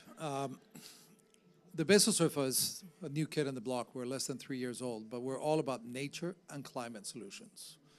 And we have to recognize that these are two sides of the same coin. They have to be looked at together. And it's not only about carbon, it's about biodiversity, it's about the people that are there. So we've started really deploying some investments here. And clearly one of the key questions is, as you were describing, Stuart, right now, is sort of really understanding the biomass and the flux and the dynamics in some of these forests and how they're changing over time. And this is absolutely key. The beautiful thing is that we have, over decades, built a community. And some of these plots, and full disclosure, I actually set up one of those plots 25 years ago. So I sweated it, and I know it, and I've seen it from even before I joined the Smithsonian. But what caught our eye about this proposal were several things. One, it was the fact that it really tried to bring together these various people. We like to identify initiatives and coalitions of players. We don't want just one. We'd like to be able to bring together groups, and that's what GeoTrees does. It brings together various efforts around a goal that's bigger than any one organization. I think that was something really, really important. Second was some of the technologies that we could look at here, including when we visited you in Panama. We had a chance to look at some of the ground-based LiDAR systems that could be used and really looking at this. So how can we combine the remote sensing tools with some of the on-the-ground measurements that we could do and really refine a lot more some of these estimates. We still want to see what we do with the below-ground biomass. That's still a bit of an unknown, and it's probably more important than we think. And we can't do that from space yet, I think, but maybe you'll correct me. But we're very interested about those issues. So that was the second issue. And we feel that all the debate that there is around carbon markets and high-integrity markets and everything, one of the reasons, and we've all been monitoring some of the skeptics, one of the reasons this is not really taking off is because we don't have good data to be able to monitor this. And we need to do it in a way at the right temporal and spatial resolution that we can really do this. The investors want to know how much is there, how's the planet changing. So one of the other investments that we're doing is in something called the Land and Carbon Lab with the World Resources Institute, and you'll probably talk about it. But it's very much around this idea of building on the experience of Global Forest Watch, expanding it to other kinds of ecosystems, and giving us that resolution that we need to monitor the changes. And Craig will probably talk about this. So we felt it was the right time to do it. We're very pleased to be the initial donor and the leader for this. And I think this is a moment to build a coalition of donors as well. The various people involved, interested in this, governments, private sector, philanthropy, and others, to really be able to get from 30 to 100, because we're going to need that kind of a sample size to really understand this. Sometimes we extrapolate from 3 sites. I mean, I remember the first BCI site that was set up 40 years ago. That's one site, but even right next door in the Chocó of Colombia, that's a very different kind of forest. So you really need to replicate this to understand the dynamics of these places. So we're very happy to collaborate on this and look forward to seeing what we can do and working together. Thank you. Adriana, can you describe the role of scientists and research communities within the tropics in this initiative and how this initiative will benefit tropical forest countries and what is going to be required to ensure their long-term engagement? Thank you. I would like to start answering this question with a sentence that I heard a few days ago from Roy González in Instituto Humboldt, that bosques no son solo bosques, bosques también son gente. Forests are not just forests, forests are people. And forests are the people who depend on these forests for their livelihoods, depend on these forests for clean water, but also the research communities that work on these forests and are extremely connected to these forests. So below the canopy that we see from space and inside within that carbon that we have in forests, we also have outdoor labs across the tropics, and these are the sites, the GEO3 sites. And this community of researchers across the tropics, they have the curiosity to understand forests, the love to protect these forests, and I believe they have the potential to be the future of tropical ecology. And this curiosity of scientists from tropical countries have been spending a lot of time monitoring these forests, many years in times of economical instability. They kept monitoring these forests over time. And one example is Beatriz Marimon, Professor Beatriz Marimon from Mato Grosso, who has spent 30 years of her life measuring trees and understanding the transition between the Amazon and the savanna. And these data are the data that now allow us to understand why Amazonian forests and how Amazonian forests are responding to drought. So they're also the love and the connection that tropical researchers have for the environment and that the environment where we grow up and the environment that we are connected to, that allow us to then create policies and work with policymakers to create policies that will protect these forests. So we all know now that it's extremely challenging to work in the interface between science and policy, but it's possible with strong connections and long-term connections between the people from these tropical countries, the scientists from tropical countries, and the policymakers there. So I just came back from Instituto Humboldt, where they are actually using forest geosites and other sites to create policy and to work with policymakers in Colombia. And these outdoor labs, they have trained hundreds of researchers from tropical countries like myself and Christian, but they have trained researchers from elsewhere like Stuart, Simon Lewis, who is here as well. And these places, they have an enormous value in training people and being the future of forest research in the tropics. So I believe GeoTrees is an amazing opportunity to continue to fund these outdoor labs long term, so that they continue to stimulate the curiosity, the love that makes these people want to protect this forest and protect these environments and the people that depend on these environments over time. Thank you. Craig, welcome. Thank you.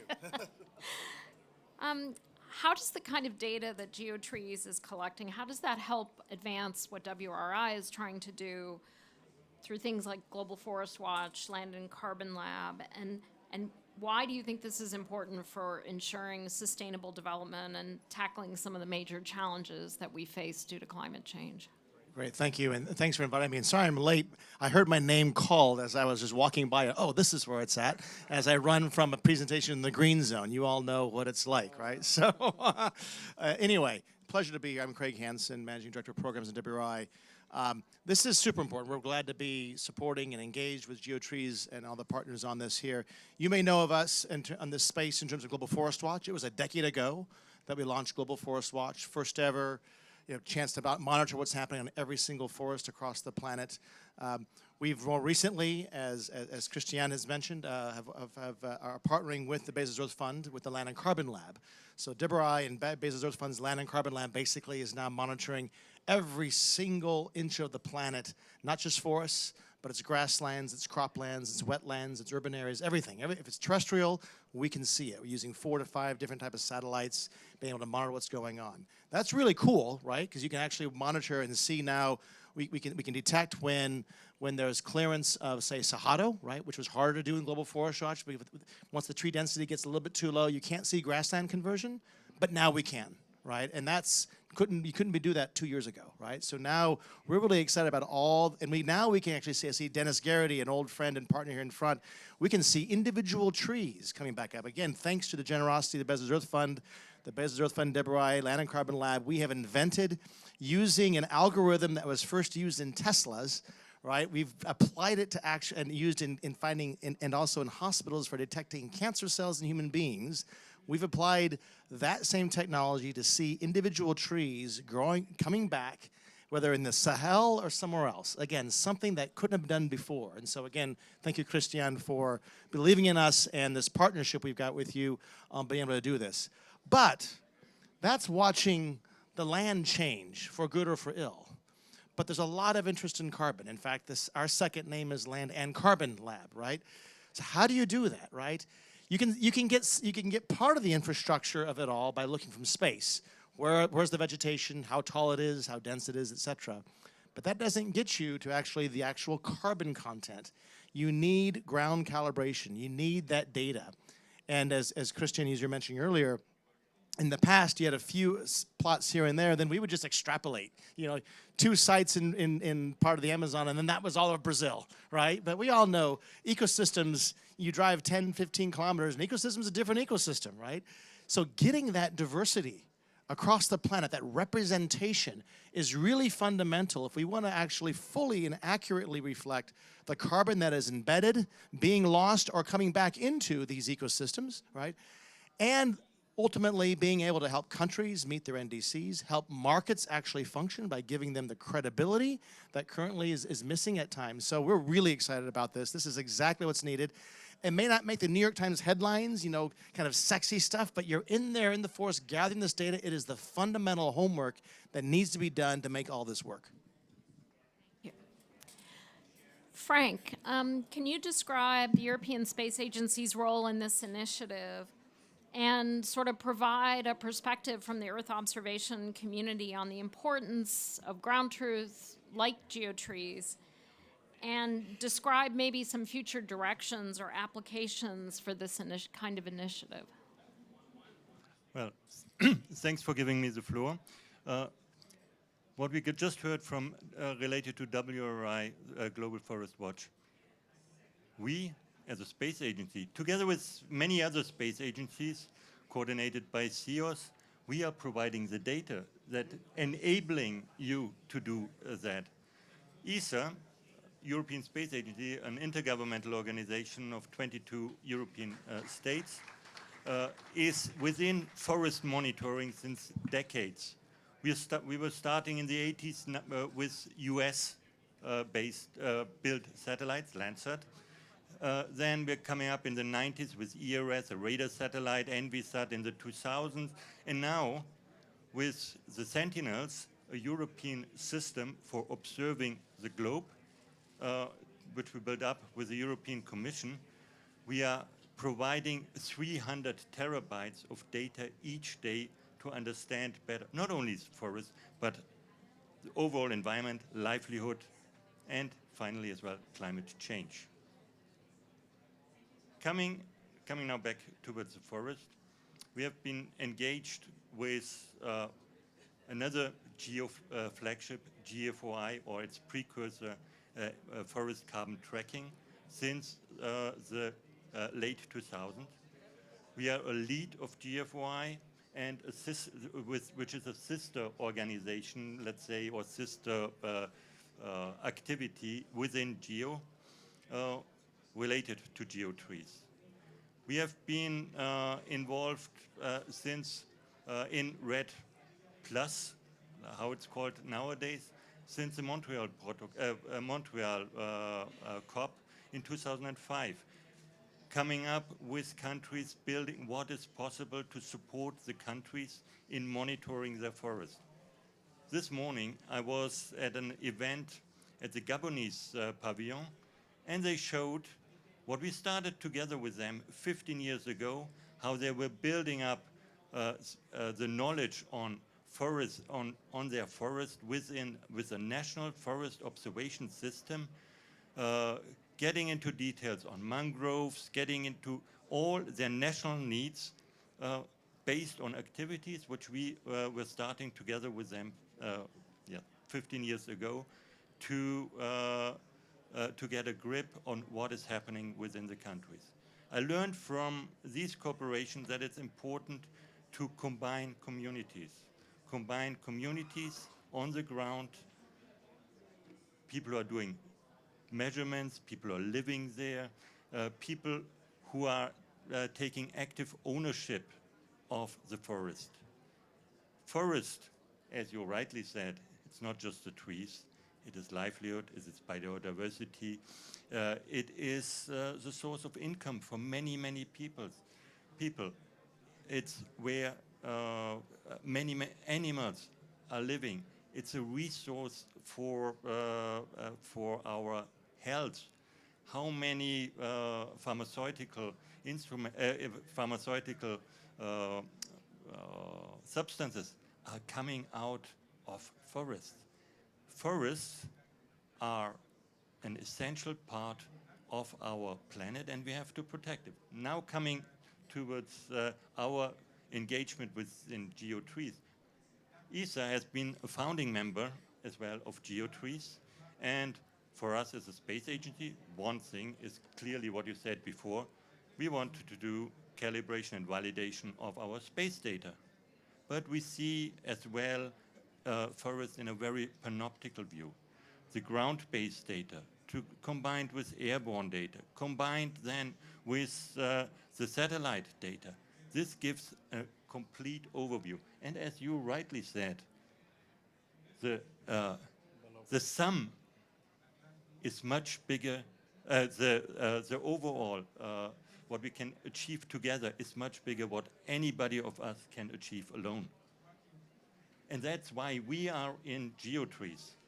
It is about bringing knowledge, and there we're coming now to towards climate change and the important component of forests to store carbon, understanding above ground biomass, and yes, you're right, we cannot measure from space below ground biomass, We are estimating it based on the relation with above ground biomass.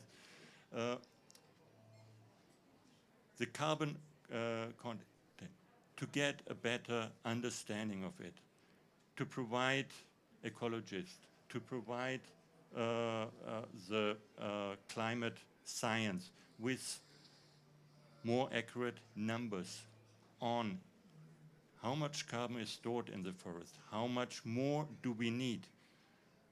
That is why we are into geotrees. Forest alone will not save our planet, but without forest, the planet cannot be saved. Thank you.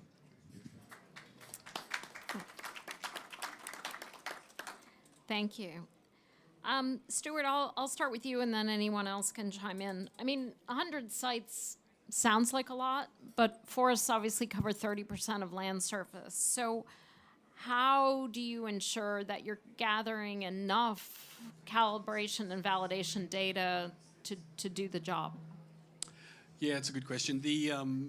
Our approach to this was to take a large amount of data that we already have from the ground plot data, and then take all the some of the biophysical variables that drive where forests occur, so rainfall, temperature, and so on, and then build a sort of a model to try to maximize the representativeness of the distribution of these 100 sites.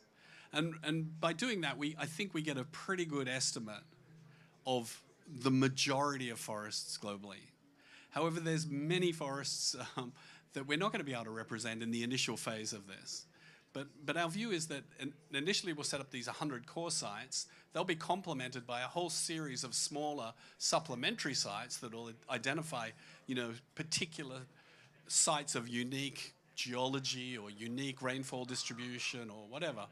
And together that will, I think, provide a full coverage of what we need. Frank, Martin, I don't know if you want to combine with that at all, answer that question about how you think about calibration and validation of your data for forests. Well, what you just mentioned, the 100 sites, and we hope that it will become more and more.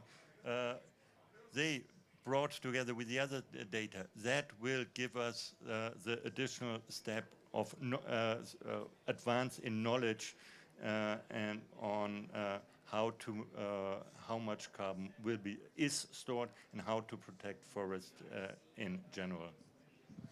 Related to Calval, yes, we are using local information distributed on many spots over the globe, and the biggest gap we have is in tropical forests. Dense tropical forests are very difficult to assess related to biomass. With our sensors, we often get into saturation of, if you're looking at Gabon or in the dense Amazon with more than up to 1,000 tons per hectare, we will not get a good estimate. But together with the ground observations, we will calibrate our algorithms to retrieve better the overall stored carbon in the forest. Next year, end of next year, we will launch the first P-band SAR satellite called Biomass, which is a microwave satellite. And sorry to get into a little bit of technique. It doesn't see only the canopy, it goes through the canopy and gets a better estimate of the stored biomass also in denser forest. So we are looking forward to the launch of this one to contribute additionally to all the things what we're doing within GeoTrees and all the other and GFOI and other initiatives to get a better grip of the carbon stored in forest. Huge fan of P-band. I didn't know about that. That's really exciting. Is there, Stuart, back to you on this, is there an opportunity for external independent sites to join in the GeoTrees initiative? Absolutely. As I said earlier, that we developed a set of standard protocols following IPCC guidelines, and anyone can really, that's a publicly available document. As I said, all the data arising from the GeoTrees initiative will be a public good. It'll be accessible and available. And so any sites, in fact, I've already been at this meeting, already been discussing with additional countries the opportunity to use their sites as potential GeoTree sites, self-funded or otherwise funded. So yes, absolutely. The more the merrier at some level. Excellent. And to follow on a bit with that with you, Christian, I know it was really important to the Bezos Earth Fund to ensure that some of a good part of the funding you were providing was actually going back to the countries where the work is being done, for the work being done, to make sure there's that local investment and that local capacity building and exchange. Yeah, absolutely. And I mean, that's a key issue because these plots have to be run by and managed by people in those countries and institutions. And the plot I mentioned was with the Humboldt Institute, actually, which I was the founding director of Humboldt many years ago. So it was really interesting. But it's having a plot like that managed by someone like Humboldt, or having a plot in Mato Grosso owned by there, or in Congo, building that capacity at the country level is key. And yes, one of the things we are interested in is we want to make sure that our funding doesn't just stay in the broader network or the Smithsonian, that it's really reaching the ground and building that capacity longer term, which is key.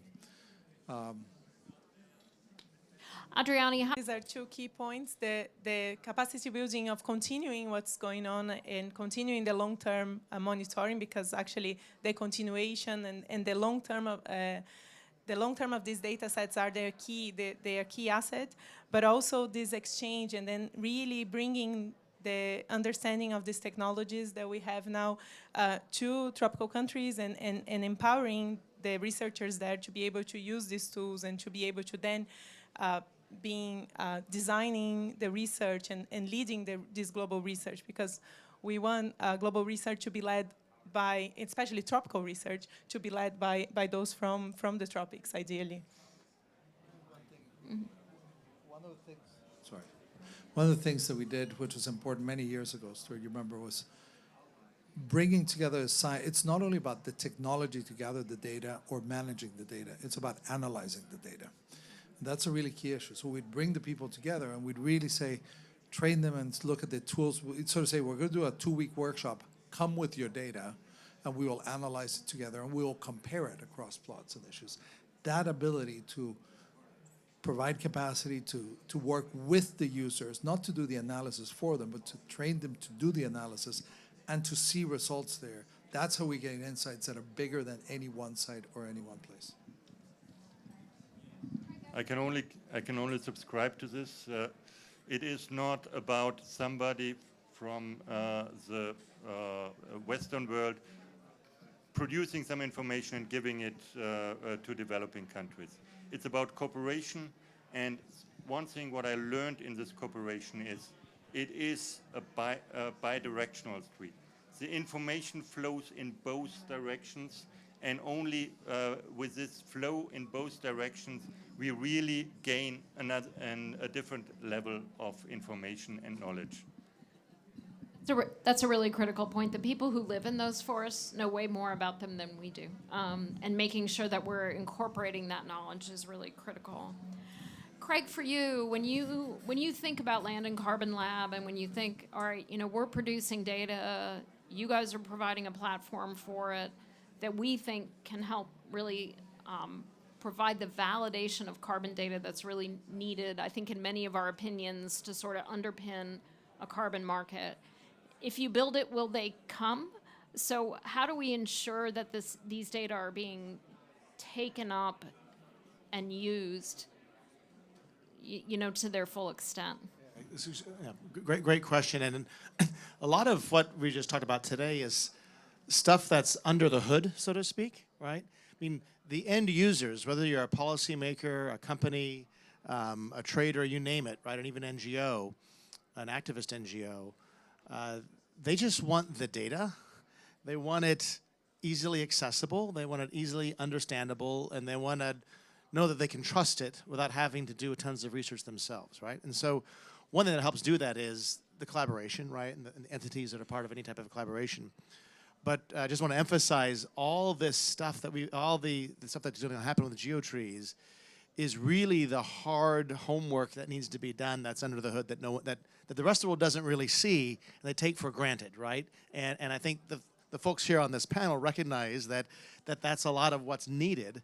But then to your point about the external world, once it is delivered to them, I think one hand, you got to make it available. You can't just rely on a throw it over the fence and hopefully they come, right? Because no, you have to engage your target audiences almost from the get-go so that you design what type of data you're gathering, you design how it's delivered, right, to them up front, right? So whether it is carbon marketeers, financial institutions, companies, etc., we at NIBRI spend a lot of our time engaging those communities up front, even while we're waiting for the data to come, because we know that we have to be a little bit of we like to see ourselves as in between the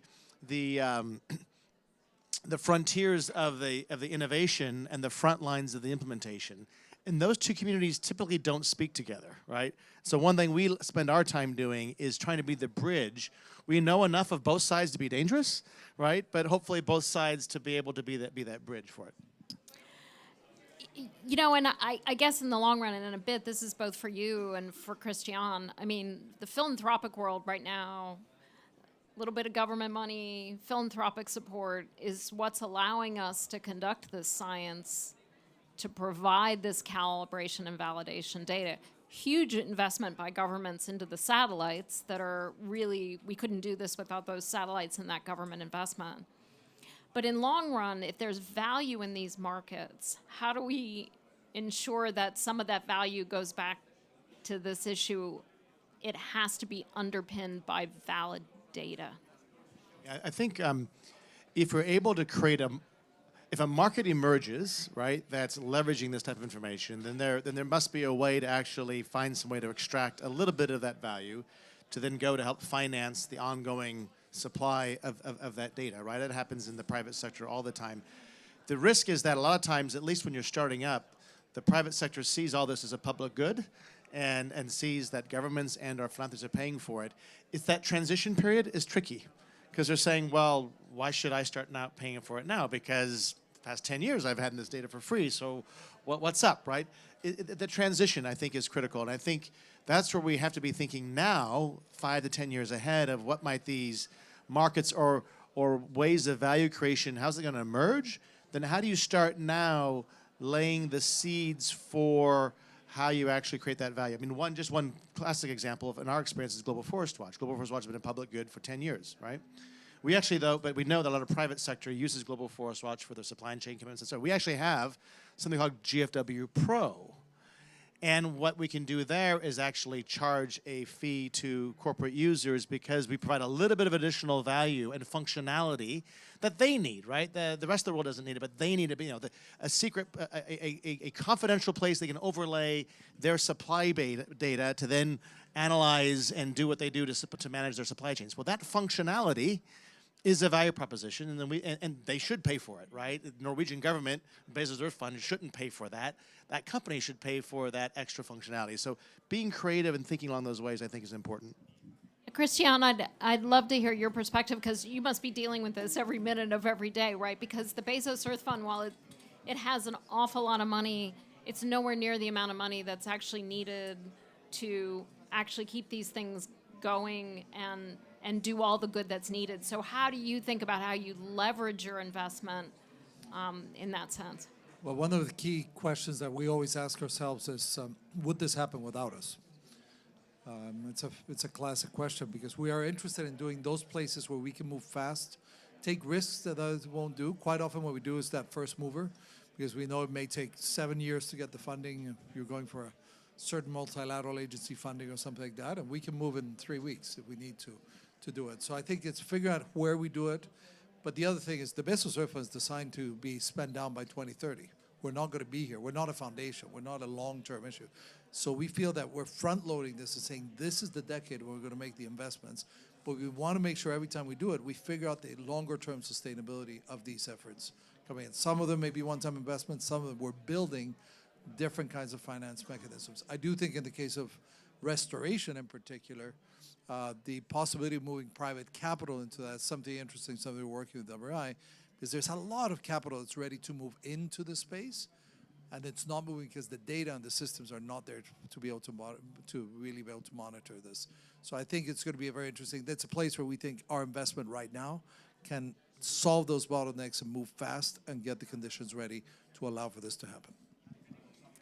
Stuart, could you let people know a little bit more about why GeoTrees sort of is Forest Geo on steroids in terms of the fact that you're bringing in degraded forests, you're bringing regrowing forests, and why the ongoing monitoring? This isn't just, oh, we validated the data, we're done, we can go now. Why is the ongoing work so important? Two points. One is this is not only about valuing carbon. This is, forests are changing dramatically, and there's still a lot of argument in the scientific literature to the degree to which forests are going to continue to be a sink, or they're going to switch over and start to be a source. And so one of the things we're sort of designing within GeoTrees, and because of this extensive set of partner networks and partner sites we're working with to establish GeoTrees, we have long-term baseline data on what these forests have been doing. And so going forward, in addition to valuing stocks, we're very obviously critically interested in what the fluxes are going to look like. And to get at those fluxes, we're modeling those.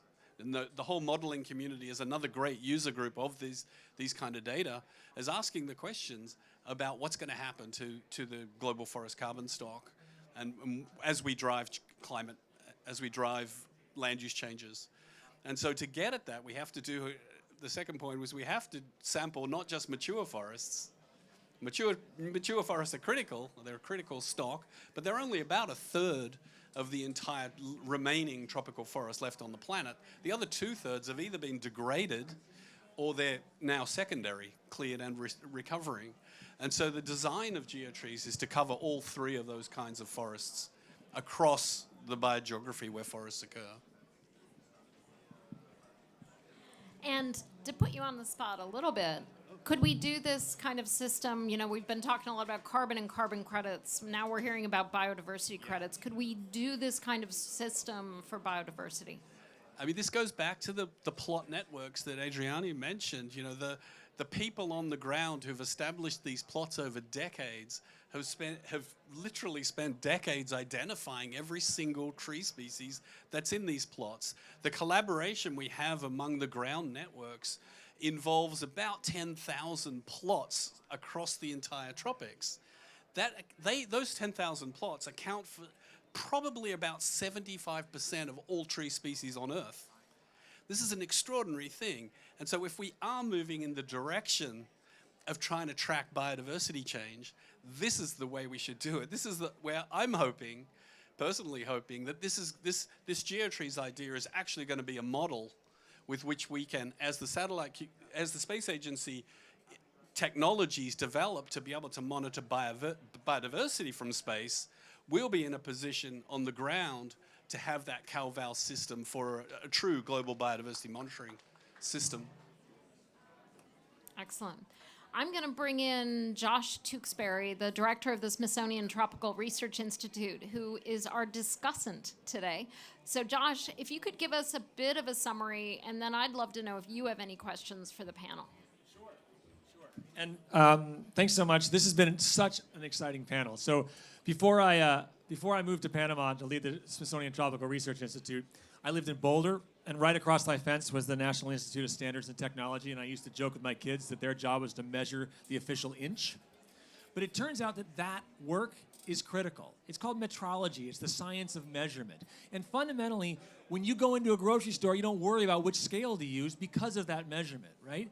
We don't have that level of capacity in forests right now. We can't measure where carbon is the way we can create trust when you go to a grocery store because we haven't done this fundamental CalVal work that GeoTrees is setting out to do. It's kind of the fundamental closing the loop on what the Earth observation community has been doing to start to see forests, to understand them so that we can de-risk marketplaces in real time all over the world in every forest type. And so what I heard was a lot of enthusiasm for communities coming together. I heard, to me, this is about how science works across communities, geographies, also ways of creating knowledge, from local knowledge to global knowledge, ways of observing the Earth, and then also how to create value from that science in real time. And to me, that's really exciting. It's a sort of the way in which science has to move into the future, in which we're saying, what is the problem? And to me, one of the most exciting things about geotrees is it wasn't people going, I've got an idea. It was, I've got a need. The world has a need. How do we solve this problem? And then a bunch of really smart people saying, wait, I've got a piece of that problem right here. It just hasn't been put to use this way. We've been measuring forests for 40 years. We thought we were measuring biodiversity. We're actually measuring carbon. And then you've got communities in space saying, we've got a problem. We have the best systems in the world to measure the world's forests, but they don't measure the carbon because they can't see it. How do you get those communities together? And then philanthropists and others coming in and saying, right, we can do that.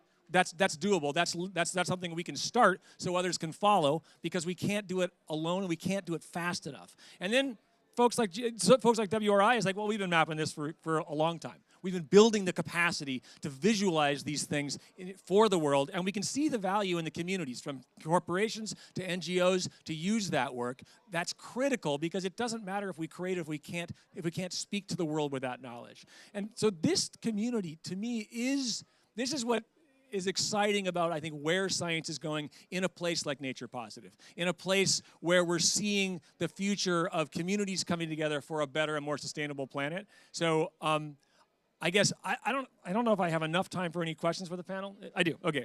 So first of all, I would like to thank all the panelists. But wait, I'm going to let Christian take off, because he has another engagement at all the way on the other side of the pavilion. Yeah.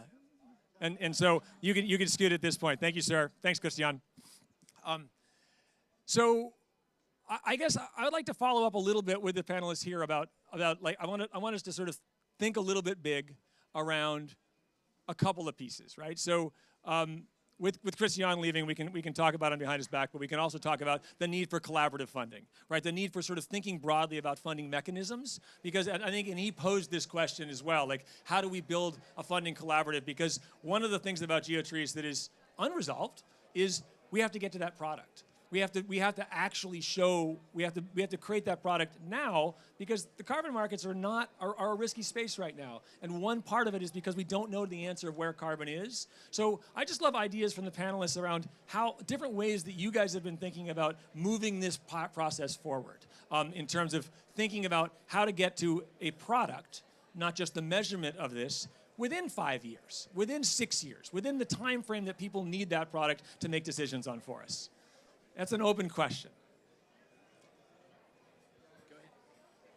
Oh, I was pointing to you. Okay. Well, from my point of view, we have to, similar as for GeoTrees, it's bringing together people who have a need. And the carbon market, you have regulators, you have the financial institutions, you have the observers, you have the people who are developing projects, you have the people who are living in this area where projects develop.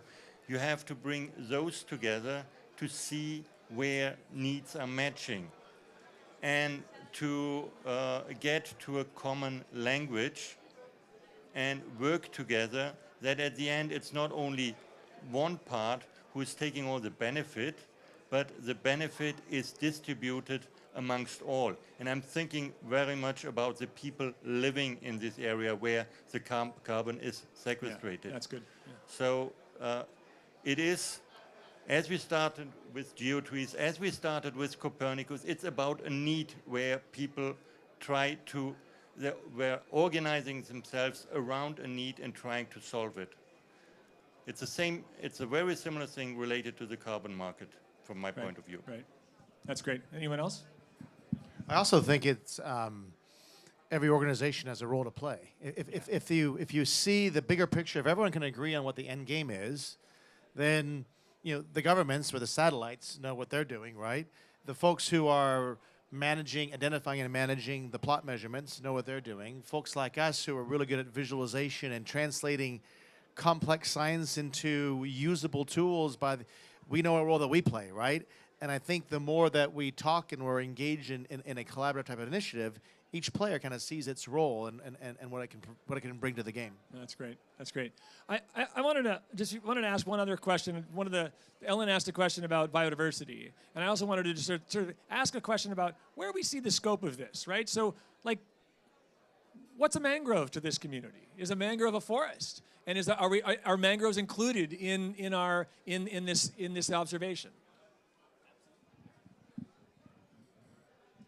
Absolutely. Why wouldn't all forests are included in this initiative? So peat swamp forests, major source of stocks of carbon, both in the Congo and in mainly Southeast Asia. Mangroves, very small area, but a very important carbon stock, would be included in this initiative for sure. Absolutely. That's great. That's great to hear. Well, related to IPCC guidelines, mangroves can be put into the wetlands, but can be as well put into the forest. It's about the country to decide where they're putting them on their accounting. Nevertheless, wherever they are in the accounting, they're a carbon-rich ecosystem, an ecosystem which is extremely important as well for coastal protection, for as breeding ground for fish and other animals. It is against erosion of the coastline, protects from storms and so on. We have to take care of mangroves. If they are wetlands or if they are classified as forest, that's on paper. Right. So let's take care of our mangroves. I just want to connect the carbon and biodiversity questions here because we talk about them separately often, but actually the carbon is very dependent on which species are there and how they are distributed, and also the maintenance of the carbon there, so the resilience of these forests is also very depending on their biodiversity too. So I think we have to think about these two things together and not separately, and definitely the next step should be biodiversity if you want to see the future of these forests. But I'm going to ask a question, though, back to my fellow panelists, because I presume this is a question for many people in the audience, because it's also a question in my head, right? It's one thing to use remote sensing and see trees and forests. It's another thing to do plot samples, which is then get the field data. You can calibrate against your remote sensing of trees, height, density, etc. That I can get. There's a mathematical equation for that one, right? But biodiversity, I'm looking at that forest across the way right here, right? There's how many species of beetles live in there, right? How many species of birds live in there? You can't see any of that from a satellite, right? So the question to your question, right, is, what's, okay, great, geotrees for carbon, but for biodiversity, that gets tricky, right? Because you're not actually seeing individual species. So I'm wondering what is the latest thinking of how do you go from remote sensed data and some field plots to biodiversity, and what are we saying about biodiversity? Is it species richness? What have you? Looks like we have an answer here. Okay. You're right. We will not see the individual species from space.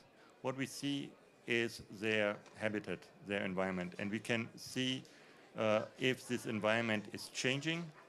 We can see if there's droughts which are disturbing this environment. We can see if there are human activities who are intruding into their environment. And if suddenly pristine forest becomes an oil palm plantation, these are the things we can see. We can see illegal logging. There are a lot of activities related to near real-time monitoring of forest disturbances to enable governments to act if there's an illegal activity on. Related to biodiversity, conserving a pristine forest will conserve the biodiversity inside. Related to a carbon market, I see today the variety of how much is paid for a ton of carbon, from a couple of dollars or euro to hundreds of dollars of euro. And this is as well how these are created. I see a future in bringing biodiversity and carbon together to have something like a qualified carbon credit, biodiversity stamp on a carbon credit, which makes as well for investors saying, I'm buying this more expensive one because this is not just guaranteeing me a couple of tons of carbon. This is guaranteeing me as well that the habitat is protected and the biodiversity is respected. Yeah, I'd like to just, there's some interest, it's clearly some very, to Craig's question, you know, there's some really interesting technology developed and in development with multi and hyperspectral satellite images that are providing extraordinary resolution on canopy diversity. So that's not obviously the diversity living inside the forest. But another way to think about these geotree sites is sort of like sentinel sites that once you start to build up this carbon and structural and biophysical data for these sites, there's a huge incentive created, I think, for creating the biodiversity layers in each of those sites, and then they become in themselves a benchmark against which we can monitor change, which we can detect change. I mean, when you think of technology like eDNA, acoustic monitoring, and then linking that to the health of the forest, linking that then to the satellite data, I think there's real potential here to use these geotree sites as much more than just thinking about trees. We're thinking about an ecosystem here, and we have the places to actually broaden and deepen this work. I just want to add a challenge and also an opportunity here. Modeling carbon across space, like Stuart mentioned, where you get the environmental variables and you model carbon is one thing. Modeling biodiversity across space is another thing. To do it properly, you need many more points. So then it's the opportunity to then expand geotrees for like broader, more sites, because that's what we need to if we want to model biodiversity. Biogeotrees. So there we go. All right, thank you all so much. Thank you so much to our panelists. This was really amazing. This is such exciting work. Thank you all for partnering with the Smithsonian on this, and I can't wait to see where we're going to go. Thank you, everybody.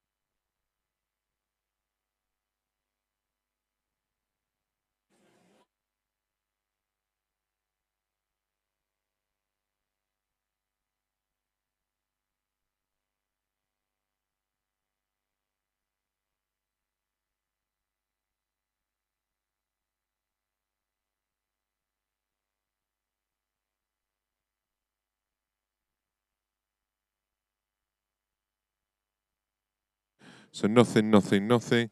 Speakers, speakers, speakers, speakers.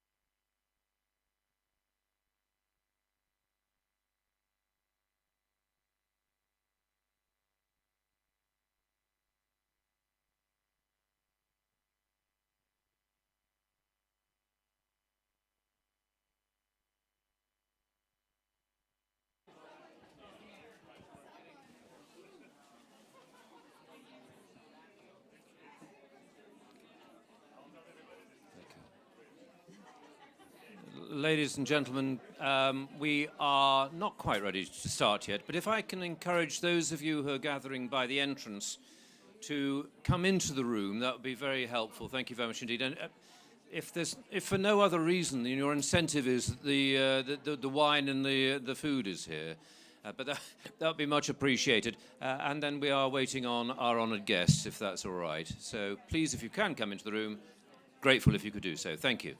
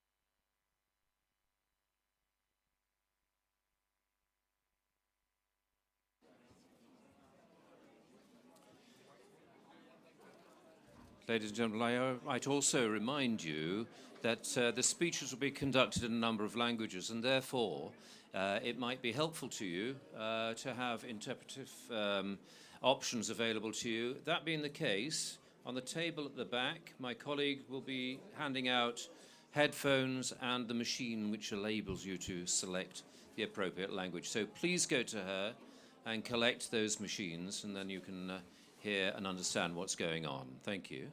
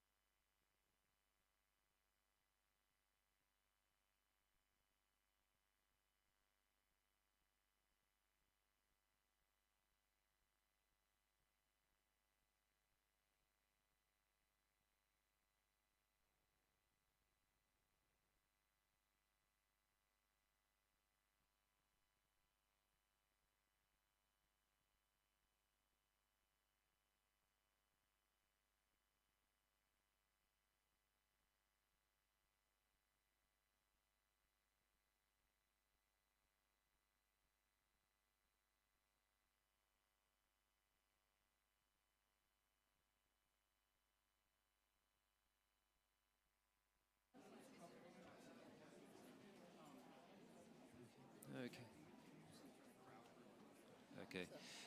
Ladies and gentlemen, I wonder if you could now please indulge me by coming as far forward as possible. Thank you very much indeed. Thank you very much.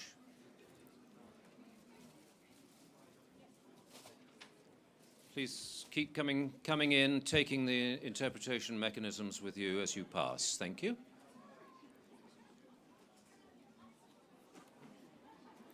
Okay, well, ladies and gentlemen, welcome to this evening's event here in the Nature Positive Pavilion, which of course is run by the Nature for Climate Coalition, of whom our honoured host is a member. So, Minister, sir, ladies and gentlemen, thank you very much indeed for attending. I will now immediately hand over to the moderator for this evening, which is Angela Chari-Kalhaug, and I apologize if I've mangled your name, Angela. But there we are. Thank you very much indeed, Minister. Thank you very much. Good afternoon, and really appreciate you all of you joining us today. As my colleague said, I'm Angela Churia-Kalhauge. I'm the Executive Vice President for Impact at the Environmental Defense Fund. So I'm very humbled to be here among some real trailblazers, key leaders in our collective journey to make high-integrity forest carbon markets work at scale. We're here tonight because we understand the value of high-integrity forest markets, and especially the promise that jurisdictional RED, or jurisdictional approaches to RED, can and have to be transformational. We believe that JRED can work to the benefit of people, nature, and of course the climate. In fact, we are already seeing this work. Just last week here in Dubai, we saw the landmark agreements for over 60 million signed this week by Ghana, and we're honored to have the Honorable Minister from Ghana who will be speaking to us shortly, and Costa Rica with members of the LEAF Coalition.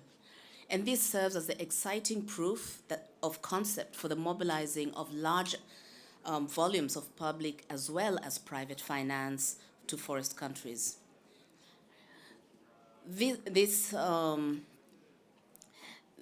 These agreements follow on the one that Guyana's groundbreaking transaction late last year, which was where the first art trees credits were issued. So there's also a growing list of jurisdictions engaging with the art trees standard. But this room also knows that forest nations across all stages of investment in JRED programs face technical challenges to participating in high-quality markets, which is holding back the growth of these markets even as demand seems poised to increase. So the task at hand now is to help these leaders. The good news is that JRED plus success on an unprecedented scale is within reach, and we can only do this with your help. The community possesses the knowledge, complementary resources, deep expertise, technical capacity, and passion to overcome these barriers. But time to make this world a reality is short, and so we need to collaborate like never before. That spirit of collaboration, that is, of leaning and rolling up our sleeves and working together, is at the heart of the jurisdictional RED Technical Assistance Partnership, or JTAP, that we're celebrating here tonight. So the JTAP founding organizations, and I know the representatives in here include Conservation International, Climate Law and Policy, Wildlife Conservation Society, Windrock International's Ecosystem Service Unit, together with Environmental Defense Fund. And any of you who are in the audience, please raise your hand so that people know who you are. Okay, there. So, yeah. So these initial partners in JTAP have been putting their knowledge and years of experience and resources into action because we share key values. First is the need to center and strengthen the capacity of local institutions who must sustain successful RED Plus implementation efforts over the long term. Another value is that equitable engagement of indigenous peoples and local community stakeholders is foundational for the success of RED Plus. And that jurisdictional RED Plus efforts with high integrity social safeguards provide an unprecedented opportunity to foster collaborative relationships and to raise the bar even further on ensuring meaningful inclusion and agency for these communities and leaders. So our forest country counterparts are encouraging this and other support, including building clear and effective channels for forest stakeholders to access support and engagement from the broader community. What is land in one jurisdiction can help clear the path to success for all the others that will follow.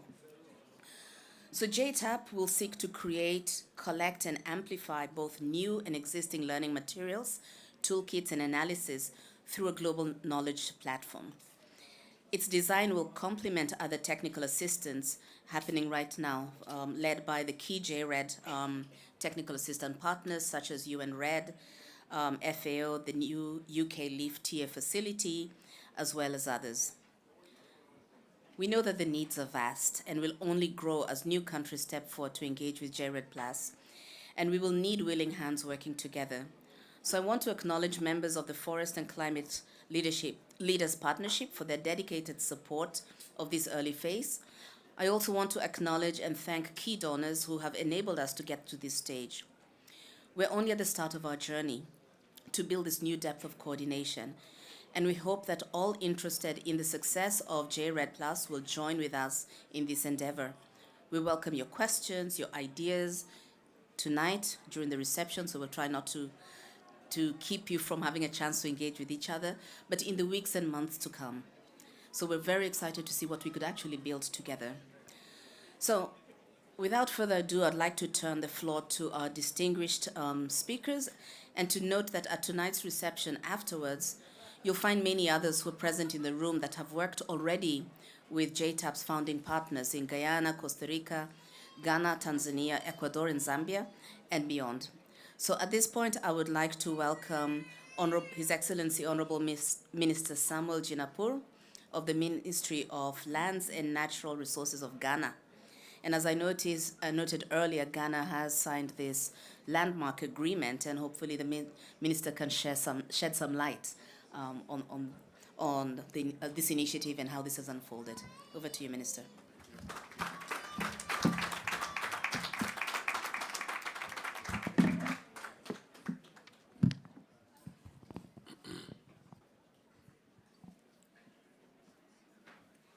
Thank you very much, Madam.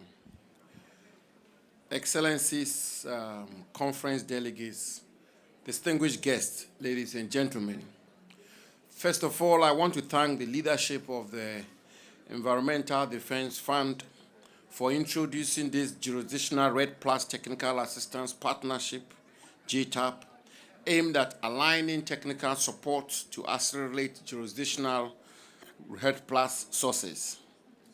Ghana is proud to have signed emission reductions payment agreement under the Lowering Emissions by Accelerating Forest Finance Leaf Coalition, evidencing our collective commitment to scaling up forest solutions to climate change. Distinguished guests, COP28 has been another landmark reality point, reminding us of our global developmental challenge, climate change, and the need for concerted efforts and actual actions to mitigate and adapt to it. COP26 in Glasgow, when the world was still battling with the pandemic, my country's president, President Akufo-Addo, insisted that, and I quote, "Climate change is the greatest threat to the realization of the Sustainable Development Goals, SDGs, for it has enormous impact on the fundamentals required for our very survival on Earth," end quote. The forest and nature conservation is one that we cannot stop having. The science is indeed clear on the power of forest and nature to turn the tide on curbing climate change, and also, importantly, positively impact the lives of many indigenous peoples and local communities.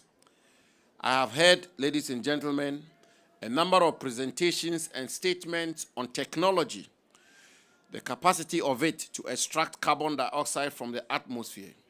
While I do not intend to belittle creativity and innovation, such statements, I dare say, make one wonder where we are headed if we are not able to provide the needed resources for tropical forest countries to preserve and conserve their forests and restore degraded ones, which serve as natural carbon dioxide absorbers.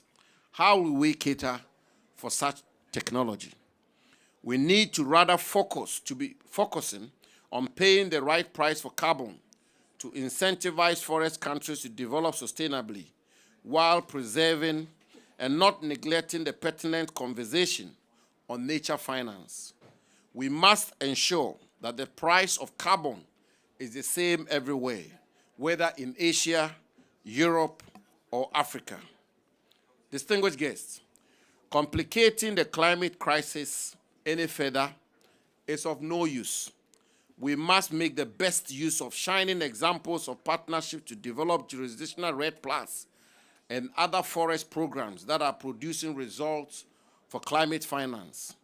A number of countries, including my own country, Ghana, Costa Rica, Indonesia, and Guyana, have all blazed the trail in demonstrating through various capacities that forest and climate action is possible. It is possible for climate regulation. It is possible for revenue generation. It is possible for local livelihoods. It is possible for ecosystem preservation. It is possible for cultural heritage. And ultimately, it is indeed possible for a 1.5 degrees Celsius world. This is why we must continuously explore avenues to keep resourcing forest country to scale the ambition and implementation of the REDD+ and other forest interventions. After 15 years of being at this process, Ghana can confidently and without a shred of doubt say that there exist varied capacity gaps in speeding the delivery of transactions and the delivery of results. We might think that a number of capacity building interventions have been launched previously, and some still do exist, so they should be enough. But just as REDD+ has 3 phases, its capacity building also has 3 phases and multiple in-between phases. The REDD+ gains of many countries have the greatest opportunity to make voluntary carbon markets excited with high-quality supply of credits. However, the processes leading to issuance of credits is far from readiness. It is a process of legality, of actioning safeguards, of governance, and of financial and audit management by different levels, but especially at local community levels. Question is, who is building such capacity? How many indigenous peoples and local communities have experts among them or access to legal advice to deal with such matters? How many have dedicated safeguard specialists? And how many have inclusive governance structures, particularly for resource-based payment oversight? It is also so that with corporates with interest in purchasing REDD+ credits, but those have no business in such interventions. These are the gaps that Ghana believes the Jurisdictional REDD+ Technical Assistance Partnership, JTAP, can provide. This will be a new and additional technical assistance being deployed to speed transactions and the delivery of results. Results that were needed as far back as 10 years ago, that are almost becoming an albatross and creating situations for some countries that are limiting active stakeholder engagement. For the only tangibility of the carbon market is the delivery of finance for the sale and purchase of carbon credits. The commodity is intangible, and thus any further delay in assessing finance and the benefits of its creation in reductions and removals further makes it intangible. Ghana has benefited so much from technical assistance since the beginning of our REDD+ engagement. In recent times, however, we have even benefited more as our entry into the voluntary carbon market and the announcement of our first transaction under the LEAF Coalition here at COP28 have all been made possible by bespoke technical assistance, some already coming through the Jurisdictional REDD+ Technical Assistance Partnership, JTAP.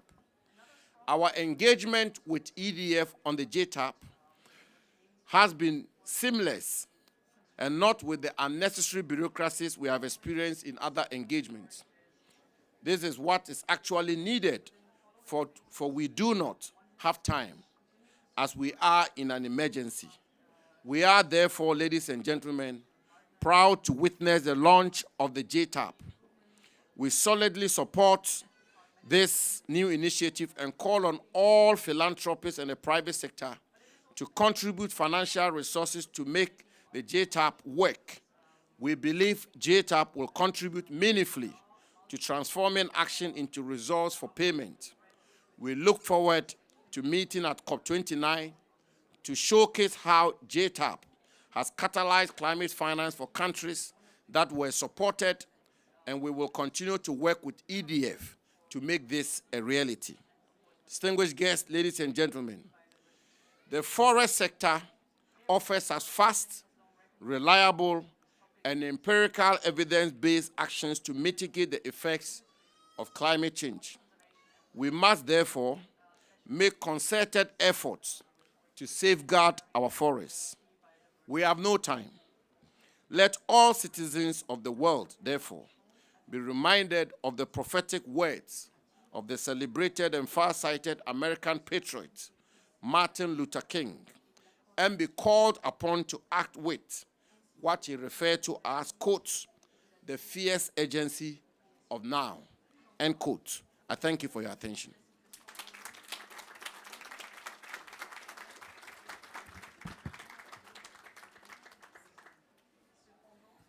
Thank you very much, Minister, and thank you for your leadership and for really reiterating the importance of partnership to make this happen.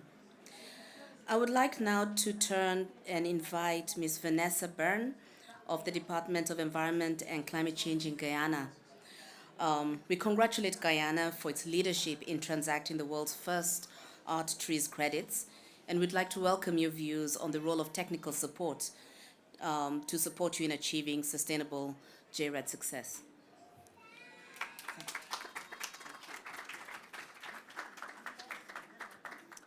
Thank you, Madam Moderator, and good afternoon, everyone. I was looking at the screen and I saw that my colleague Nicholas is speaking, but I assure you that I am Vanessa Ben. And I am the chairperson of the Guyana Forestry Commission.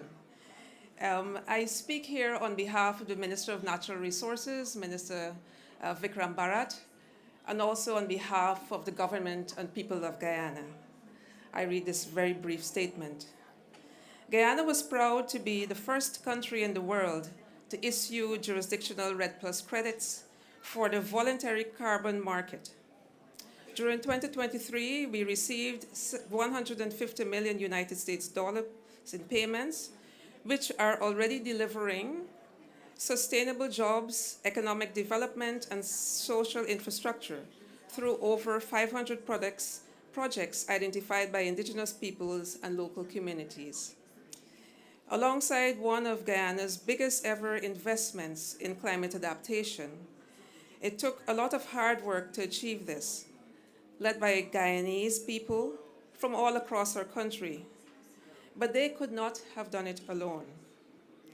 Without the supporting efforts of many of the organizations involved in JTAP, who each provided invaluable assistance, it is very encouraging to see so much of how this support is now coming together in a more integrated package through the Jurisdictional Technical Assistance Partnership. We wholeheartedly welcome its launch today and believe that other forest countries will benefit like we have.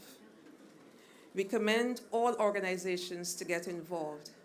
And perhaps I may be a bit presumptuous to add, having spoken at this forum this morning and joining a panel which included our Chief of Chiefs, who is standing just before these gentlemen there, and who spoke very passionately about how the jurisdictional REDD+ project in Guyana is benefiting over 242 communities in our country, indigenous communities, all of them, and how they are developing projects by themselves for the benefit of their people, and how it is benefiting very wholesomely, very significantly to their own development. I thank you all for your continued support, and I congratulate the launch today. Thank you very much.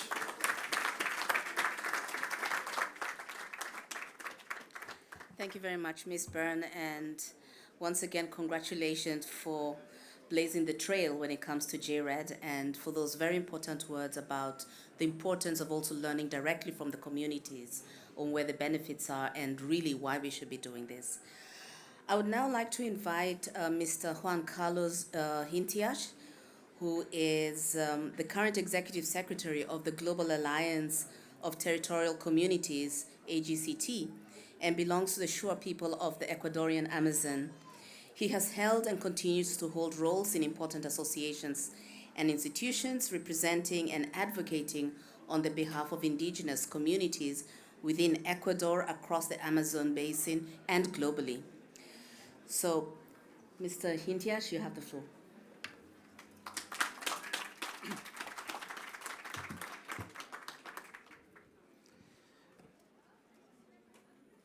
Ladies and gentlemen, Your Excellencies, brothers and sisters, tonight I would like to share some points. Thank you to EDF to this invitation. On behalf of indigenous people for the effort, the work for many, many years, people that we are trying to present or work from our home place, the beautiful Mother Earth and the rainforest. Empowerment and decision-making, we want to recognize in these processes that is being a long walk to trying to present the demands from the ground on behalf of millions of indigenous people and local communities, not just from the rainforest and the global context.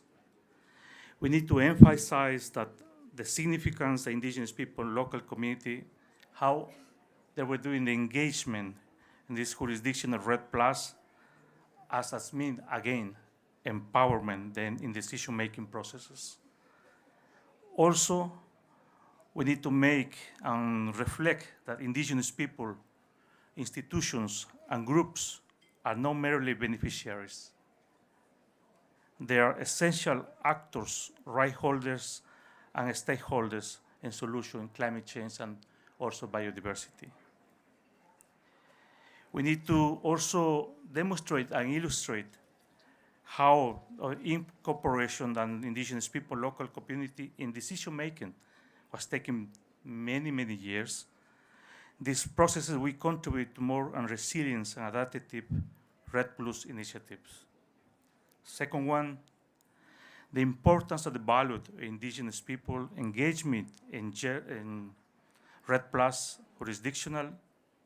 We need to discuss and we need to present how the indigenous people, the knowledge or the wisdom we are presenting in this roundtable discussion and collaboration processes. Second one, stress the importance of collaboration efforts to emphasize that successful jurisdiction of RED Plus programs require the meaningful participation, full and effective participation of indigenous people, sustainable and equitable outcomes. Finally, we reiterate and we always make a big call, an urgent call for this demand in our rights as a collective rights, indigenous people rights, local community rights, and Afro-descendant rights. All together, we can share this success and the histories in this long work and these long processes. I can share from my own experience, from my own country in Ecuador. I've been pushing, I've been making, again and again, leaders and elders, let's set up this opportunity as a real challenge for us. Of course, we are contributors for Donors for Life. We are part of the Mother Earth. I think so all together we can work in this long walk. Once again, I want to congratulate to EDF, all the excellencies, authorities here. We as indigenous people, we have proposals and we want to contribute this. Enjoy this night and thank you very much.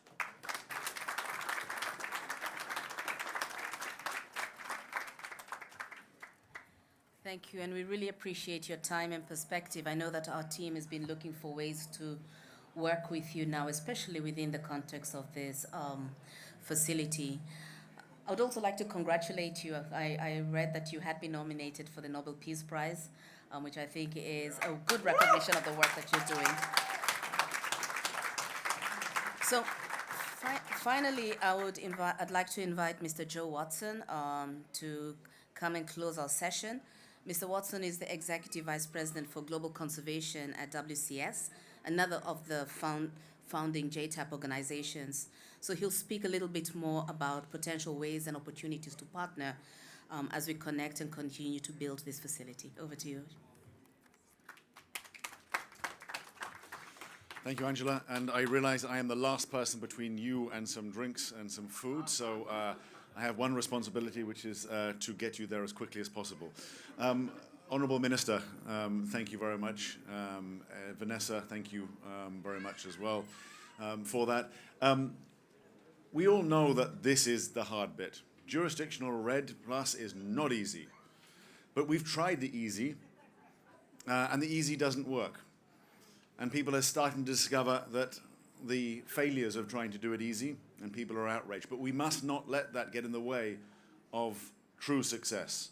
And true success takes work. I know I've seen how much effort it took the countries of Guyana and Ghana to be able to get to the stages where they are now. It was a long path. It took a lot of time and effort. The problem is we have too many people saying, come back to us when you have a credit. Talk to us when you got something to sell. And that is not good enough. That is not acceptable. And we should be shouting that. What is acceptable is that people recognize the complexity of doing something hard, but that is worthwhile. That actually high integrity credits for high integrity forests is worth putting in some effort for. And not just saying that we should do it, we should demand others that they support it. Because if we do not support the models that Guyana and Ghana have produced, then we're going to have bad models. And they are not going to do anything for communities, they're going to do nothing for national economies, and they're ultimately going to do nothing for the forests upon which even people like me depend on a long way from Ghana and Guyana. So, we set up this as a partnership. Because we recognize that there is a gap. Not enough people are doing enough to create more models and support the models of the country leaderships we saw today. So we are going to come together here to be able to fill those gaps. What does it need? Sometimes technical support. Sometimes just support for consultations. And as Juan Carlos clearly said, it is not good enough just to consult. We must co-design. We must have people co-design and design something that at the end of that phase said, yeah, that's our project as well.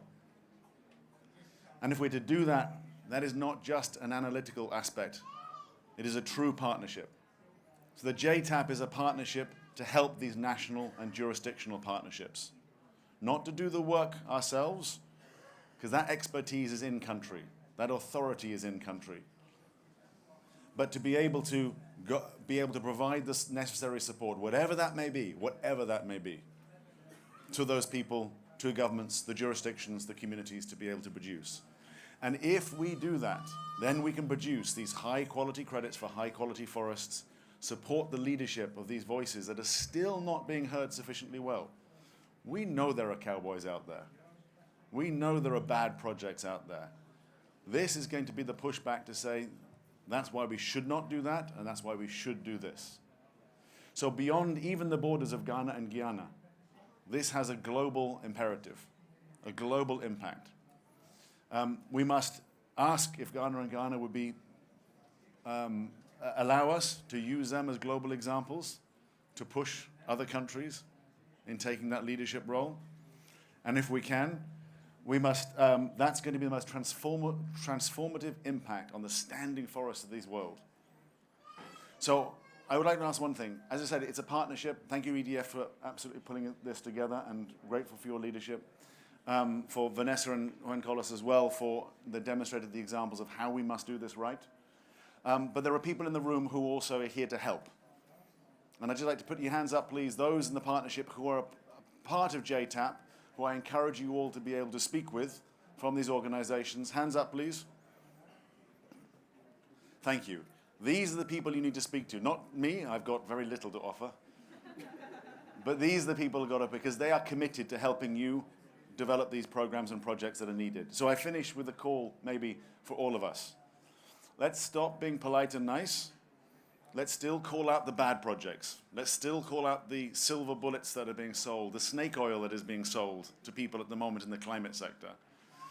And be grateful that actually it is a hard and long road. Because actually out of that does come the best projects in the world and the examples that the world needs to see about where to put our money, time, and effort. So I'd like to close again with thanking the Honourable Minister, not only for your efforts, but your country's efforts collectively. For Guyana, especially, it's been a tremendous example to us all. And I think to us, to say that our commitment and time and effort must be towards these efforts, jurisdictional RED+, the long and hard road, but for the outcomes that I think you have given us. So thank you very much, and let's get to it.